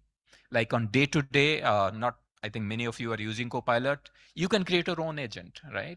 The same day to day activity where client is asking you to create a report, send me the yesterday's thing, can be very much done by Copilot. So to me, it will come in both ways and it would converge. One, organizationally will do a top down structured end to end process with agentic. But I see a lot of value if we do bottom up, everyday AI, right? Every day somebody is using creating their own agent to do something which saves 1 hour, right? And just so that you know, the name of the initiative is called 25th hour. And my challenge to the team is, what if you have 1 extra hour in a day? What would you do? Problem solving, right? Solve your problems through AI. Don't come to me, right? So to ask you your question, the client is asking, will at some point cost cutting become real, right? When I say cost cutting, not for companies like yours, but the brands, the clients demanding lesser cost in terms of fees and other commissions. I think it's already happening, right? Let me not beat around the bush. Cost cutting is already getting asked, but that's not by letting go of people. One of the thing about the business I run is a high churn rate, right? The attrition levels are good. Maybe we are not hiring for each replacement strategically, but I don't think we, at least in Publicis, we haven't let go of anyone because of AI. But who we hire, we are being a lot more thoughtful and intentional. Right. And, just last couple of questions. I see timer is up. Given what's happening, in the advertising business globally, rise of AI, digital, you yourself are from a consulting background, and many consulting companies are very aggressively now consulting with clients on, their marketing efforts. What do you see? Where do you see, the advertising space headed? Especially in India, I'm, talking about, because we've had this whole, phase of rise of digital consolidation in the, advertising business. I mean, how do you see the next 3-4 years pan out from a client point of view and the growth of the advertising business? So listen, I think we are seeing multiple trends. At some point of time in last few quarters, I was seeing a wave of insourcing as well, where some of the brands thought we can build things out in-house, right? Run everything. Why do we need a partner? But I think getting that career path to people is a real challenge, right? Like, what would you do? A performance guy, what's his career path? Where is he going to grow after this? Right. So that's one thing. Second part is when it comes to the industry of agencies and all, we already saw consolidation. I am expecting more consolidation because particularly on AI, the level of investment that's needed, it's very hard for you to have a smaller player and put up all the capital upfront to match.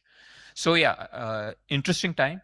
Again, time will tell how things pan out. But what is the secret of Publicis winning so many accounts? A lot of people want to know. LP says LD, so no, thank you. Oh, Satya. All right. No, so I think Publicis has been in kind of a investing on technologies way before the wave caught up, right? If you think from the big acquisition of Epsilon way back in 2014, the industry was laughing at it, and I think Publicis stock prices hit the rock bottom, right? But look how it has paid up now. The recent acquisition. Now we acquired LiveRamp, right? So if you think in the end, we own the identities, we own the collaboration platforms now, right? Not just what you have, but how do you collaborate with others with LiveRamp? And this entire data and AI story. And frankly, AI is as good as the underlying data. That's very, very interesting thing to know. And this is the kind of capital investment which is going to differentiate the big players from the smaller. Yes, and last one, Lalatendu, this year has been, if one can call it, year of, disruption, right? Which has been continuing. Disruption has gone to a different level. A lot of, growth figures were touted around at the start of the year. How is it looking to you? What message do you have for, fellow industry peers, people in the media business sitting in the room?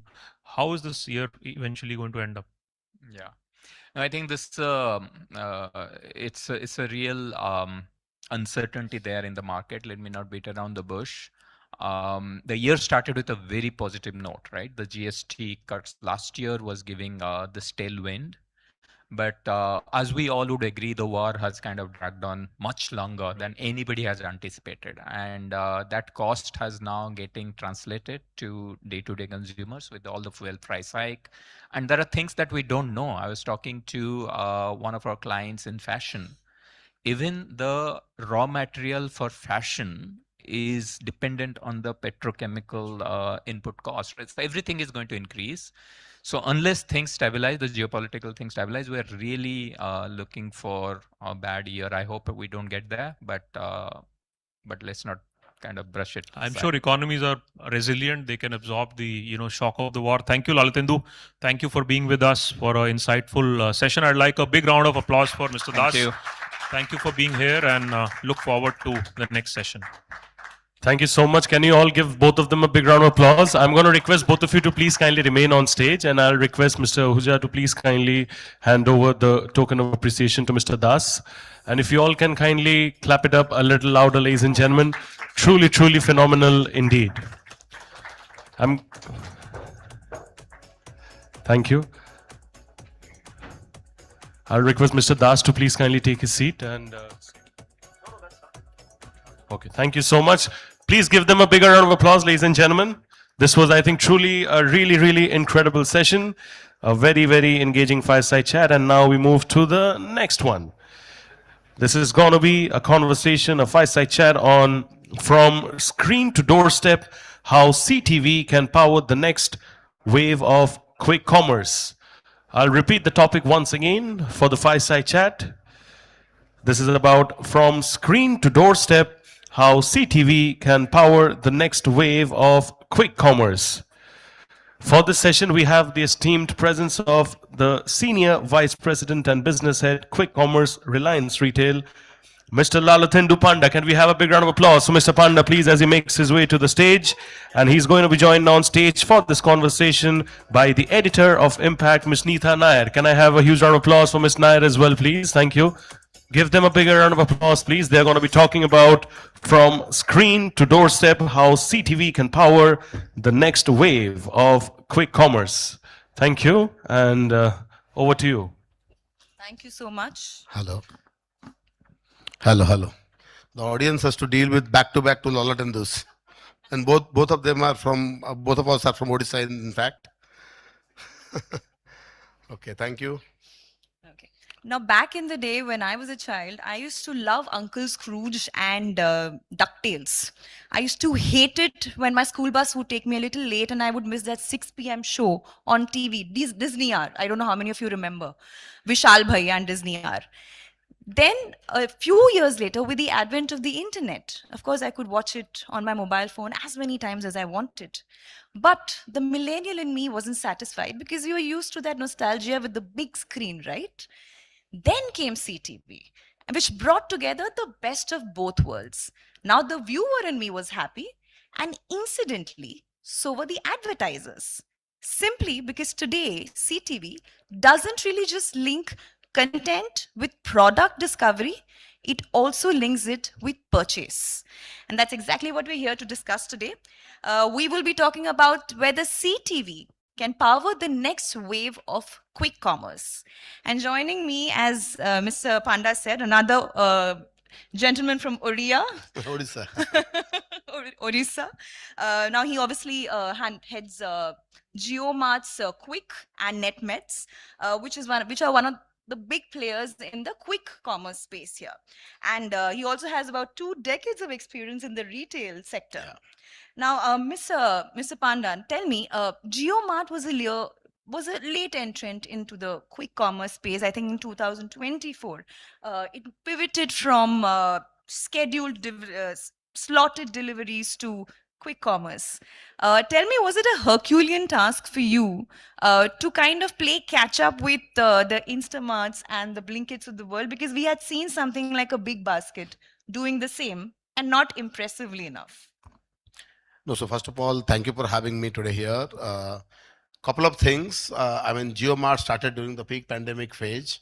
When we launched it, actually, we were, one fine morning in the month of May, or rather April, entire India was literally shut. We launched more than 100 cities on a single day in 2020, and that was about obviously online business. We pivoted to QC in 2024. Now you have to understand that Reliance Retail is the single largest retailer in the country today. And in fact, the grocery business is humongous. We have close to more than 4,000 stores spread across the entire country. So we have been in the grocery business since 2006, and each and every catchment, we're very much aware about what the consumer is buying from us. So when we went into quick commerce, it was not a very difficult thing for us, because we knew the catchment. We have been in that particular city or in that catchment since donkey's years. And the most important thing is that quick commerce was just a channel, but the consumer was not changing. We were there already in that market. So we knew very well those consumers, what they're typically buying in that catchment from our offline store. So we did not necessarily pivoted straight to a dark store. We started with an omni-channel presence, and hence, understanding the consumer, bringing them the same product things was very easy cakewalk. And that is the reason why we scaled up very fast. So I think we had an advantage vis-a-vis all other guys who are starting from scratch, be it the competition you named. They did not have the consumer insight. They did not have the catchment understanding, which we clearly had. Now, by giving my own example, I think my consumer behavior, I can say 2 things. When it comes to a quick commerce order, it depends on two factors for me. One, which is the app that I have downloaded on my phone and fed all my details into. For me, it's convenience that I order from there. Second, which is the app that has all the goods that I really want to order right now. For me, it's not really a loyalty game.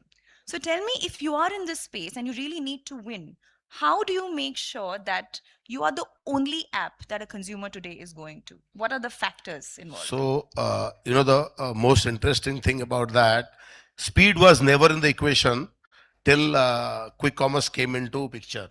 It was always a story of range, or the assortment, what we call it, then the availability of that assortment, and then the pricing.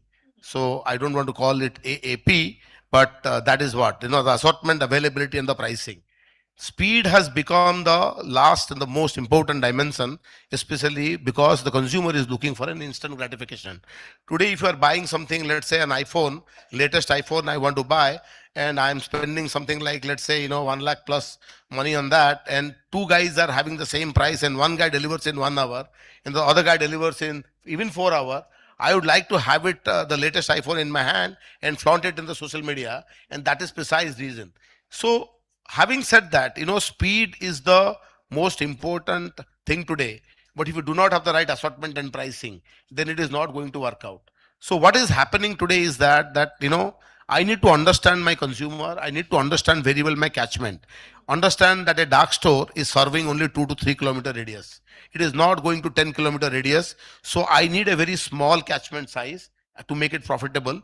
I need to exactly understand what my consumers are looking for, what they're coming and searching inside my app, and do I have those products available? If they're available, is my price is competitive, better than competition? And third thing, can I deliver it fast? So if I have all the three ingredients in me, then only the consumer will stick to me. Otherwise, me giving only at a faster delivery, but not having the assortment or the pricing is not going to help us win the war. So I think any customer today is looking at price, but the moment he or she will realize, because see, this is like you are buying the similar quantity, but your number of shopping trips have improved today. Your monthly expenses might have gone up to some extent, but you were earlier more planned. Today you are highly unplanned because the frequency has been dramatically increased because of the QC.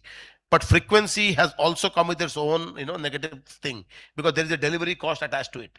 Today, to gain the market share, the players, all of them are giving, the delivery free. But over a period of time, eventually when it will kick in, you need to understand that whoever is having the absolute pricing supremacy, like Smart Bazaar, which is our entire ecosystem, or our stores are extremely, because we have the scale. Reliance has the scale, and hence our pricing is very, very, one of the best in the industry.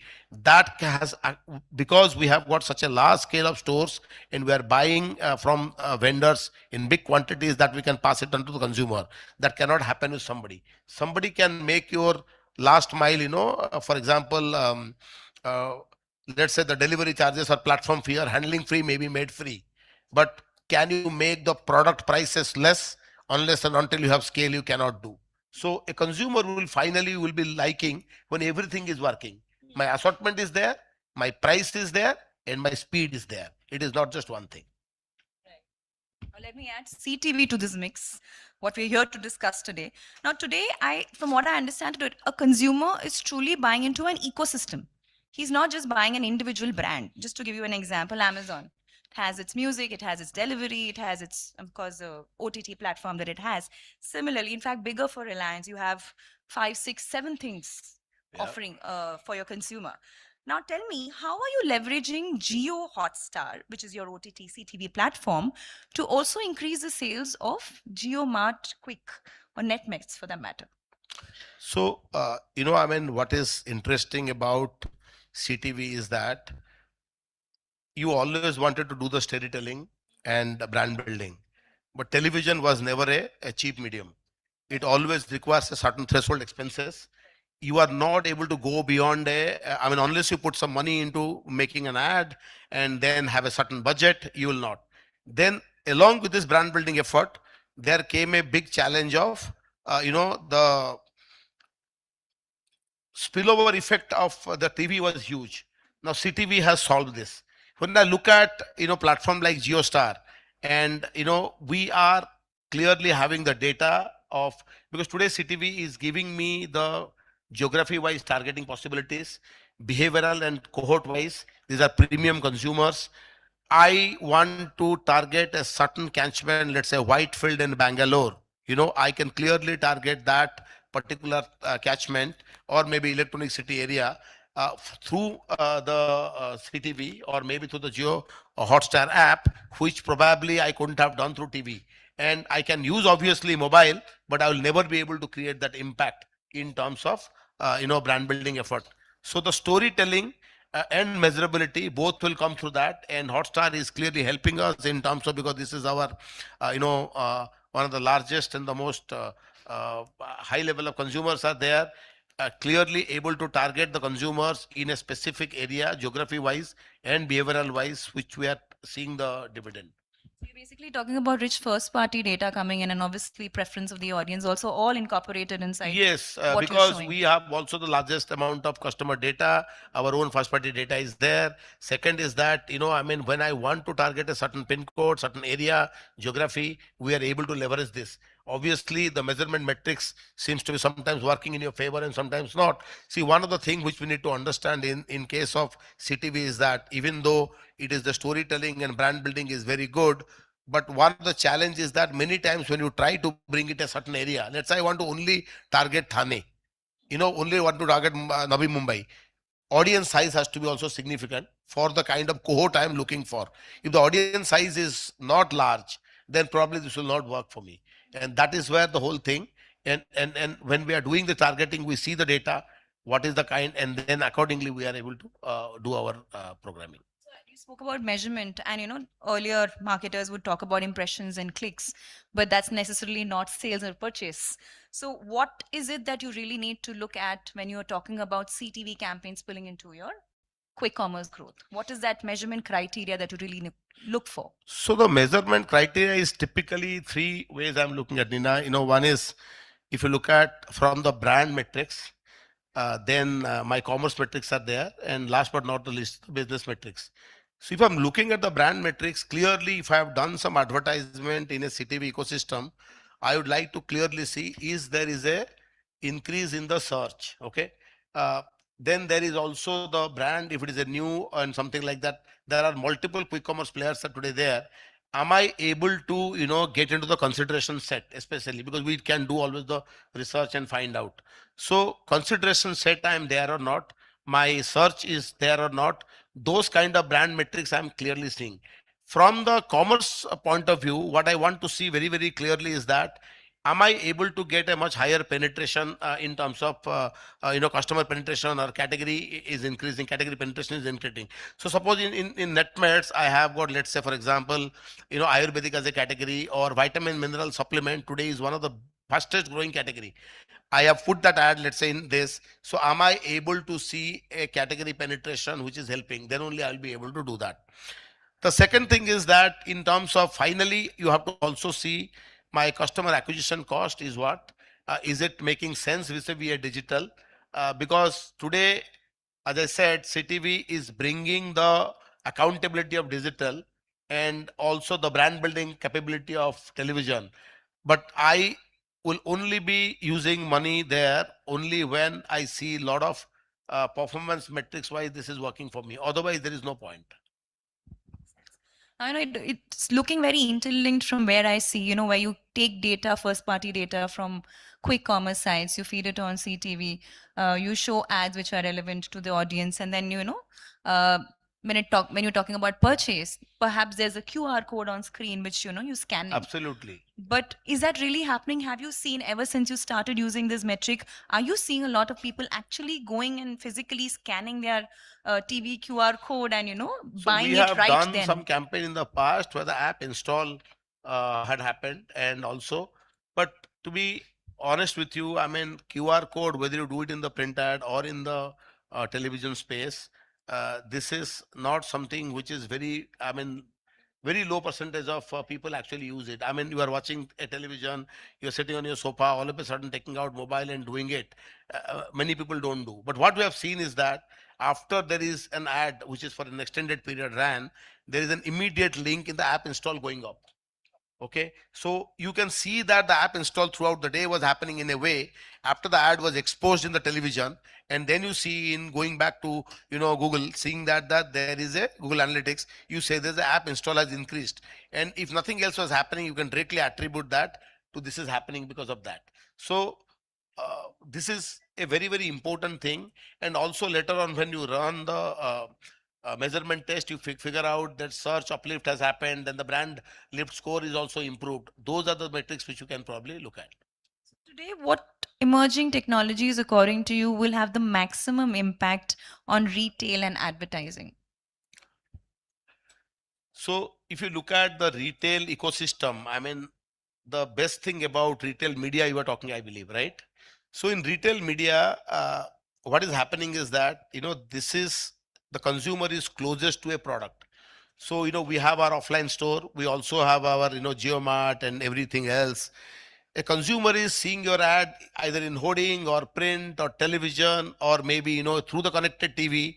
She or he is not immediately able to purchase that. There is a time, there is a difference between the time she sees the ad and finally does the purchase. In case of a retail media, immediately you are able to buy this because you have an intent to purchase. You come into the app and you are able to do. So retail media is typically delivers conversion. But the demand creation is happening by the connected TV. So the CTV is creating demand, especially in quick commerce space. Why it is important? A consumer is only keeping 10 minutes in her hand. She's saying that I want to buy this in 10 minutes. She's coming into the app and immediately placing an order, picking the products. What happens is that if you have not created the mental availability in our mind before she comes and search. So take for example, grocery is a search category. Grocery mein 90% janta comes and they search and then add to cart and buy.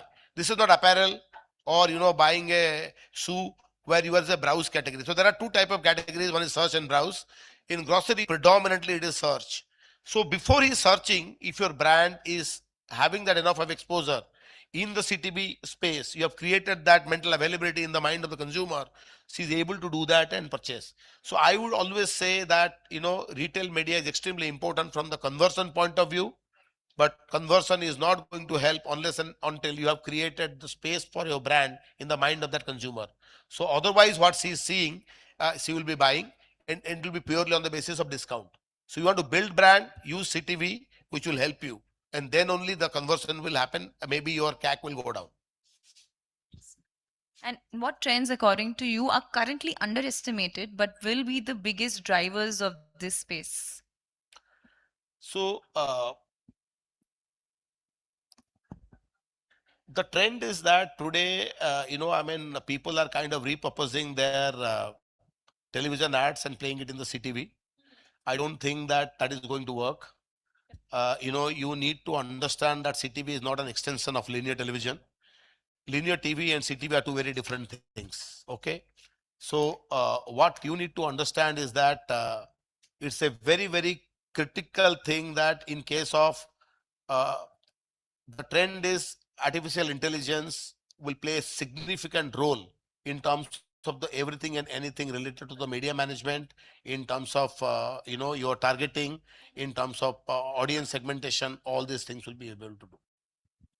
What would be the biggest, boldest prediction that you would make about this space, about the future of media, commerce, CTV, consumer engagement?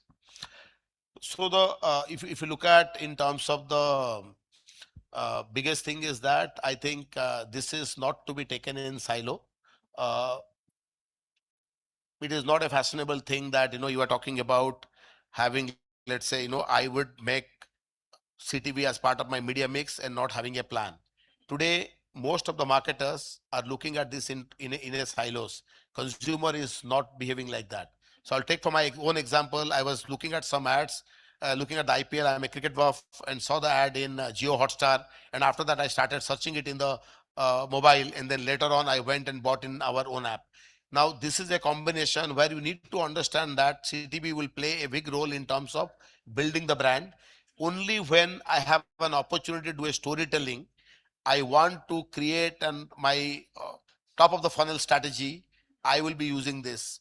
Because at the end of the day, a lot of people are chasing today the matrix like, I want to have a lower CAC, I want to have a great CTR, I want to reduce my cost per order. These are the things are only, transactional campaigns.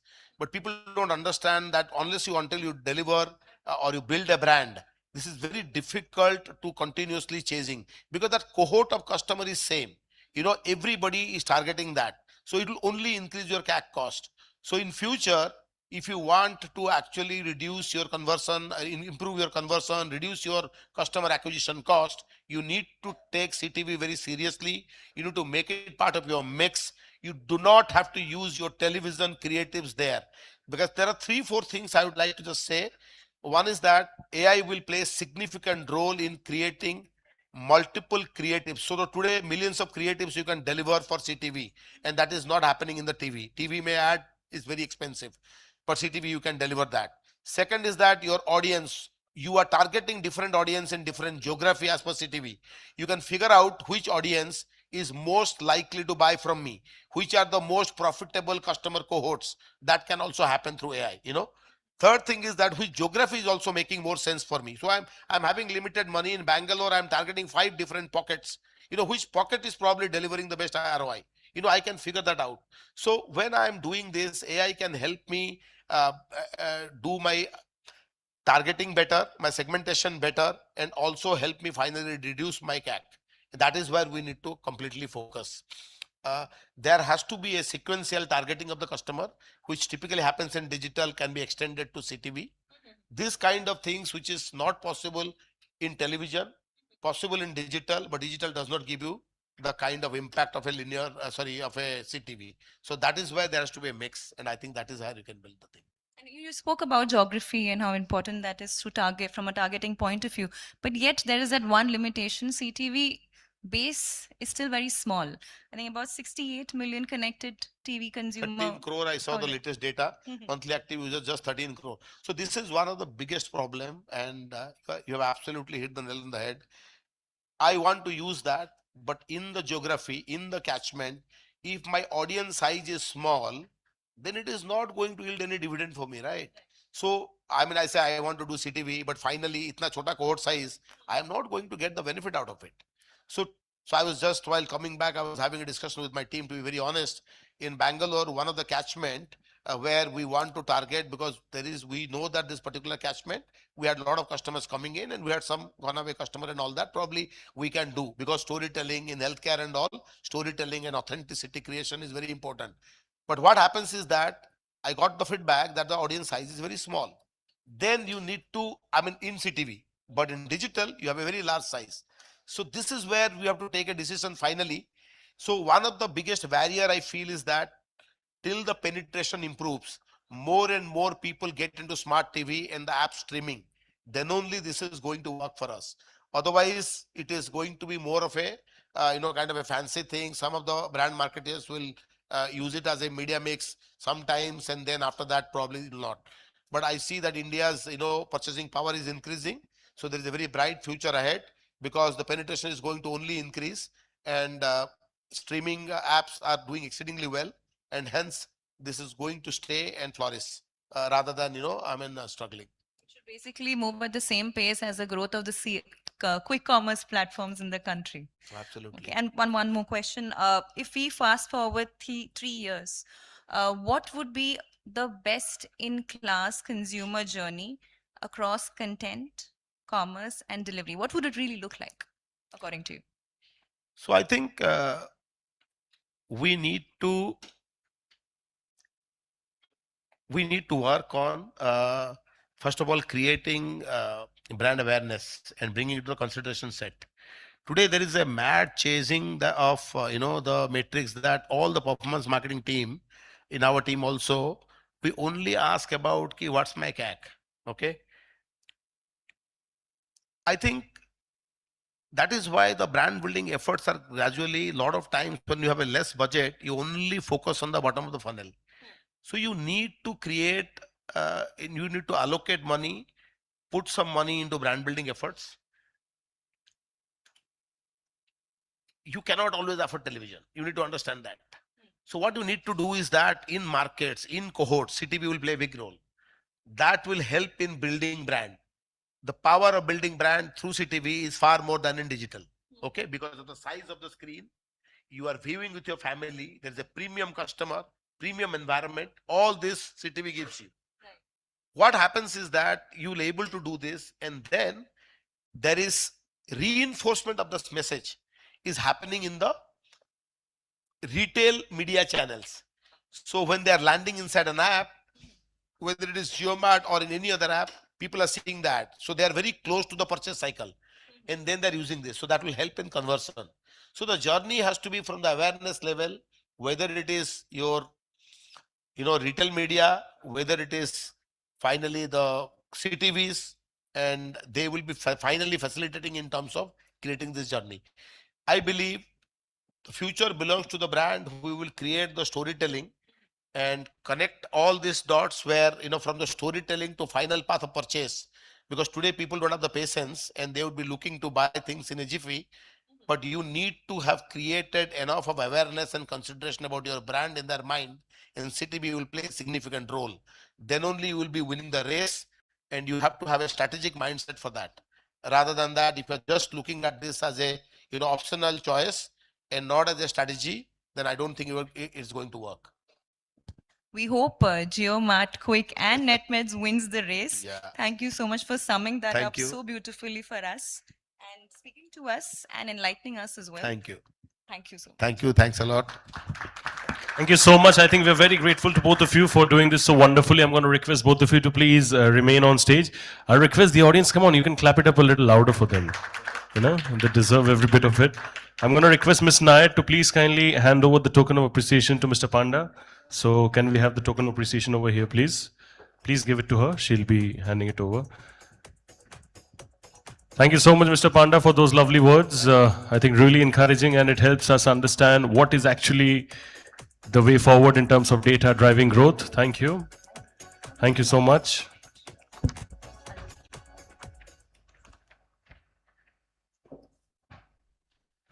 So I'm going to quickly maybe take a bit of a feedback from you all, because at the end of the day, feedback is really, really critical. And at the end of the day, it only helps us understand how we get going. We're going to be having the next panel in like a couple of minutes. It's the data panel. So I'm going to request everybody to please remain inside the auditorium. The data panel is going to be about CTV that converts driving action across the funnel. That's going to be the topic for the data. I'm going to request everybody to please kindly remain seated, and can we please minimize movement over there around the door. And just before we get going, I'm going to request for a bit of feedback. So we're going to be capturing that because, as a media company, we look forward to understanding what our audience wants because we cater to the audience. So I'm going to be coming up to a few individuals and getting a perspective about what they feel or what they have experienced throughout the day. So maybe, sir, I'll start with you. If you can kindly share your feedback about whatever you have experienced throughout the day. And I'll also request the photographer and the videographer to capture it. So maybe you can stand up and introduce yourself. Good evening, everybody. I'm Dheeraj Kapoor from House of SD. Thank you so much for this amazing, insightful conference of Connected TV. I think this is very important in today's day and age because today we all, even I was noticing a lot of people today at the audience, today we also glued onto our handsets or phones and what exactly it is doing to us in this moment of evolution of human. So I think, thank you so much. Feedback is very good because we're getting to meet and understand and see the right kind of leaders who come here and who are changing the world, especially in the business of connected TV conference. And I think it is definitely very, very useful for all of us to take back so many great insights of the conference. So thank you again, once again, E4M for doing these great events. Thank you. Thank you so much. I think that was really, really well summarized. Can you all clap it up for him, please? Can I have another feedback maybe from the audience? We're noting the feedbacks. It might be a part of social media as well. You never know. So anybody else wanting to share a bit of the feedback from the audience? So what I'm going to request is I'm going to request everybody to please remain inside. Can we please keep a control of the audience? I'll request everybody to remain inside. And what I'm going to do is before I move on to the next session, at the end of the day, we come to these conferences, we come to these events because we want to expand our network, right? Do you all agree with that? You all want to expand your network, you all want to expand your database, right?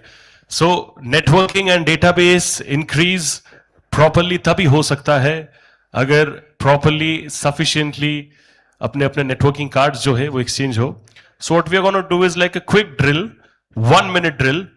Anybody randomly that you find, you got to go out there to that individual, exchange your business card with that person, and get as many new business cards as possible. So can I request everybody to stand up, please, if I may request? Everybody over here in this room, agar aap log please kindly, everybody at the back as well, if I may request all of you to participate. Aap log please aage aa jaiye, yahan pe baith jaiye. This is going to be a nice drill, only going to be helping everybody in the future. So can I request everybody to please kindly stand up? Can I request everybody to please kindly stand up? All right, thank you so much. Quick drill, everybody. In the next 1 minute, and I'll be having the counter timer over here. Just set the timer for me for 1 minute. This is for my reference. Next, agle 1 minute mein, please move around the room and collect as many business. Sir, aap to wahan pe already chalu ho gaye. All right, so in the best interest of time, let's move around the room. Next 1 minute, collect as many business cards as possible. Your time starts now. Come on, everyone. Next 1 minute, move around, collect as many business cards as possible. And then you got to flex your number as well. Just go out to the person beside you, behind you, ahead of you, it doesn't matter. But do that and collect as many business cards as possible. We are making this an open networking moment for all of you over here. Next 1 minute is what it is. The 1 minute is already started. All right, ladies and gentlemen, 30 seconds to go. Come on, pump it up.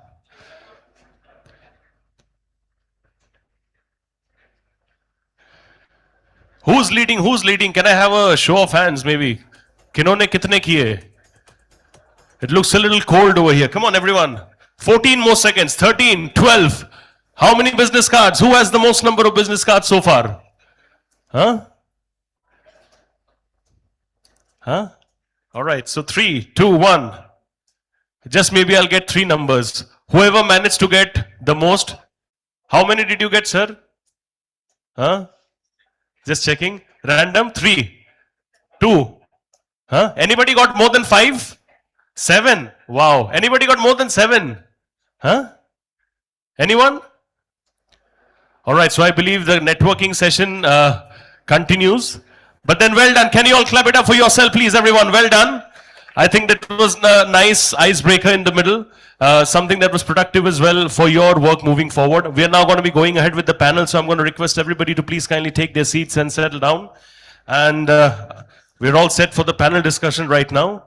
So I'll request everybody to please kindly take their seats and settle down right now. Ma'am, really well done. I acknowledge that number 7.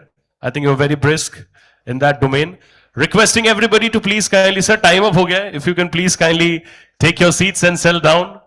I'm going to request everybody to please kindly take their seats and settle down now as we are gearing up for the panel. But very, very well done. That was spontaneous. That was nice. And I'm sure moving forward, those visiting cards are going to be enhancing your business moving forward. Requesting everybody to please kindly take your seats and settle down. This is going to be the data panel CTV that converts driving action across the funnel. I'll repeat the topic for you all once again. This is about CTV that converts driving action across the funnel. I'm going to be requesting the esteemed presence of the Director Marketing Premium Oral Care Colgate Palmolive, Mr. Ayan Guha on stage. Please, can we please have Mr. Guha on stage? Thank you so much, Mr. Guha, for joining us over here. To join him, we have with us today the esteemed Media Head, Associate Vice President Marketing, Tata AIG, Ms. Jilly Swain. Can we please have a big round of applause for Ms. Swain over here? And to moderate this session, we have with us the esteemed Chief Digital Officer at Madison World, Mr. Vivek Das. A big round of applause for Mr. Das as well, please. Requesting everybody to please kindly take their seats and settle down as we are beginning with the panel. And requesting everybody to please remain, ensure that their mobile phones are in silent mode. And let's maintain a bit of silence in the room, please, because we are beginning with the next session. Can we have a bit of silence in the room, please, as we are beginning with the session? Thank you so much. Very kind of all of you. And sir, over to you. You have the timer ready. Can I have a big round of applause, consolidated one for this very, very interesting panel? Sir, over to you. We look forward to hearing you. Hello. Excellent. Thank you, everyone. This is literally one of those sessions where the cliched line goes saying we are between you and your drinks. So we'll try and keep it interesting. Thank you, Ayan and Jilly, for joining the panel. I think we have a pretty expected title of the panel, but I think we should make it a little unexpected in terms of outcome of what we conclude today. So just to set some context, from a buzzword standpoint, I think CTV has gained that stature already. It is a buzzword. And the job that it was expected to do in terms of attention, lean back viewing, and therefore brands must invest in it, all that rhetoric and narrative is already sold, right? But going to the fundamentals of what advertising is supposed to do, which is drive growth, I think today's conversation we should focus on, is the CTV ecosystem ready to be accountable for driving growth for brands, right? And there are 2 elements we're going to look at.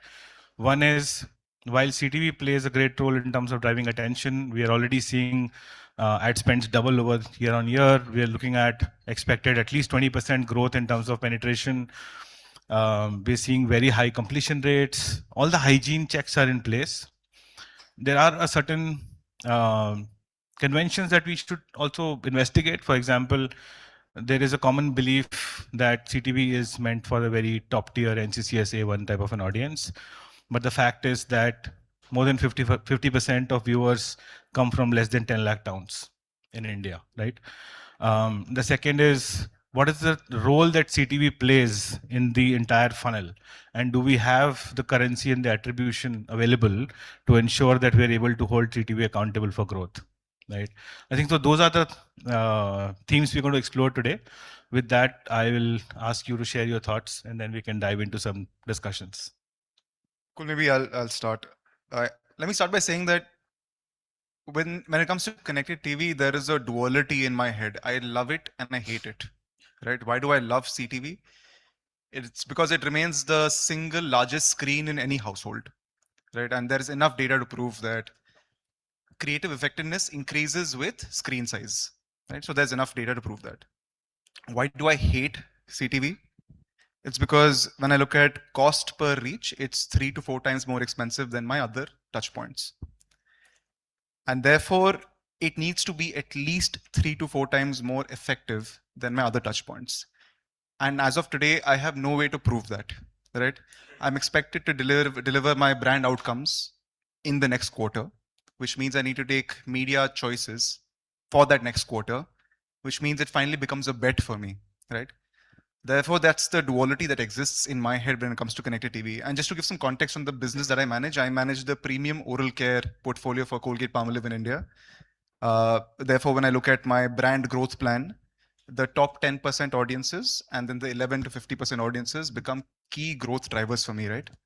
And therefore, I love connected TV because I get access to that audience. And like he rightly put it, I was very surprised to find out. I was under the impression that this is going to be NCCS A1 and A2 in key metros. And it was really surprising when multitudes of data points came and told me that it's actually outside of the key metros as much as it is within the key metros, right? So that's the context that I live with. I like the statement that you made that you hate it and love it at the same time. For me, because Tata AIG is considered as one of the premium products, similar. So for me, CTV solves my majority of my issues in terms of reaching out to those premium households. Talking about media mix, if I go for linear TV with connected TV, I think most of my maximum audience are reached completely, and I don't have to be bothered about any other platform if I go there or no. Considering CTV as cord cutters, I know for the fact that they are unique audiences for me. I don't have to be bothered about whether there's a duplication, hardly 5-7% duplication, right?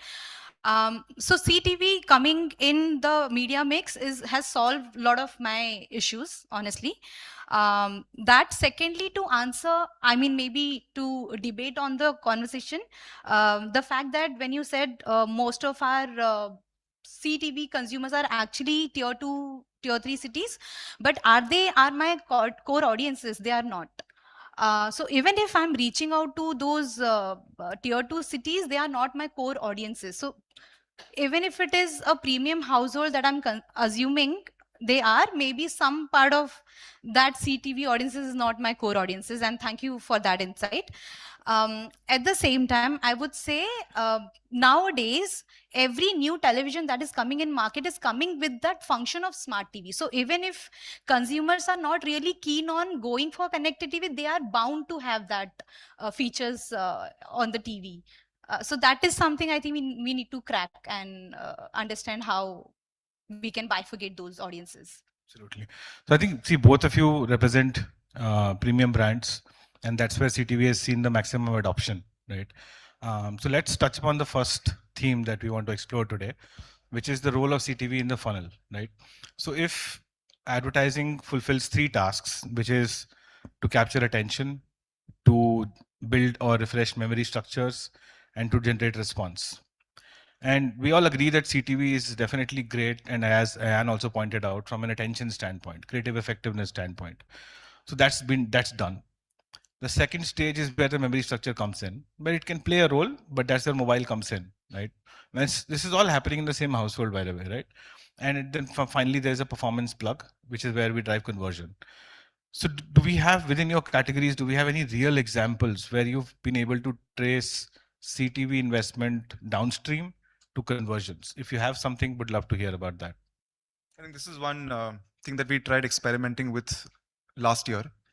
I can name my funnel, right? My funnel was at that time Amazon Prime Video wasn't open for advertising. It was MX Player, and therefore MX Player led me to Amazon DSP and then conversion onto Amazon. Now you can argue that maybe we didn't execute really well, but genuinely the incremental cost of constructing that funnel versus the return on ad spend that I got for the end conversion that I needed didn't really live up to the expectation. And therefore we pivoted back to using CTV as an extension of linear TV to drive top funnel. So that's a real life example for me. I tried, I burnt my hands. I would love to try again, especially when Amazon Prime now has come into the advertising world. Well, I believe CTV in terms of funnel definitely focused more on top funnel, followed by mid funnel. And just to give you an example for Tata AIG, now recently we were active on IPL, on ground, mobile, everywhere.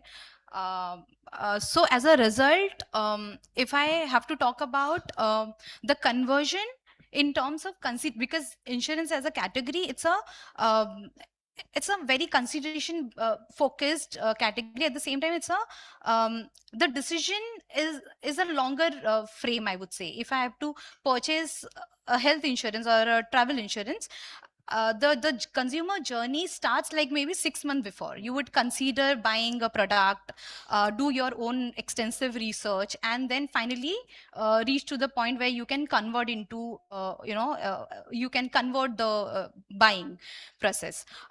So for that, what we did is, because of course IPL, your on ground and television ads were there. If I say, for example, promoted about travel insurance. Now travel insurance, talking about a product proposition, we communicated through CTV, followed by your testimonial ads and your destination specific influencer content that we promoted on social media, and that kind of converted into a journey. For me, maybe it is the bits and pieces and different campaigns, but for consumers, it's probably a journey from CTV to social and to at the end convert into a product. So this could be a top funnel focused medium, but it also helps you build up a consideration and convert into a bottom as well. Makes sense. I think let's probe a little deeper into that. So I'll give you a global statistic, and we still don't have a framework or measurement or common currency in India yet, right? So two things we'll dive into. One, how do we look at CTV? Do we see it as a digital channel? And therefore, how does the budget get operated? Is it coming out of the digital budget? Is it coming out of the traditional media budget? And therefore, that dictates how the agency plans for it, right? In a lot of cases, they're being planned by two separate agencies as well. Because there's a digital agency which is planning CTV and there's an offline agency which is planning traditional media, for example. Or in some cases, the traditional agency is doing LTV plus CTV and even OTT for that matter. So the unification of the funnel is broken at the very grassroots itself. So the first thing I would like to explore in very different categories that you both operate, in your case, Ayan, is are we seeing one performance channel such as retail media and CTV being looked at together as an integrated approach? Not at all, actually. I think you touched upon Amazon Prime. Yep. Yeah. I touched on Amazon Prime. I think the way we construct our media budgets, which is ultimately to drive brand outcomes, performance sits with our e-commerce team, right? Whatever in-store deployment, which is also performance marketing, which is the end cap that you see in Reliance Retail, etc., that sits with the modern trade team. The brand outcomes that I need to drive are awareness, consideration, and final trials, right? Now to drive those brand outcomes, I construct my reach and AOTS stack ground up, right? The choices I need to make that as I construct my reach and AOTS stack ground up, wherever I'm making a choice for a more inefficient medium, I need to take a marketing gut call or a data-driven gut call, a data-driven call, saying that this increment in cost is giving me effectiveness by at least that much, if not more, right? So for me, CTV sits in my attention driving layer as an extension to linear TV, and it makes sense for us because for a category that is consumed every day and at 99% penetration, I need to keep driving top of mind and spontaneous awareness, right? The other thing is that we've seen the behavior as a continuum. People who've moved from TV to CTV, the behavior has remained the same. It's just that there's more power in their hands to choose the content that they watch. Therefore, it becomes an absolute replacement for advertising on LTV and then move to CTV. And at the penetration levels, you'd be surprised to know that in Telangana, driven a lot by Hyderabad, there is 41% penetration of CTV. Right? In Delhi, the penetration of CTV is 70%. So now the choice is not whether you want to be on CTV, it is how much to spend behind CTV. Yeah, in my case, again, as I answered before only, if combination of LTV plus CTV solves my problem. So my focus is majorly on these two mediums, of course. Performance is completely in a different team and led by a different SPOC altogether. Having said that, the numbers comes and we see the growth in terms of your search volume, website traffics, etc. And we, as a team, like at the end, get into a conversation whether your CTV has any impact on your performance matrix. So I think I want to move the conversation again deeper, because we are all building statistical models. The funnel in India yet does not exist. A seamless funnel yet does not exist, right? Because as structures within our organizations are broken, right? Because like Ayan, you said, ultimately you have to rely on a statistical model to prove that there is a downstream effect of it. So do you, Jelly, right? Because there are different people driving different agendas, but from a buyer lens, the end buyer, the end consumer is the same. Yes. Right? There are 3 different departments and 2 different agencies at the very least talking to the same person, right? So the question is this, right? What if I have to look at media driving outcomes or advertising driving outcomes, should the conversation move beyond cost per reach to cost per reach per sale or cost per reach per capita consumption, and therefore our statistical models get redefined? Any thoughts on that? Yeah, I think the question is right, especially when cost per reach is increasing, you need to move from a conversation of cost per reach to cost per effective reach. Yes. Now, how you define efficacy is where it comes in. For example, we define efficacy in 3 ways: volume ROI, margin ROI, and net sales ROI, driven by my triple M's that unfortunately come once in 6 months only. That's my problem. Yes. And with the way my landscapes are evolving, I can't afford to wait for 6 months. So how do I break that? What I break that 6-month loop by constructing my reach and AOTS stack in experimental cells. Say, for example, I've always wanted to take a bet on CTV as the second incremental layer of reach and frequency above LTV. Right? It's a big call because typically we do Meta and then YouTube because cheaper, right? So I've basically taken 3 states as a cluster in my country, and I've constructed my reach and AOTS stack differentially with investing disproportionately behind CTV. What am I measuring? I'm measuring my final brand outcomes that I get at a monthly level, right? I get my sales at a monthly level, I get my volume at a monthly level, I get my brand health at a monthly level. So I don't have to wait for a 6-month cycle. It's finally, I need to take a call. I've taken a call in a 1-month horizon, and I'm waiting for 3 months for results to come in by building experimental cells. So along with cost per reach, I also see cost per incremental reach for each and every medium that I add up or any other platform that I explore. Apart from that, at the end, the correlation between your business sales and your media spends, along with your top of mind awareness, that is the major focus, that the KPI that I drive. So yeah, correlation, how it is, your business sales and awareness and GSOS data is in the sync. And where is the breakthrough and where is the impact that I'm looking for is actually coming out. So that is something I look for, of course. We don't have a technical expert on the panel, but I'll still ask this question because ultimately you are the decision makers, right?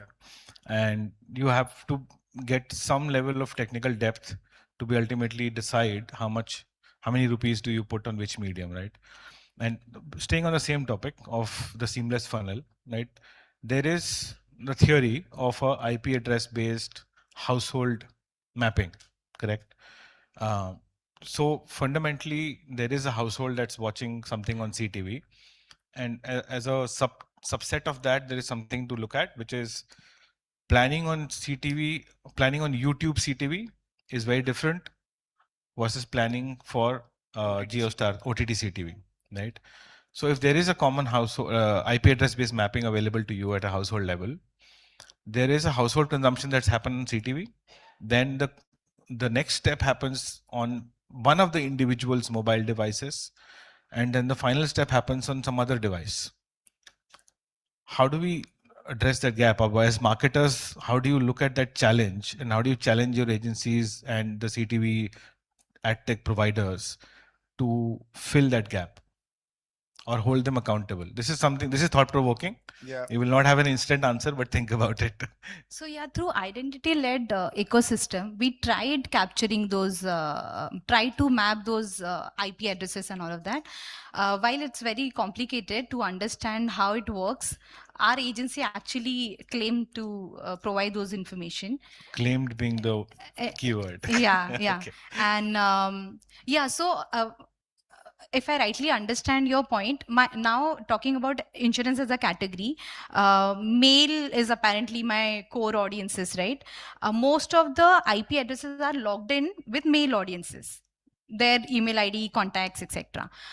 So in our case, I think it's bit easier because then your core chief wedge owners login IDs and IP addresses is given, and I have to reach out to that person only. And whatever purchases and search happens through the more or less same number. So duplication in the sense. And the award goes to Raghav. Thank you. That was a nice plug. Congrats, Raghav, wherever you are.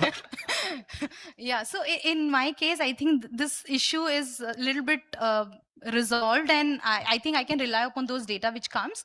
Having said that, the category maybe you are working on can be a little complicated. Yeah, This is a very map. unique case where a societal issue is actually working in your advantage. Yeah. I was just thinking that. That is the biggest issue. I think we worked with the trade desk on trying to do exactly this, and we came up with this issue saying that the login ID and the IP address of somebody else's, and then we realized that there was a massive drop off when it finally came down to purchase. So we dropped that. The other thing was that CTV is more expensive. The trade desk overlay on cost structure is also adding to that. So we didn't do it. Yeah. I think this is a challenge to the CTV industry. Yeah. That this as a panel we are posing. Because if we really have to match the pace with the way CTV penetration is growing in India and CTV consumption is growing in India, and if we want to see the ADX also growing on CTV, we really have to solve this issue. And unless that happens, it will not really take its place next to LTV the way we want to. There are many issues to solve, right? And before I came in, I was just making a quick list of things that are working and things that are not working. Things that are working, I found were one or two of them. Things that are not working, I can go on. For example, the biggest issue, we were also present on IPL. One big issue that I face, and it's so simple, but such a big issue for me. I wanted, so English feed, commentary feed, right? I wanted to choose a language to play there, right?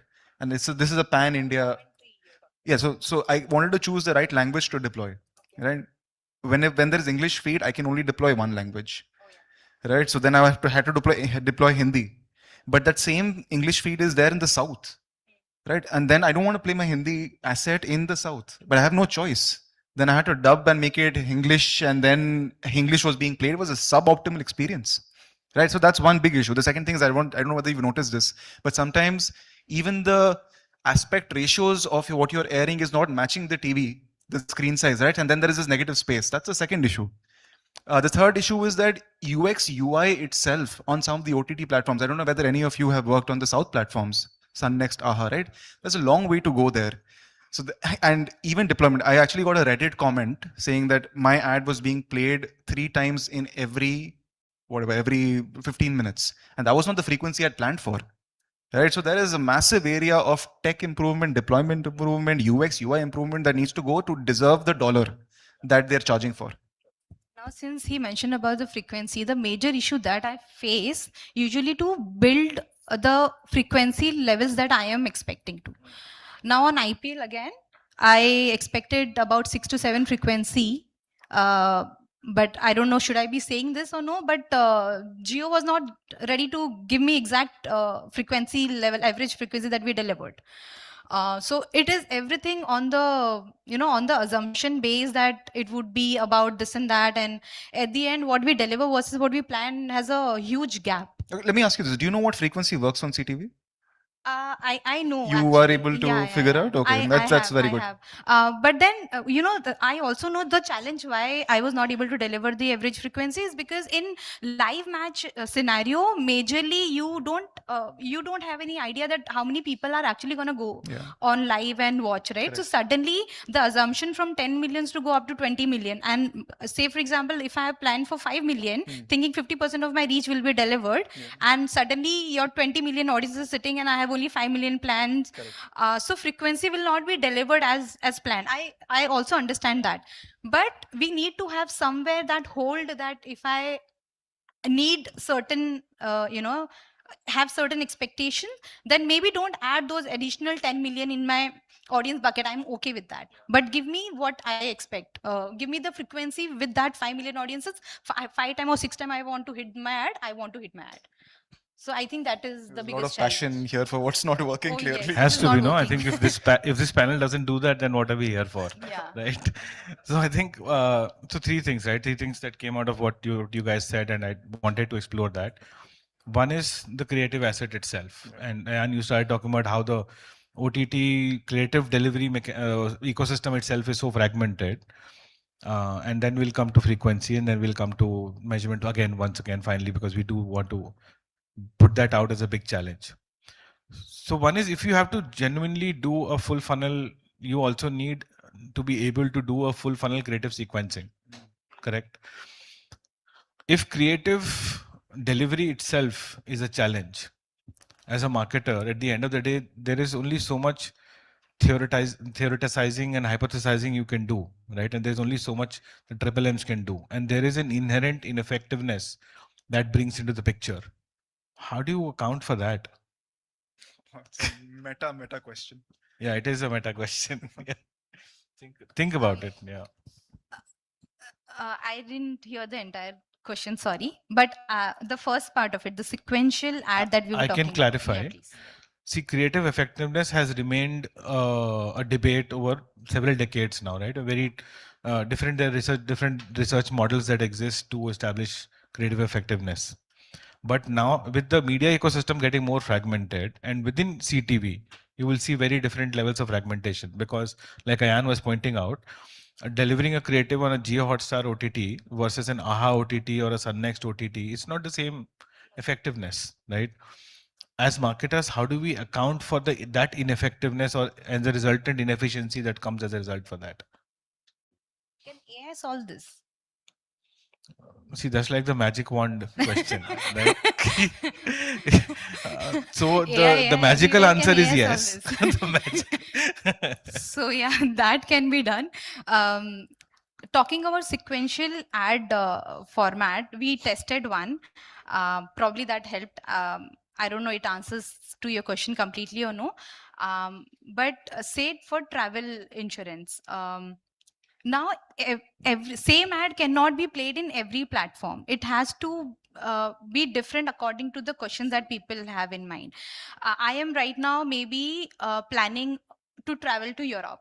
And I just saw some Instagram influencer talking about Europe traveling, this and that. And I got influenced and I want to go to that particular place. Now, the second step that I have is to actually do research about that particular destination. I'll go to YouTube and search about this place and do my own set of research. Now that is where I think travel insurance companies will jump in and promote their product in their search feed, etc. The third stage is to search for travel insurance. And in all the steps that I am going through, I am out there on digital platform. Anybody, any insurance brand can actually track me in any of the 4 stages that I am actually going through. But the communication, the creative is completely different. First, it is influencer focused. Second is search based. So somewhere you have to talk about product. Somewhere you have to talk about what do you call the benefits. Somewhere the position, or you build your brand and trust, etc. And at the end, conversion focused messaging could be there to convert those audiences. So I think a subsequential planning can be manageable. It's entire consumer journey that you have to understand how your consumer journey works. While talking about your specific channel viewers like AHA versus what you said, Jio Hotstar. Now this is very different category of audience we are talking about.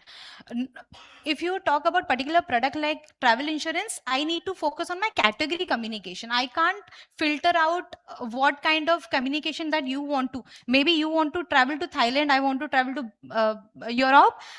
It can be differ based on our expectations of destination, but it can't be like that level customized to communicate in your complete context. That's a Did tech I infrastructure answer? gap, but Yeah. that is essential. I'll give you one broad statistic, again a global study, because we've not invested in these kind of studies in India yet. So there's a Verve report that has come out that if you're able to actually do creative sequencing between CTV and mobile within a 24-hour framework, 24-hour window, the effective jump in ROAS is, take a guess. 3x. Okay, 3x. Ayan says 3x. Jilly? 2x. 12x. 12x.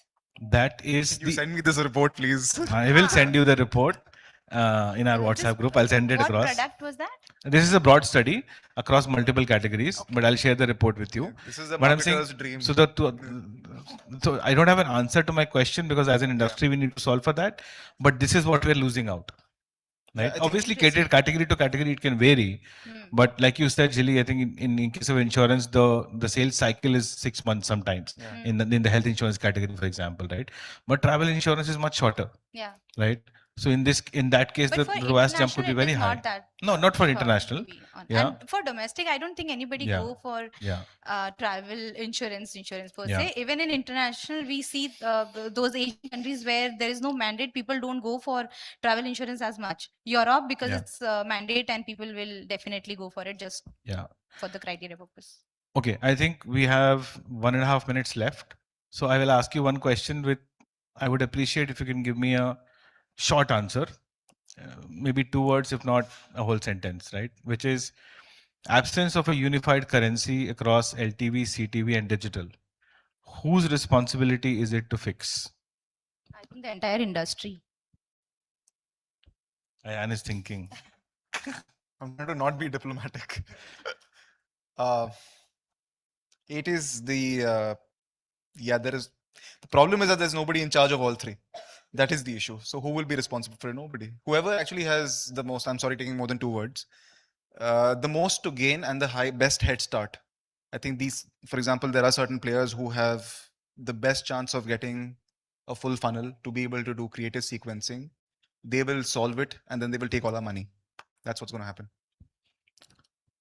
So I think both answers are in a way correct, but at the end of the day, it boils down to us as an industry to take that seriously, right? I mean, if we can build associations and bodies to govern and decide certain other things, I think the one big gap in the industry overall is measurement, and we should definitely come together to demand that, both you as a clients and as agencies and as media owners. And I think agency should take that initiative for sure. Right? Because you are getting the business. You are making Ultimately, the money. media owner is getting the business. Agency is definitely getting money, but yeah, I think agency should take the initiative. I will take that. All right, so I think we've called it out. One is that measurement is definitely the elephant in the room that we as an industry collectively needs to address, and as agencies, hopefully we can take the initiative. The second, we didn't touch upon that because time was short, because there is a significant issue with fraud that happens, right? Device spoofing, fraud, and all of those things. And again, we need tech solutions to address that. The third is delivery of frequency. I think that again remains a challenge. And this is not unique to CTV. It is also equally applicable to the digital ecosystem, where while we may plan for a 6 plus an average frequency, but when we look at dispersion at 1 plus reach, 2 plus reach, and so on, and we know the issue, right? That's the other thing that we need to solve. The market is matured enough with more than 1.5 lakh crores of AdX happening. As I think, and as an industry and as marketers, we definitely need to improve that. And CTV has come at the right time because it is playing to take share from an established ecosystem of TV, where we have models that attribute GRP to sales.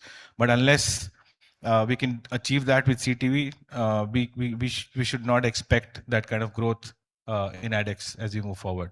So that's the challenge from us as a panel to the industry. Thank you very much for your time. Thank you, Vivek. Thank you so much. Thank you so much. That was about CTV that converts, driving action across the funnel. I'm going to request all three of you to please kindly remain on stage. Ladies and gentlemen, there's no limit when it comes to big round of applause. If you all can kindly appreciate their panel.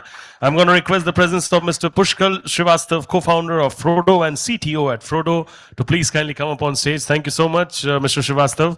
I'm going to request you to please kindly hand over the token of appreciation to our esteemed speakers, and then we'll be doing a nice group photograph with all three of you together.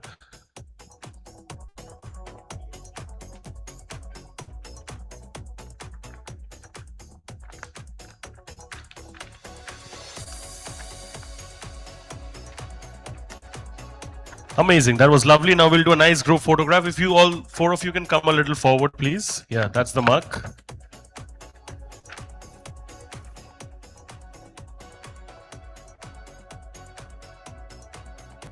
Thank you so much. Give them a big round of applause once again, please.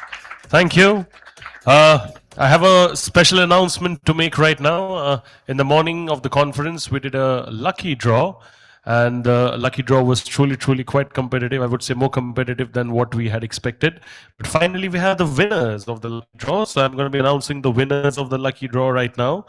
All right, so there's no first or second or third over here. It's just that I'm calling them. So may I please have a winner, Siddhi Bandekar, Marketing Executive from Nil Kamal Limited, on stage, please. You won the lucky draw. So can I please have Siddhi ji over here on stage? Siddhi ji, are you around? Okay, so maybe you will collect it later. And my next winner is Mr. Manish Narwani, Manager Marketing at McDonald's. Mr. Manish, are you here?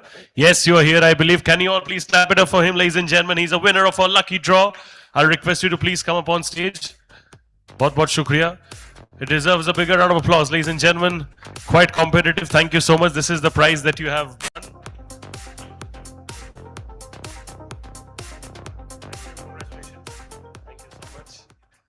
Incredible stuff. Thank you so much.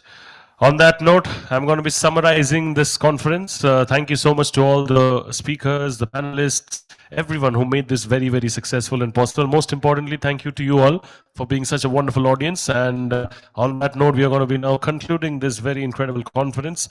Thank you so much for being so wonderful. I hope you have done your bit of networking and you all have enjoyed being over here right from the morning till now.